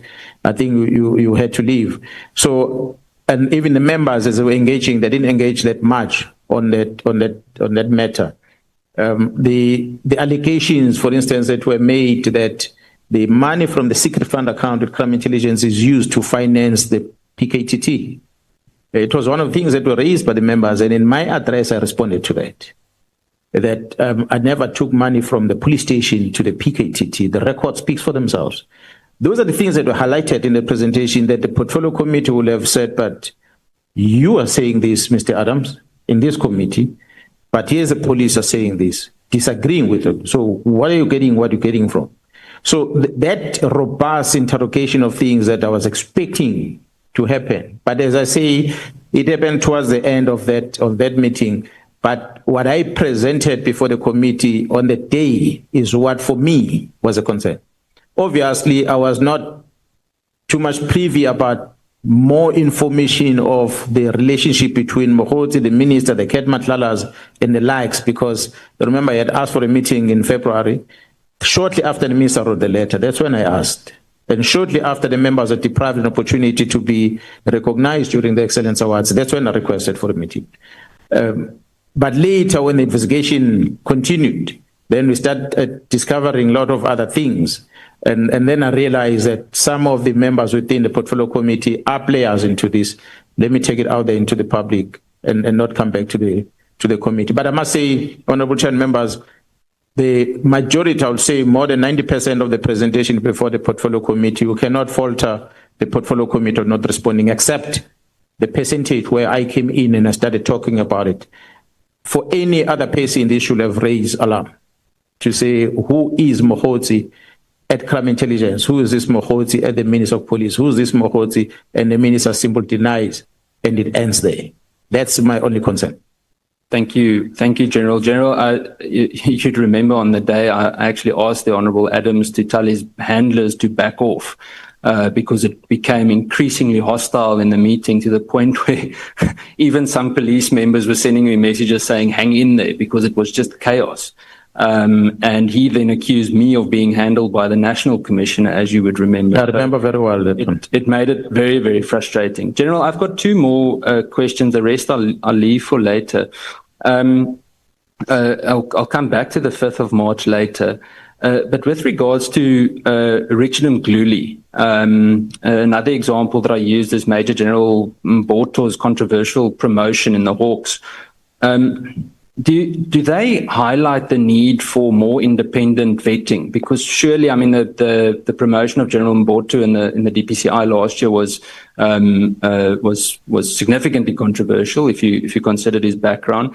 And Richard Mkhwanazi's retirement, the fact that General Sithole signed off on his retirement and he retained his rank despite all the controversy around him, similar to Ria Piecha. How do we approach that? You have touched on it today. How do we make sure that that doesn't happen again? And then my last two questions, is would you say that there's still significant influence from Mkhwanazi in this whole ordeal? When I say ordeal, it feels to me like his name keeps popping up. It's almost like this thread that runs through the last 15 years. Is he still in there? I mean, I asked Minister Mchunu in Parliament whether he'd commit to an open investigation regarding Richard Mkhwanazi's two sons, of which I think one of them runs the grabber unit that can tap phones in crime intelligence. And he committed to that, but obviously, if you look at what happened over the last few months, nothing happened.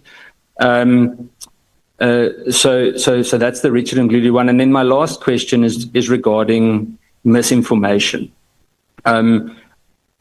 You've spoken publicly about rogue elements within the system.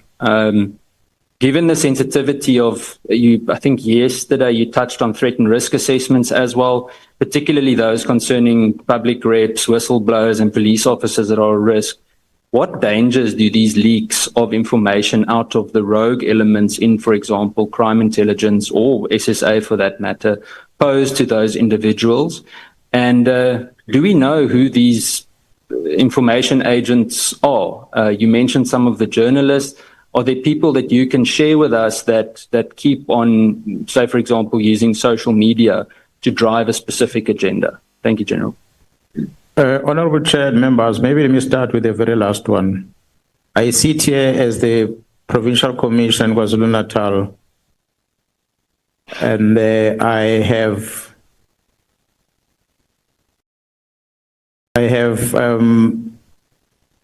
received, I'm trying to find this information. I had received an inquiry from the journalist about what Lieutenant General Sibiya is doing, that the General Sibiya has taken legal action against me on what I pronounced on the 6th of July. Honorable Chair, this is Abraham Mashego, a journalist from News 24,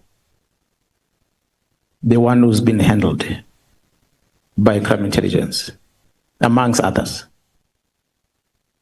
This Abraham Mashego, who started with these stories, and the one who I was told about by his fellow colleague that I spoke about before.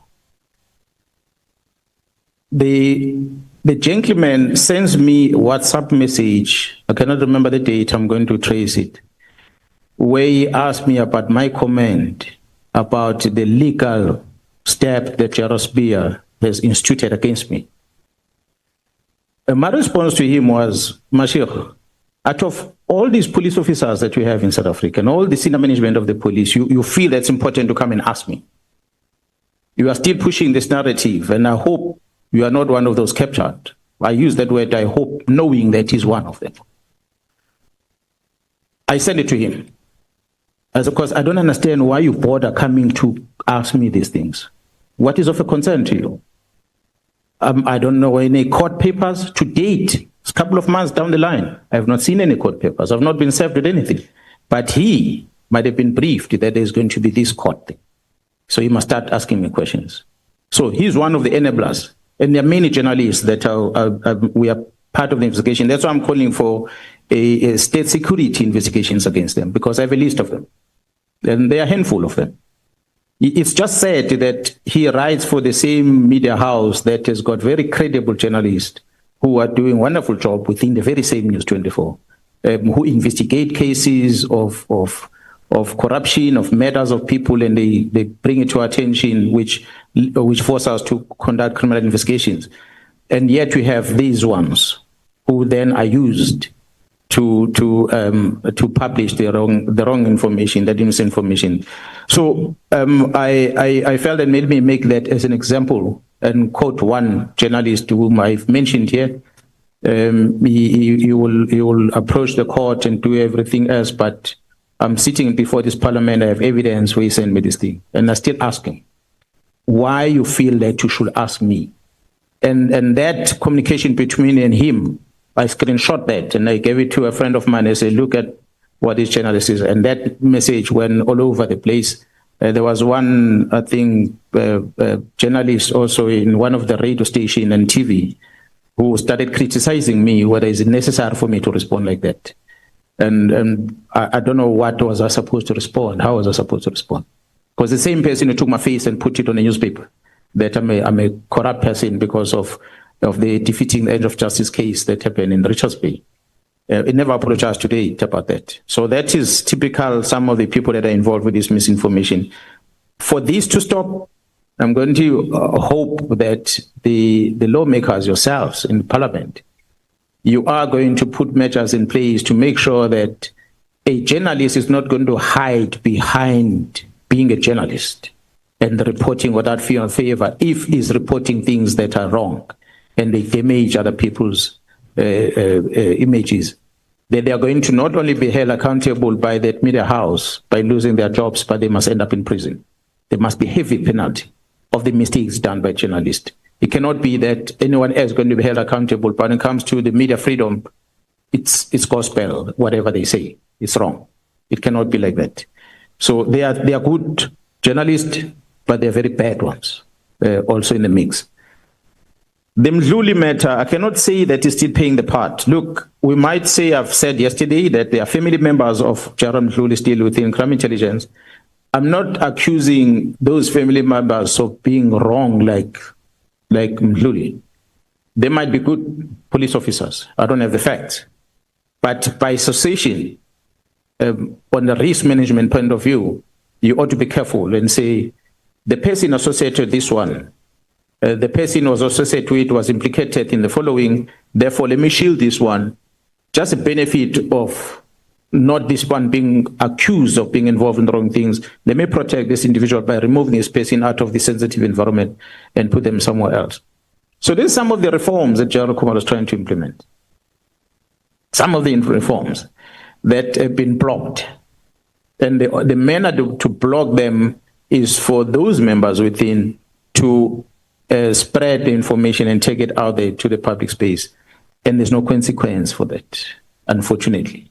And so if the ad hoc committee were to really look at how to protect the information leakages within, and if it does detect it, like Mr. Adams, who then has, and Ms. Kola Barnard, who then are in possession of such sensitive information, they negligently take it out there, they should go to Paulsmoor and sit there for a while so that they learn something. It cannot just happen because they are executive, they are in parliamentarians, and must be easy like that. If that happens, next time they won't take that information from there. Honorable Chair and honorable members of crime intelligence get arrested. The person who communicates out in the social media is an ex-police officer. The lady, your enemy, I forgot the name. She likes to say she's my enemy, but you can say the name. Patricia Mashale. Patricia Mashale. Patricia Mashale sends a WhatsApp to Mr. Adams and says, we did it. They communicate like that. We did it.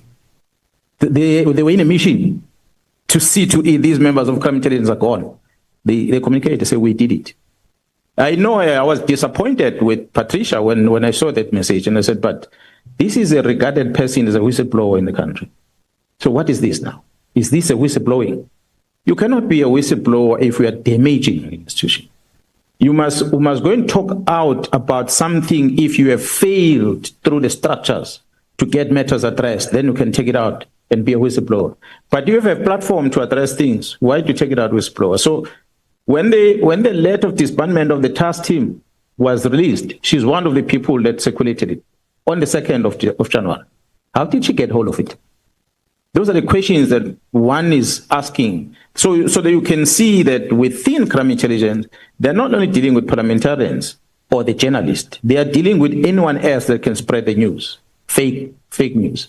So those are the things that might need to be looked at going forward. To ensure that we have a clean system in the organization is one thing to vet people coming in, and I said yesterday, I said I had an opportunity to be briefed about the system that SIU is using to try and maintain integrity within their space, that we must perhaps, I challenge maybe the portfolio committee to sit down with SIU and get to hear what is it that they do, how they do it, and build from there. Maybe there can be a better institution somewhere that can do better things. The bottom line is, Honorable Chair and members, it cannot be about you come in, you take an oath, and you are forgotten after that. You take an oath today, you walk out the door, you accept bribery, and you just continue doing wrong things, and nobody bothers. There has to be this constant assessment done throughout, so that you are evaluated whether you're still fit for a job or not. You cannot just leave a person forever to be there, not knowing that it's compromised already. So there must be that continuous but it requires a policy. It requires, because it becomes an employment condition of police officers. So the legislation must talk to it, and the policy that comes from the minister must talk to it, so that the National Commissioner can employ that when he employs these people to their service. I think that's just about, that's just about it. The issue with the CI, the problems, as I said, it's not Gerald Mkhwanazi really that I could say still have an impact. Maybe there is. I don't have evidence. I'm not in that division. But I can tell you, Honorable Chair and members, that we still have a lot of wastages within crime intelligence as a result of these leases that you are having. We still have a lot of mismanagement of funds within CI with regard to the easy payments to informers that are not controlled. A typical example, yes, you might say there's a frustration of the process introduced by the management there in terms of payment of the informers, but they've removed a lot of delegation that was at the provincial level to the national office when it comes to a certain figure that must be paid, because there are some crime intelligence members that will submit claims on monthly basis for 100,000 rand for this one and that one and that one, and they pay 10,000 rand to these informers and they collect the rest. And so they were living off that money. So until then the generals and the management start saying, we want to see production before you submit a claim. These vehicles that were collected from people like myself, for instance, who are not working at crime intelligence, but crime intelligence will use a secret fund to buy me a luxury vehicle and I keep it in my house. So there are many of some of the senior officers in the police that were in position of such, that Gerald Khumalo had to do an audit on it and collect it. Unfortunately, one brigadier, Jans van Vieren, is one of the enemies within these people at crime intelligence, because she's coming from PSS, she doesn't know anything about crime intelligence. Gerald Khumalo brings her there and says, do an audit on all these assets. When she goes and check where these assets are, she becomes an enemy herself, because she's doing a job, but she's painted as a bad person. And she's never been a bad person before. Suddenly she arrives at crime intelligence, she's a bad person. So it is those challenges that we're experiencing within. That's why I was saying, how do you then make crime intelligence to account in Parliament, where you have the committee seeing the open account and you have a committee seeing the covert account? So maybe if everything moves into one committee and be accounted at one place, then we're able to scrutinize the entire value chain. I challenge the committee and yourselves.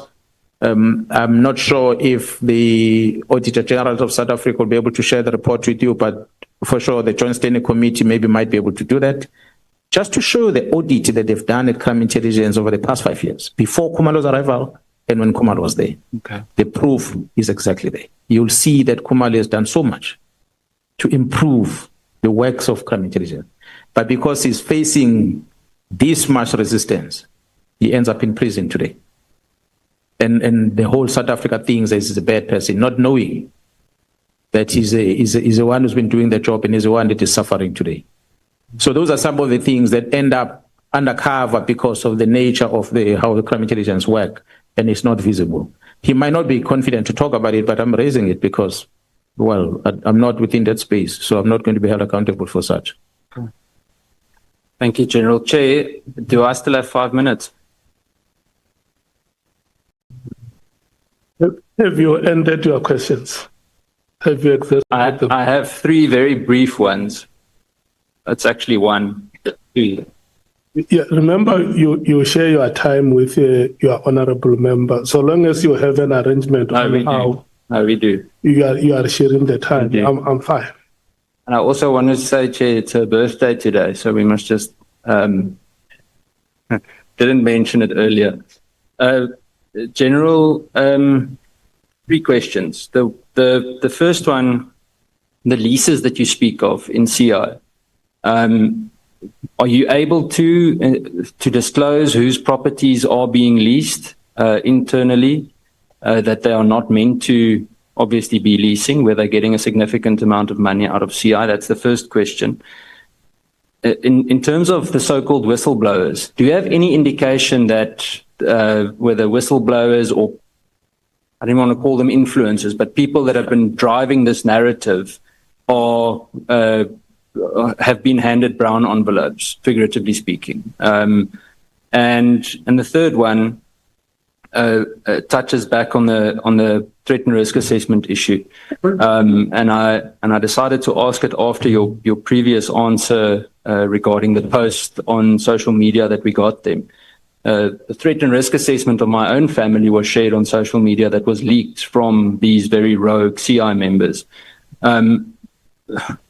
There was zero consequence for them. I know there was an investigation. To this day, I don't know who leaked it, but it obviously puts myself and my family at risk.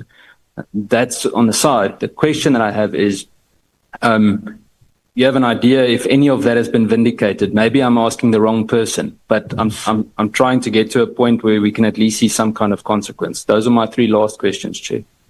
Thank you. Yeah, well, Honourable Chair members, I think Gerald Khumalo, perhaps as a divisional commissioner within crime intelligence, might be able to respond to it. But by and large, almost everything that we've seen out there in the media, it's coming from that office of vetting. Some of us, our vetting application has been kept in abeyance for years now, and they don't want to process them. It's the same office that claim that this person was recruited by crime intelligence, was not supposed to be recruited, was given an irregular vetting certificate, whereas while they're still busy with it, they've not issued it yet. So that office and the members working in that office are compromised. And so it's no surprise that the records of your family members went out there in the media, because it can only be that office. And few people that's supposed to have control over such. The reporter I talked about that ended up with News 24 this past week, that should not have been there, because there are people within the establishment that does that. And we know who are they. The names of the people that their properties are leased, I might not talk about it because the lease is falling under the Joint Standing Committee of Intelligence, so I might not be able to give the names. But I can safely tell that the past, which came to my attention, which needs to be confirmed, that one of the police members within crime intelligence, his property was leased by the very same crime intelligence. He's currently working at crime intelligence as one of the senior members within crime intelligence. Is he one of the names that you have mentioned? He's one of the names I've mentioned. Thank you, General. Thank you, Chair. Thank you. Are you done, Honourable Cameron? Yes, thank you, Chair. For now, that's it. Next, later on, the Honourable Schikkeling will go on. Thank you, General. Let's allow the happy birthday Honourable member to field her questions. Happy birthday to you, Honourable Schikkeling. Thank you very much, Chair. I appreciate it. May I proceed for now?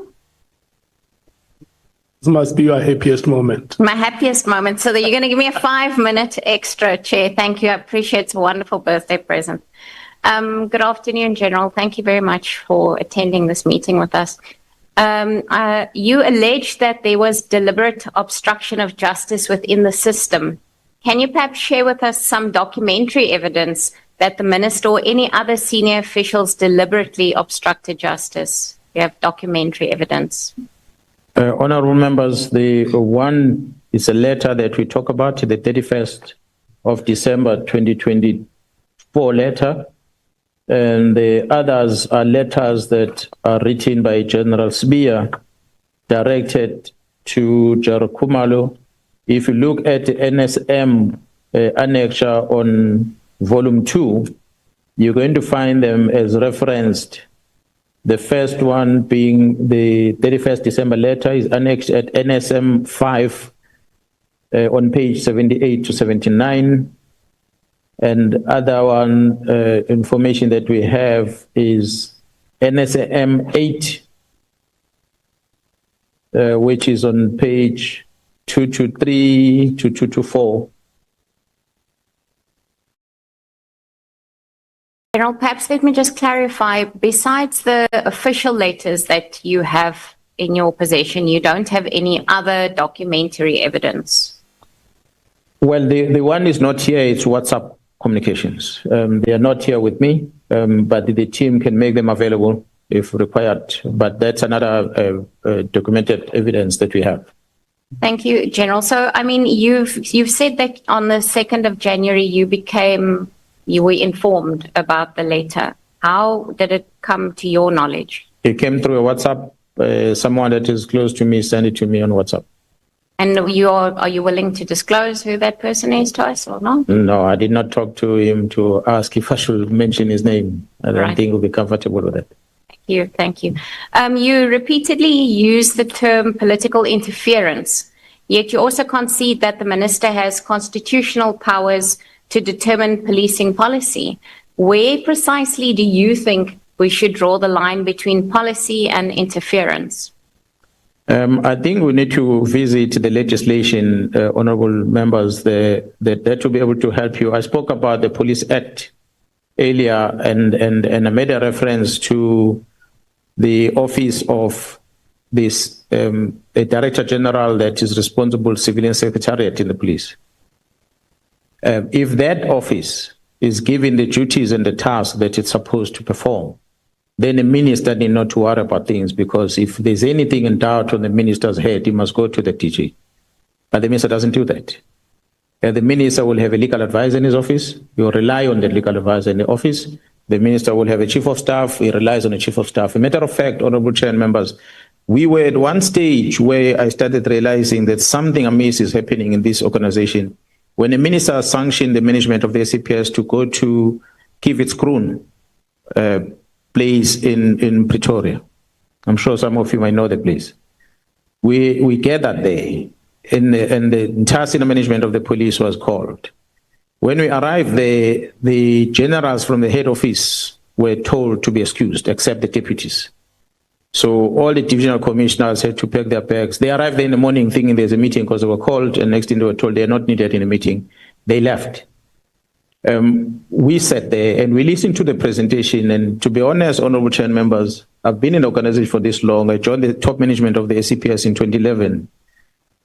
What I experienced there in that meeting, when the advisor of the minister, Advocate Piccoli, was giving us a lecture about the very same act that we've been enforcing for so many years, was giving us a lecture about the powers of the minister, was giving us a lecture about what the minister can or cannot do. I saw that presentation as intimidation to us, to say to us, must toe the line, because the minister, exactly in your words, he has a constitutional right to do this and that and that. So that was a preparation of something. When I walked out of that meeting, the very same meeting, as I walked out, I told the National Commission, something is cooking here. Something is happening here. And I went to General Kumalo and the team were outside. I said, you better be prepared. There's a war coming. I cannot tell what it is. I can't put my finger on it. But from coming on this boardroom, coming out of this meeting, having listened to what Advocate Piccolo was presenting before us, you can't come and tell us about Section 205 of the Constitution, Section 206 of the Constitution. We are senior managers of the organization. We went to PAR to be taught about that. We went to university, some of us, to go and study that. We are practicing that every single day. We are appointed in terms of the very same sections of the Constitution. So who are you now to come and tell us? Advocate Piccoli, you think we don't know that? You are trying to influence us to be believing that when the minister takes a certain decision, it's within his powers. So I suspected from that meeting. I cannot remember the date. I'll give you the date of that meeting. Maybe we must get the presentation also of that meeting that Advocate Piccoli presented to management of the SAPS. And then you wonder, from that presentation, you can conclude that there was a preparation of something to say that the minister can now intervene. The Police Act outlines exactly what the civilian secretariat head must do. One of them is to give the legal advice to the minister. But in all these engagements, you don't see the DG's buoy in that mix.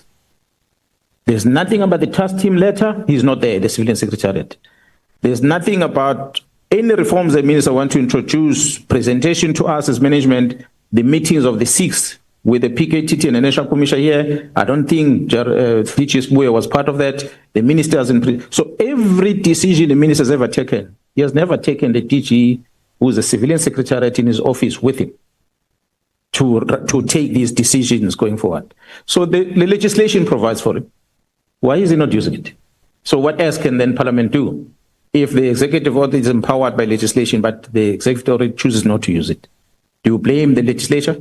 No, you can't blame the legislature. There's a provision for it, but he ignores it. So honestly, when it comes to this, I will argue that the minister cannot come and claim that I have a constitutional or legal authority to shut down teams. Thank you, General. I think it will be important for us to get the date of that meeting so we can just have some further clarity there. You've also indicated that the minister had never been briefed on the PKTT's work before issuing the directive. However, you yesterday indicated that you're aware that General Khumalo held meetings with the minister and the National Commissioner after the 6th of March. How do you know that prior meetings did not take place regarding the PKTT, and do you have any documentary evidence to prove the contrary? Up until I started questioning about the case dockets that were taken to Pretoria, only then I became aware of meetings that had taken place. Because these meetings were held in Pretoria as early as January. They were held, I think, in February, and there were meetings in March and late March.